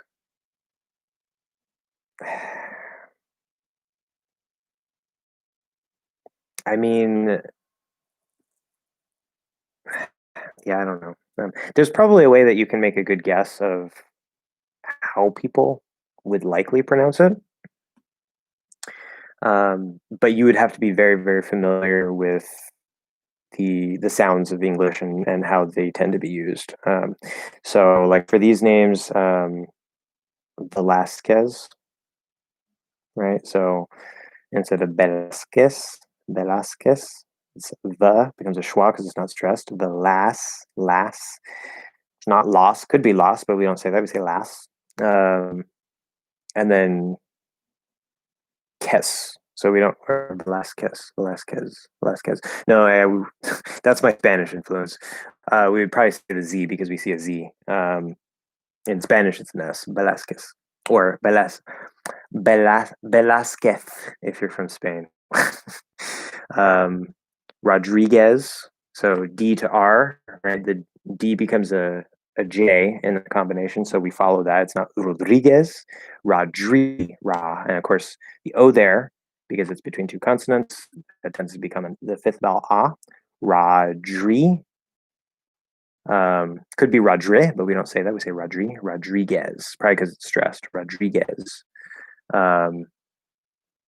Just like we say guess, Gue, guess, or guest, we're going to say Gez, Rodriguez. So the more familiar you are with the general way that we pronounce things, the more you'll be able to better guess how we would likely say certain things. The last one, see that's one I'm not sure. See, it kind of depends because there might be multiple ways that we might try to say it. Like this, the last name I would either say Giorgio, like Giorgio, because it sounds like George. But because of that I kind of want to say Giorgio. So we might do that either way. Um, yeah. What are those black squares? Oh no, I wish they were air conditioner ducts. We don't have air conditioner. Um, they are sound panels. They're acoustic foam, so they help absorb the echo of any sound in the room. Which I mean, I have them all around. They do something, but I mean they don't stop all of the echo. I just have that because I record here and it's kind of close to the corner, and I didn't buy them. My roommate brought them from work because they were being thrown away, and I was like, okay, I can put them up. So yeah. Did you listen? Oh, I did not. I completely forgot. Frijolero. I'll look it up right now. Let's see here. YouTube.com. All right. Cool. Yeah. Hopefully this doesn't mess up my internet. A Molotov.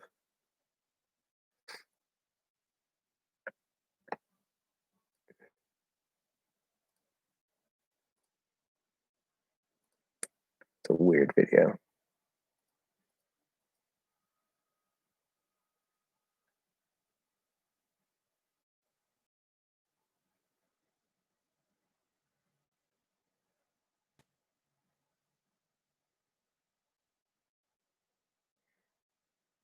I see.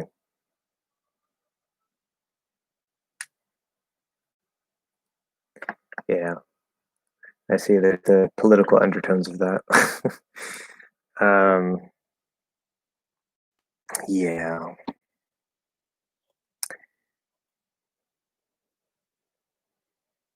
So yeah, our government sucks. I agree.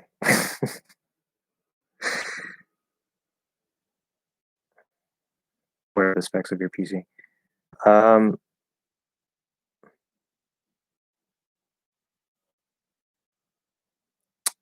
I don't care enough to remember. It's an all-in-one, so there's that. Um, I mean, it could be better. My video editor crashes, so whatever. But I have, I think, 12 gigs of RAM. Not too bad. And a terabyte hard drive. Do you use the word praline for chocolate candy, or is that completely foreign to Americans? I've heard praline, but I have no idea what it is. I guess if it's chocolate candy, then that's a European thing. Like I've heard like pecan praline. I always thought that was like a specific kind of like candy with pecans in it or something. Um, but I don't really know.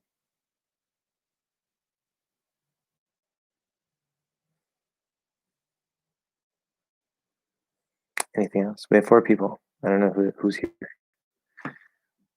Feel free to ask questions. English questions.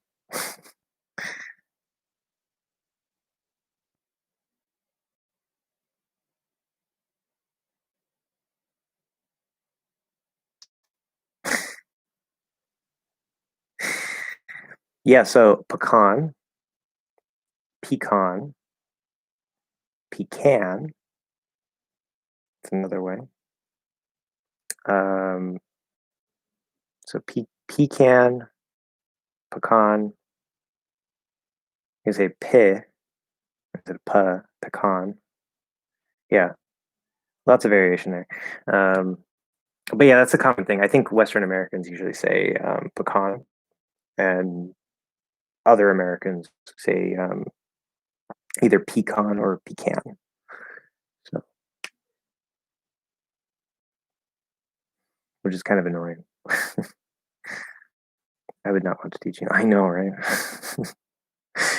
This is my pain, right? Because so you know all the stuff that I have to like process and filter through and think of easy logical ways to teach you guys that it makes sense instead of like all the noise in English. So that's my second last name. Con. Oh, okay. Interesting. I didn't know that was a last name. Hmm.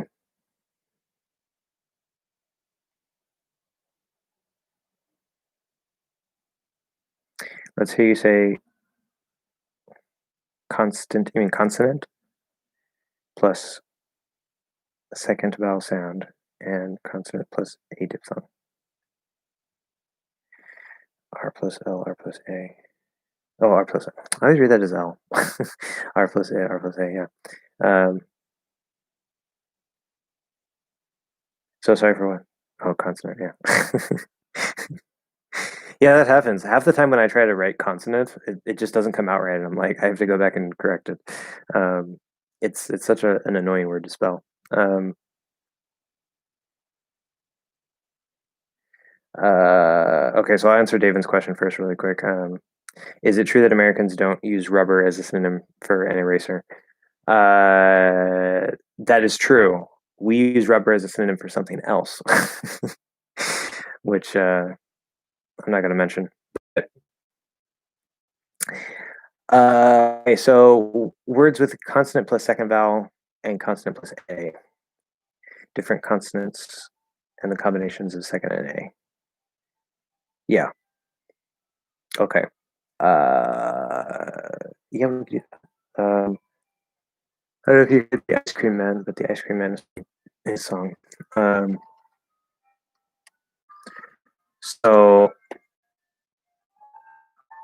do you want these like in words, or you want me to just put like a consonant and a vowel? Because I mean, there's value in both, but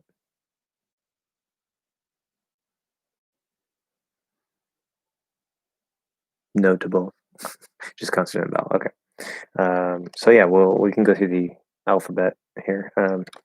So if we have like, of course, I'm gonna read this according to our setup. This would normally be pronounced by, but we don't have to worry about that. So B, um, let's see, D, F, G, and you want them side by side, um, or you just want a bunch of examples? Probably side by side. That would make more sense. Um, yeah. Okay. So let's do side by side. Yeah. Okay. So E, bay, bay, bay, day, day, day, day. Um,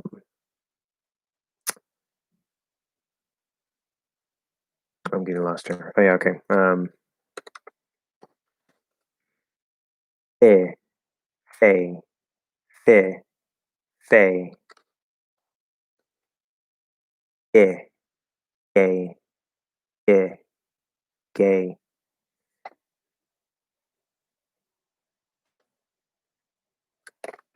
H. H is just air. It's, well, might as well. He, hey, he, hey.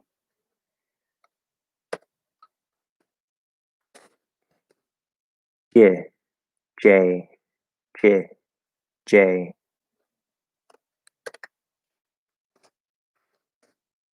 K, K, K, K. Of course, everybody's favorite combination here. Lay, lay, lay, lay. Um, L, M. These two. May, may, may, may. Ne, nay, ne, nay. and then O-P. P, pay, pay, pay. Q is basically a K sound. R, re, ray, re, ray. I have to go through the alphabet every time because that's how my brain works. Si, say, si, say. T, hey, t, tay. The, they.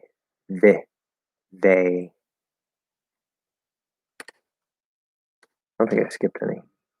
But we're almost done. I've already gone through almost the whole alphabet. We'll do W and Z. We, way, we, way, and Z, zay, z. A little more clearly. Z, zay. There we go. We're recording. So, okay, cool. Patreon benefit. Anyway. Okay, so we have another question here. What if I pronounce my T's and my O's like a British person and everything else like an American?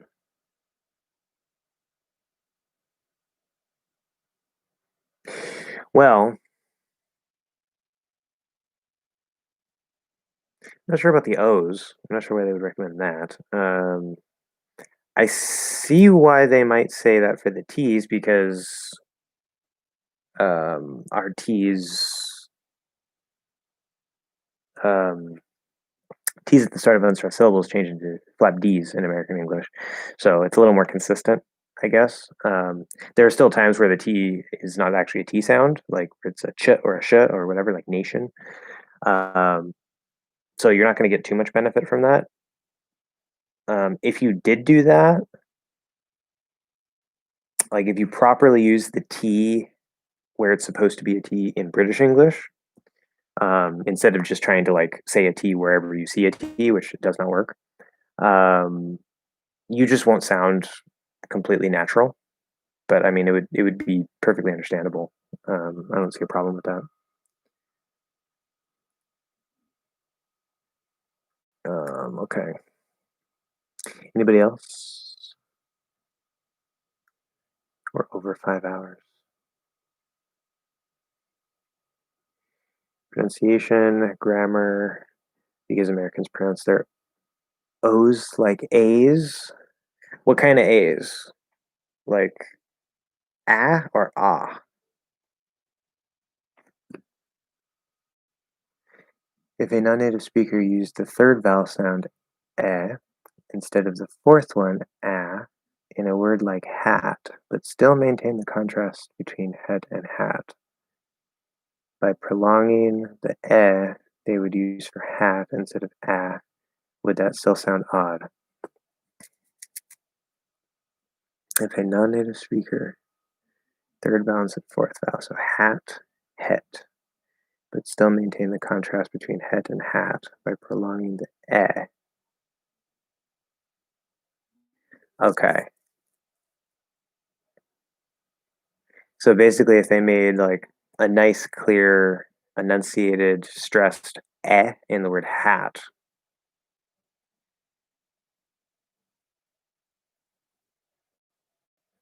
You mean like over enunciating, like stretching it out? Oh, you were saying prolonging, yeah. So I guess that makes sense to. Um, Let me get my het, get my het, my hat. It sounds very odd to me. I don't know why you would hold it.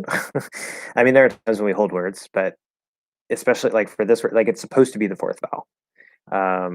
We talked about last time how like maybe it can kind of come out as the third vowel in fast speech and whatever, but it's not supposed to be that way. And so that's the thing about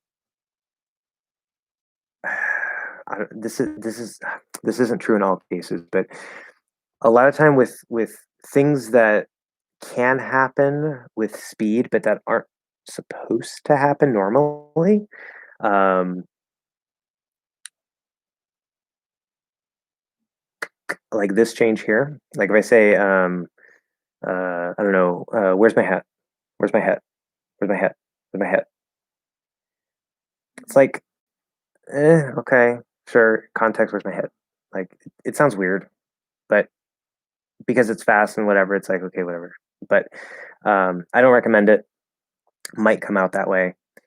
But when you prolong it, it's not supposed to be eh.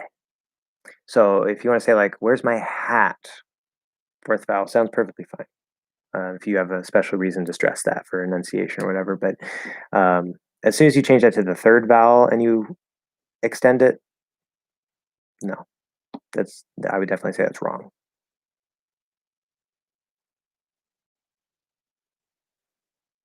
So, any other questions?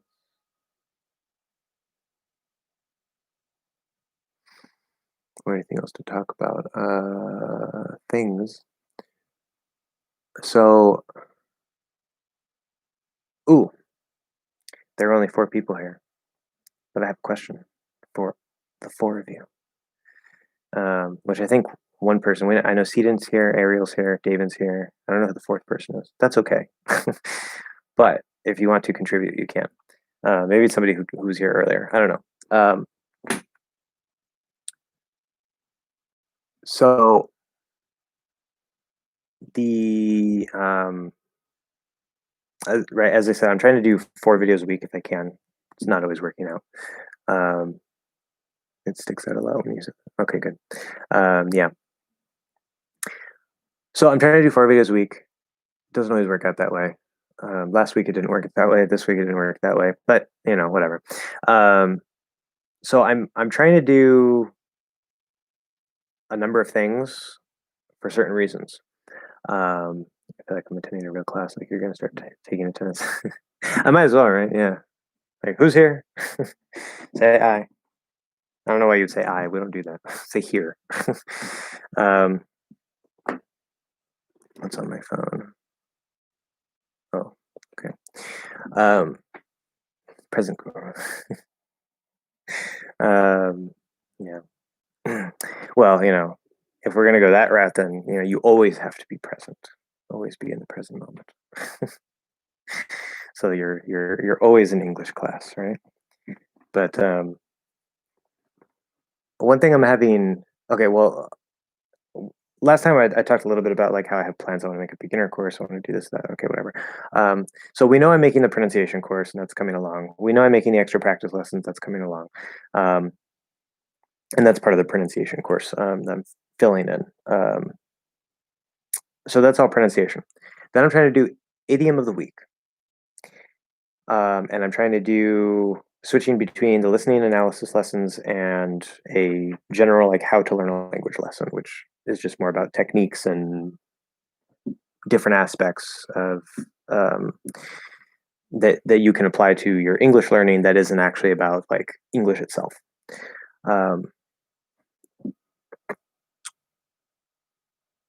Okay, I'll come back to that in a second. Actually, well, I guess this is my thing. So yeah, so really quick, and obviously I'm a small channel. Obviously, like, I look at my analytics and comparatively, I can see like, oh, this is doing really good compared to other stuff. And if something is doing bad, it's not necessarily that it's like not good. It's just that, right now, because I'm so small, okay, it's not getting, relatively as many views or whatever. But for the idiom of the week, especially if you are a Patreon member, if you have any particular idioms that you want me to talk about, because I have like I can pick random idioms. I can think of, oh, how can I tie this to the logic of prepositions, and maybe pick one based off of that. But any idioms that you guys are like, hey, do a video on this, like I will make those into a list, and then now I know that you guys want to watch them. So it's not just some random idiom that like maybe you guys don't even care about that video. So any idioms you can in any comment on any video, whatever, preferably an idiom of the week video. That would be consistent. But or if you're on Patreon, you can send me a message on Patreon, whatever, and be like, oh, make a video about this idiom, and I'll add that to my list of idioms that I'm going to make. So that would be much better because I know that you guys are going to want to watch that, or at least somebody's going to want to watch it. With the listening analysis, I mentioned how like I'm kind of worried about the copyright.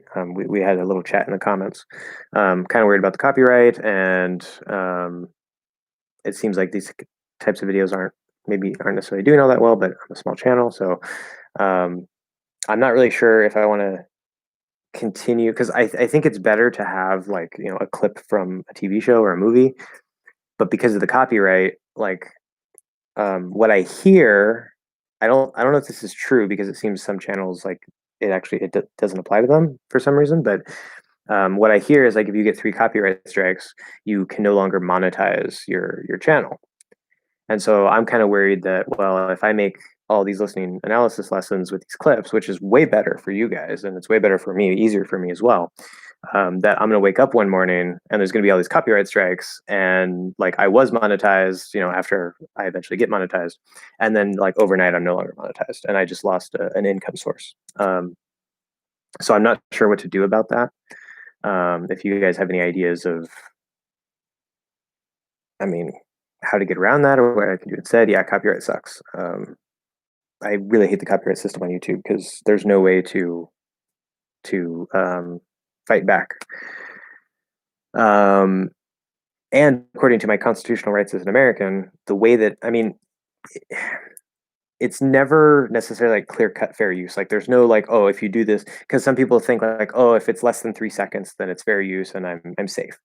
There is no clear cut 100% thing.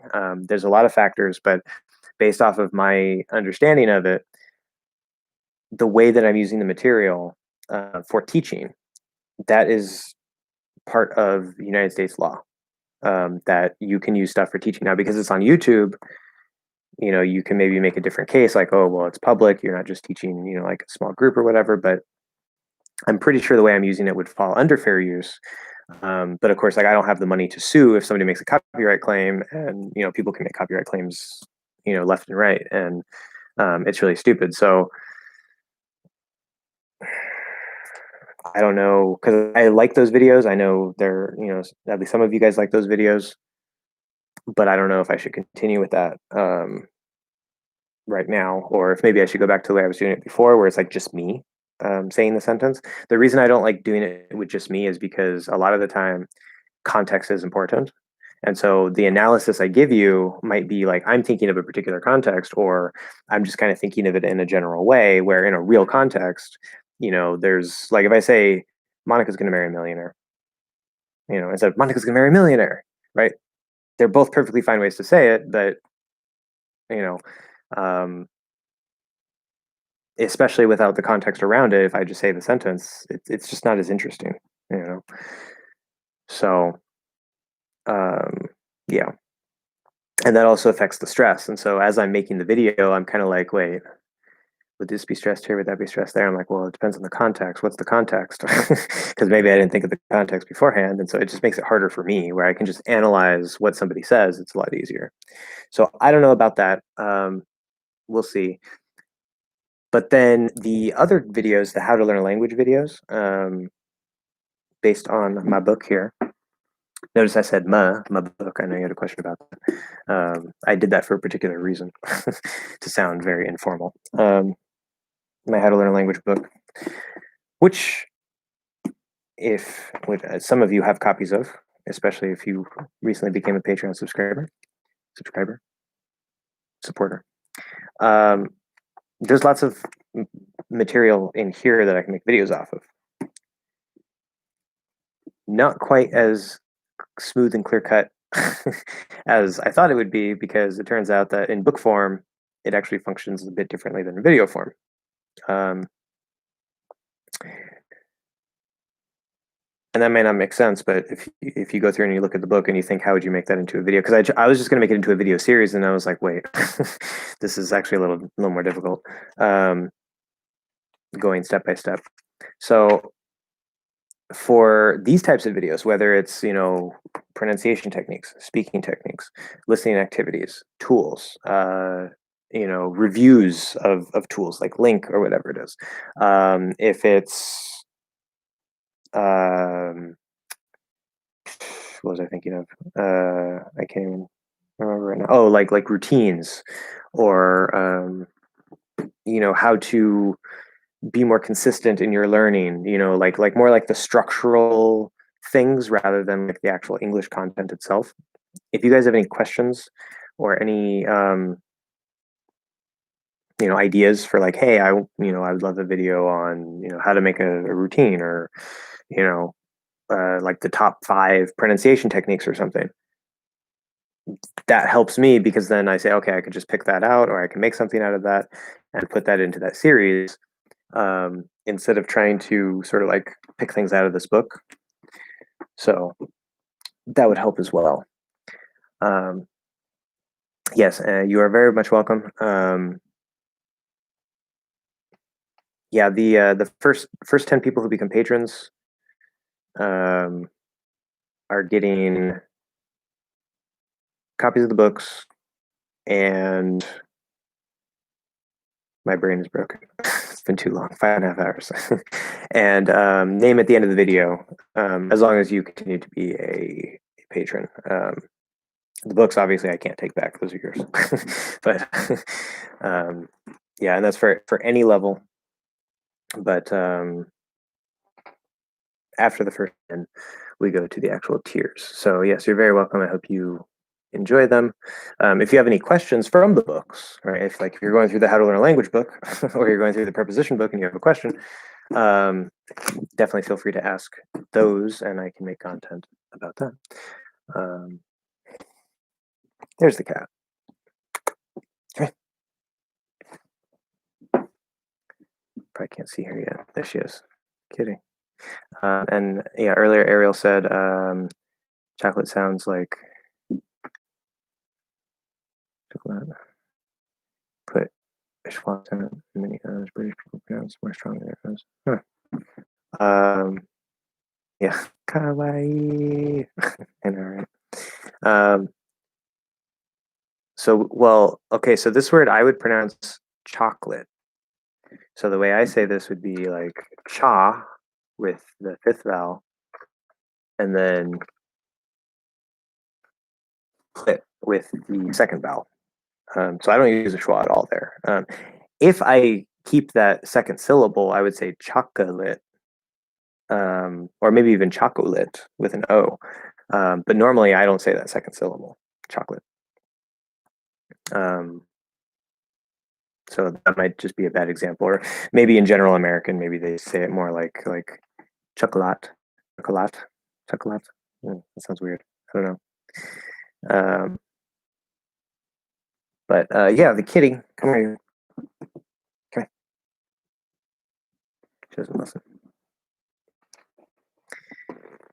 Oh, come here. Yes, this is the kitty. So she looks so terrified. She's like, "Oh my god, what are you doing to me?" Yes, look at the camera. Hi. Hi. Hi. She's so annoyed. She hates when I do this. Anyway, but yeah. Yeah, I suppose they're cat eyes. Anyway, so yeah, she likes sitting in my guitar case for some reason. That's her new spot. But okay, so is Sedent here to see the cat? Because I swear, if he left, you're never gonna see the cat.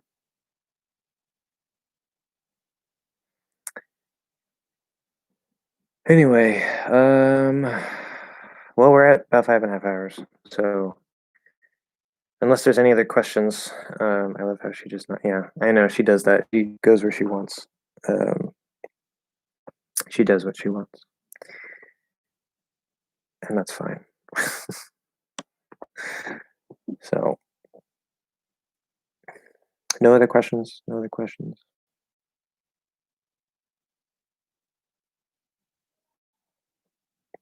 Or no comments or suggestions for content because that's a lot easier for me. I don't have to think. With the pronunciation course, I already have a plan and everything, but for the other videos, um, yeah, nice cat. Yeah, see, he's here. Yeah, yeah. You can't really see her now, but now she looks um, cuter. How she's laying. She's just like, bleh. But anyway, so the cat has overtaken the live stream. Yeah, I guess. You would think that would bring in more people, but I don't know. We only have 4. And I should just have the cat here the whole time. Just like have her right here and lock her up so she can't move. Because she'll just scratch me if I try to do that.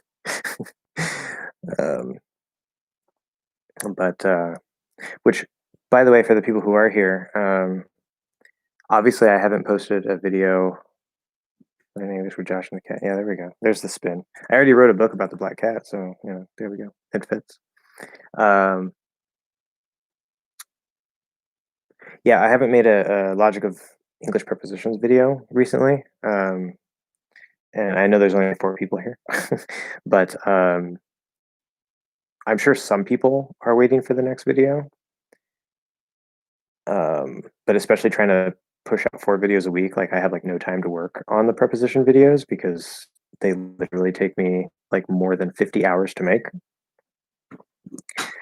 So, and I really hate making them too because it's not me. Most of it isn't me talking to the camera. I have to like find an image this here and then put this text, find another image, and then find this video clip, and then find this. It takes forever to even just like find all the stuff that I need, and then let alone put it in the editor and cut it down and stuff. And then sometimes my editor program will crash for no reason, or it just like slows down because it has a memory leak, and I'm just like, oh my god. So, if any of you here are waiting for the next logic of preposition video, I can maybe put a little more effort into getting that done. But that series is going to take a long time. So, is there any difference between cats and cat's house? Pronunciation of T. Oh, I see. No, no difference. Yeah, the apostrophe itself does not affect pronunciation. If it's an apostrophe, this apostrophe shows possession. If it's an apostrophe that is used for contraction, like the cat is something, that is also pronounced cats. If you contract that, so like the cat's here, the cat is here. That would also be pronounced the same. So technically, I mean, you could say the contraction is affecting the pronunciation because we don't have the vowel, and the Z sound in is turning into an S. But it's not the apostrophe itself that is doing that. It's because it's a contraction. So yeah, if there's a T sound and an S sound next to each other, and they're actually a T sound and an S sound, which they pretty much always are in that case, then it doesn't matter if there's an apostrophe. It's going to be pronounced. Yeah. Good question. Yeah. Anybody else?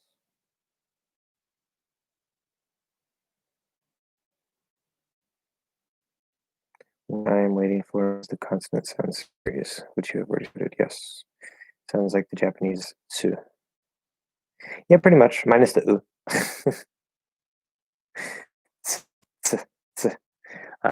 I think also in Japanese, because this combination, it never happens. I don't think it ever happens at the start of an English word. Like even the word tsunami, which we borrowed from Japanese, we don't say tsunami in English. Some people might say it that way if they're aware that that's like the original pronunciation, but the natural way to say that is tsunami. We drop the T and just make it an S.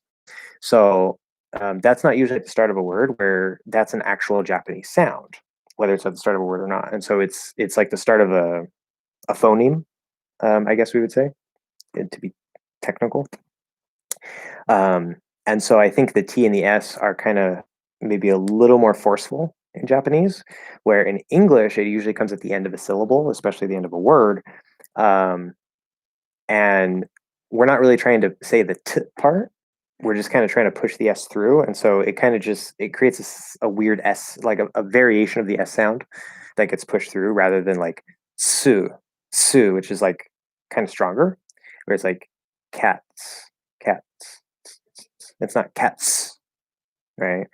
Although I guess you could make it louder if you wanted, but yeah, it's basically the same. It's like 99% the same.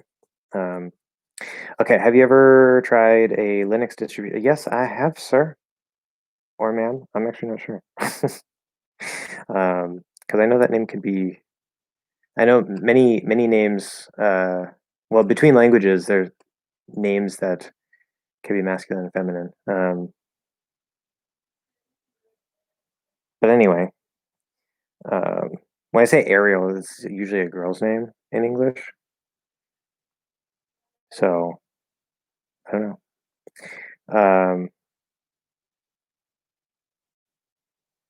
I don't know. Is Ariel like Gabriel? Because oh yeah, because in Spanish I think it's Gabriela or something. Is the female one?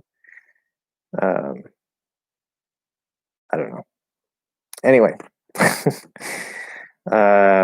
so have I tried a Linux distribution? Yes, I love Linux. Unfortunately, I'm running Windows. I'm stuck with Windows. Well, stuck. This computer is quite expensive, and I don't want to mess with potentially breaking it. But yes, on my laptop there, I have Linux.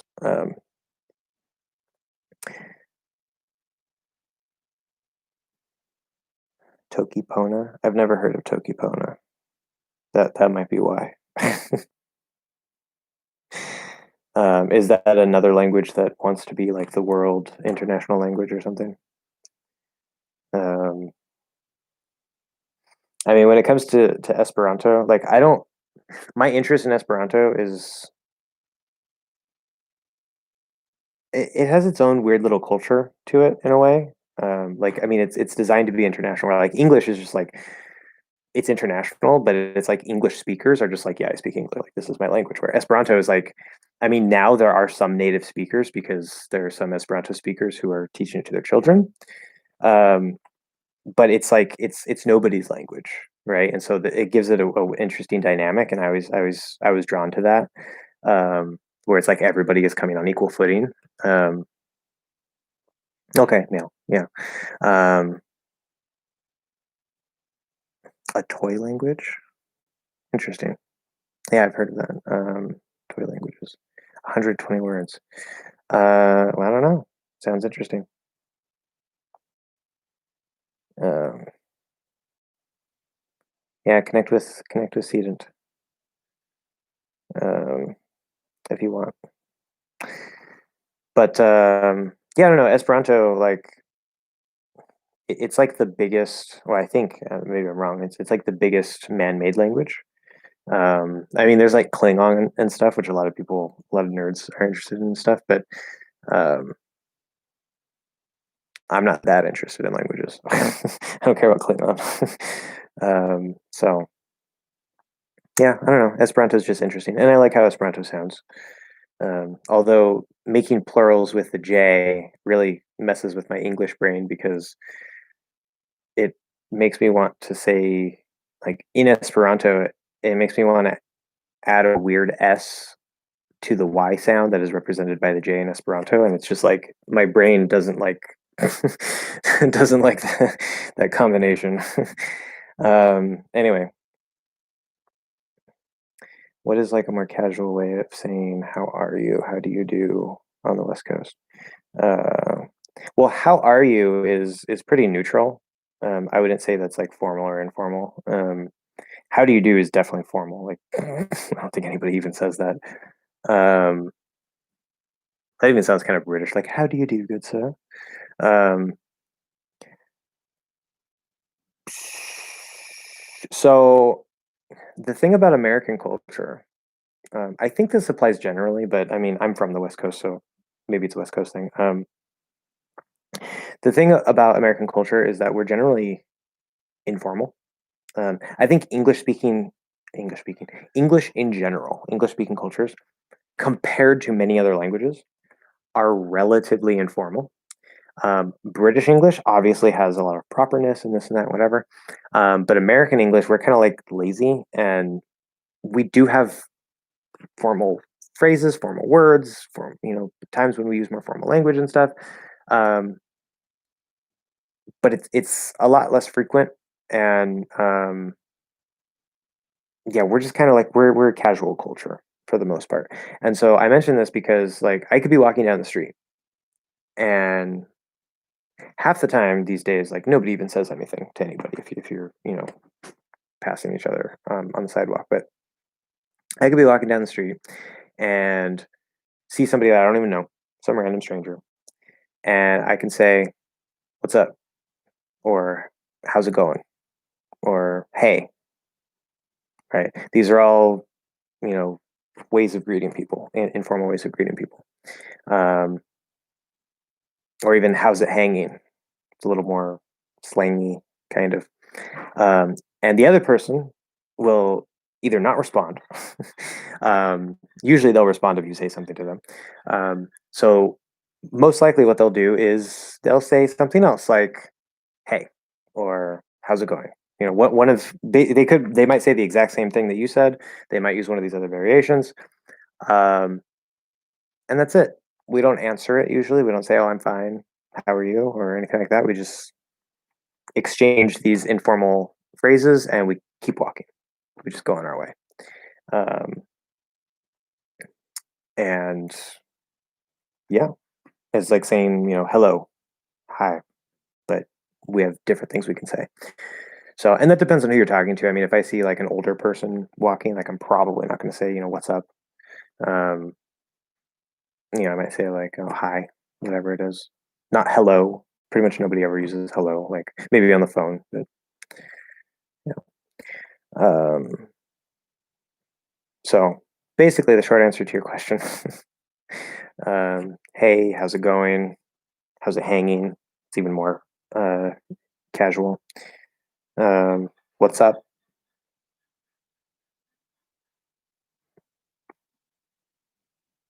I feel like there's more. A more informal version of what's up is sup. You drop the what part and you say sup. Um, yeah.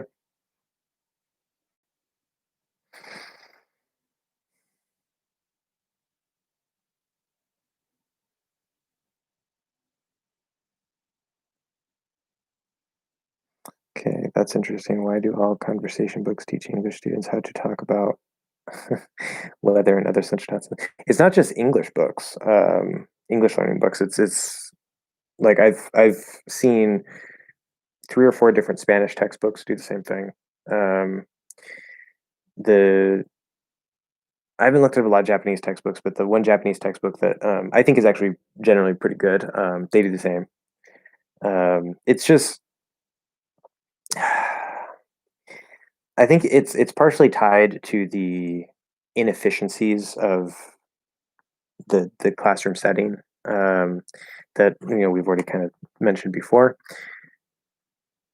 but it's also because like these are like kind of easy things, right? It's like it's something concrete, right? Like if you go and you have an actual conversation with somebody, who knows what you're going to talk about, right? Like if you both like cars, you might talk about cars, you might talk about politics, you might talk about whatever. Um, but it's like, what's something that any person might potentially at some point talk about? The weather, right? And then of course, you can tie that into adjectives. Okay, hot, cold, right? Which that you can then apply to other things depending on the language. Sometimes it'll change if you're talking about the weather or an object or even a person. I think Japanese makes a distinction between cold objects and cold people, like cold temperature for people. Um,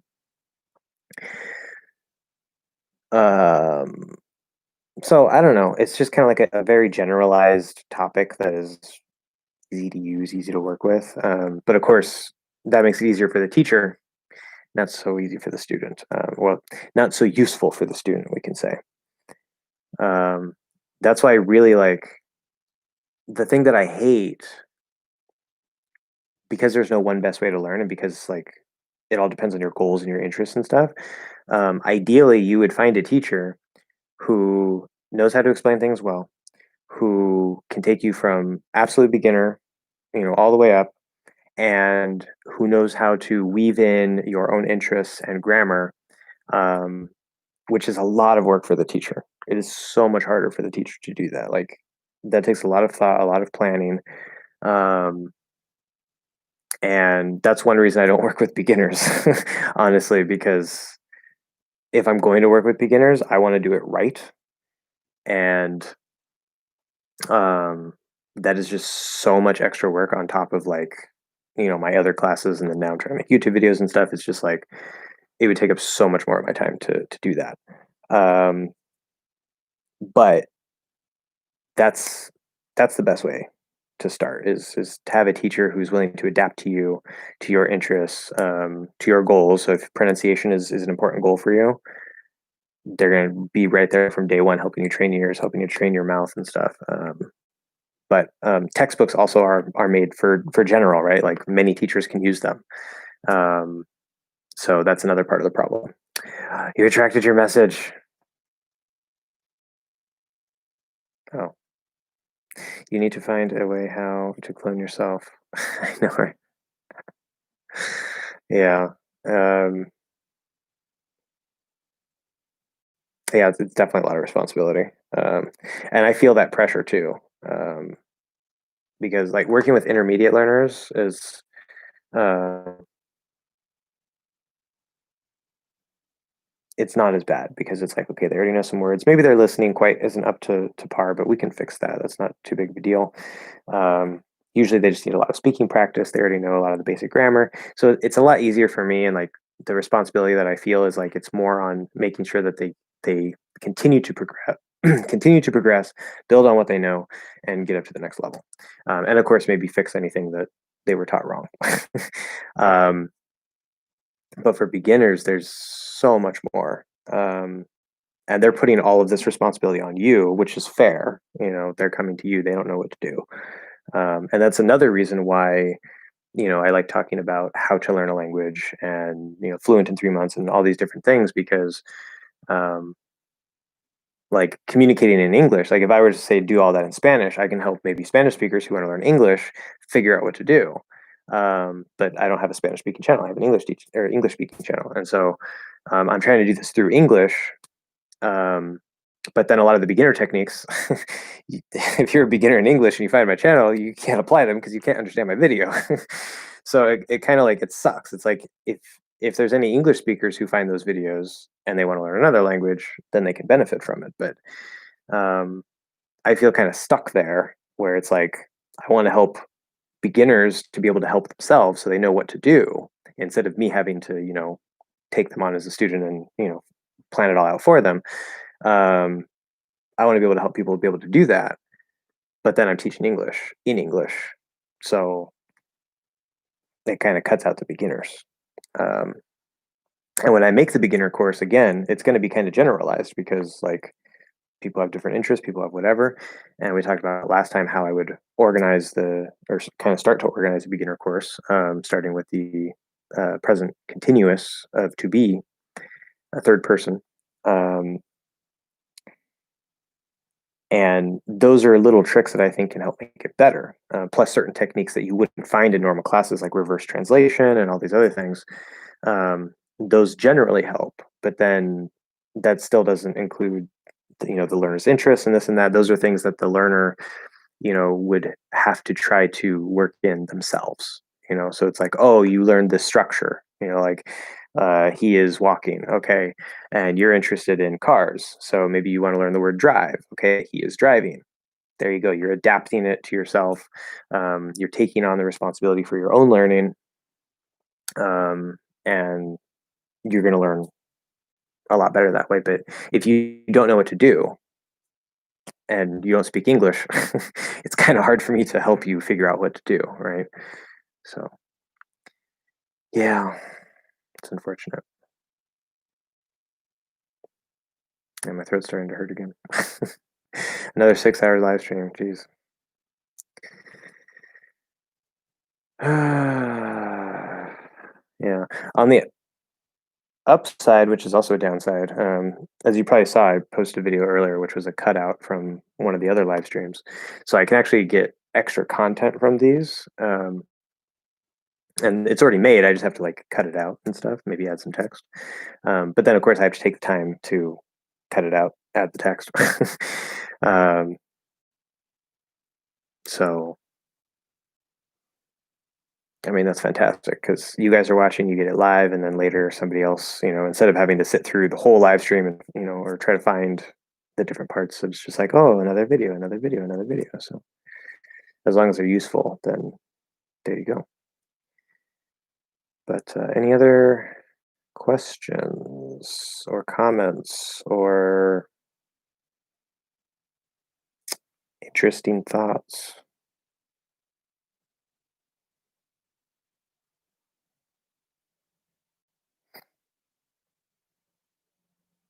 Cat's still here. Cat is still here. I understand that's a great idea how to extend your content. A lot of great questions get asked during these, besides questions you don't want to talk about. The inside joke. That's going to be our inside joke for the hardcore live stream audience.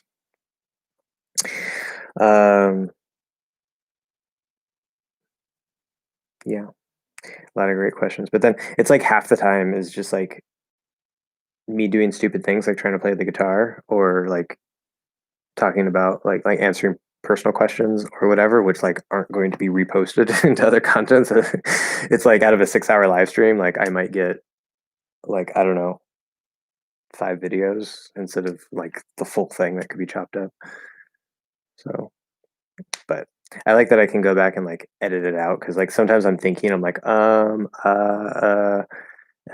and in the video I could just go back and cut those out. But those are the most iconic moments. I know.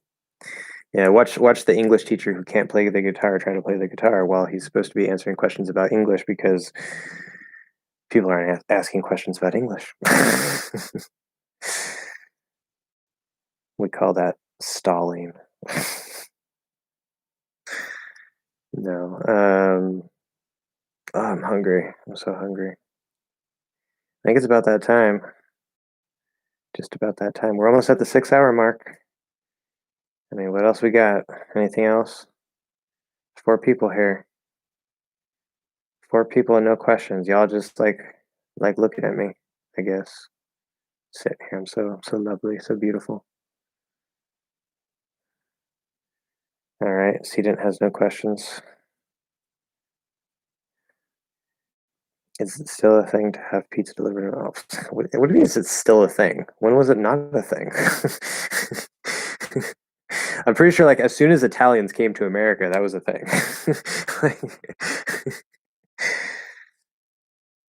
Yeah, no. Especially these days with the pandemic. Like, I mean, these days, I mean, yeah, more things get delivered. Pizza is like the traditional delivery thing. Like, if you wanted a burger or something, you would like go to McDonald's and order something. But now that we have all these, the pandemic and the DoorDash and other apps where you can order stuff, other things are ordered, but pizza is still ordered. Yeah. I get the feeling people, especially in Cali, are obsessed with healthy food. Yes and no. Yes and no. A lot of Americans don't care. Um, I think a lot of that impression comes from probably the West Coast and maybe the East Coast, um, but especially the West Coast. California, like stereotypically, Californians are like health conscious and health nuts, and we all like work out and eat healthy and all this stuff. And it's like, no, not really. Like I don't even work out. I know I should. In fact, I have these exercise bars here, and I put them there because they were in my closet, not being used, and I put them there, and I barely used them. um, I want to build an exercise routine, and get into better habits. But right now, like I don't usually exercise. I mean, I'm vegan, as you can tell from the shirt. That doesn't mean I eat healthy. There's lots of junk vegan food here. But I try to eat healthy. Yeah. I'm not afraid of oil and fat and cake and whatever, as long as it's vegan. Like, I don't care. Um, so yeah, but there probably are a lot of people here, especially in Silicon Valley and Hollywood, that area that are much more health conscious and stuff and whatever. But not all of us, no. Um, in fact, I wish that I was like obsessed with healthy food and fitness and stuff because I'd probably be in much better shape. Yeah. Of course, my problem is actually I don't eat enough food, which as a vegan is very problematic. Because if you're eating meat, like one of the only good things about eating meat is that it has much more. The food is much more calorie dense in meat. Um, so I mean, being vegan, you have to eat more food, which is like perfectly doable. There's not really much difference. You just eat more. But for most of my life, I've already haven't eaten much food in the first place. Like I just don't eat much, and so now that I'm vegan, it's like I'm starving all the time because I just don't eat enough food. It's an exaggeration, but yeah. And so whenever I do work out, it's like hard for me to build muscle because like even before I was vegan, it's not because I'm vegan. It was hard for me to build muscle because like I used to work out like every day, like I'd be lifting weights, I'd be doing all this stuff, and I wouldn't build muscle after like 3 4 months because I just wouldn't eat enough food. So yeah, that's my problem. First world problem, right? Third world, they don't have enough to eat. First world, I just don't eat enough. So yeah.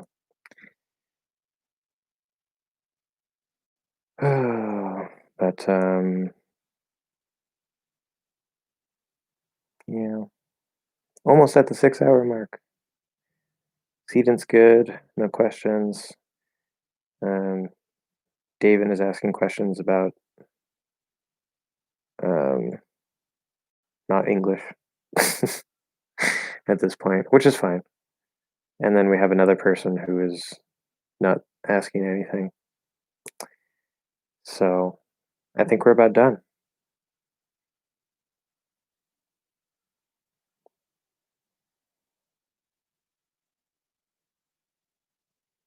I know it takes a minute to type, so if I don't hear anything in a moment, then I guess we'll go. I know. It's always so weird to end these because like I don't want to cut anybody off. Like maybe somebody's typing or whatever. And it's just like you guys can hear me, but I can't hear you. It's like there's a lag because you have to type. I go back and forth, but I think you're funny and have a lot of interesting, fun stuff. Oh, cool. Well, thank you. I'm glad somebody thinks I'm funny because I don't.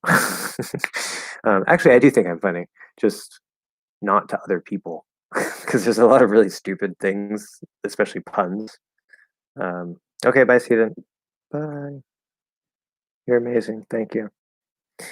Um, but yeah, I say a lot of stupid stuff that nobody else finds funny, but I do. So if you think I say interesting and funny things, awesome, because nobody else does. No, I'm staying until the stream ends. Oh, I see. You're such a dedicated, loyal fan. If that's the case, I think I'm just gonna leave the stream on, go get something to eat. No, I'll put the cat here, and you can just like look at the cat. Yeah. Okay. Well, I guess we're done. So, thank you guys. David was here for pretty much the whole time. Steven was here for pretty much the whole time. And I suppose the third person who tells me through people here. I guess Ariel's here. Um, I don't know, but whoever's here, thank you. And yes, thank you. You're welcome. And I will see you guys next week. Let's go ahead and pick a time before we go. The 22nd, next Thursday. I don't know. I did 7, then 3, and then 12. You have a good day as well for night, but you have a good day. Let's do the next one at, I don't know. I think 3 was a pretty good time. Let's do 2 o'clock, 2 p.m. my time. Yeah, you need a vocal rest. I do. I need a vocal rest. Okay. Yes. So next week, 2 p.m. my time. So thank you guys very much. I will see you later.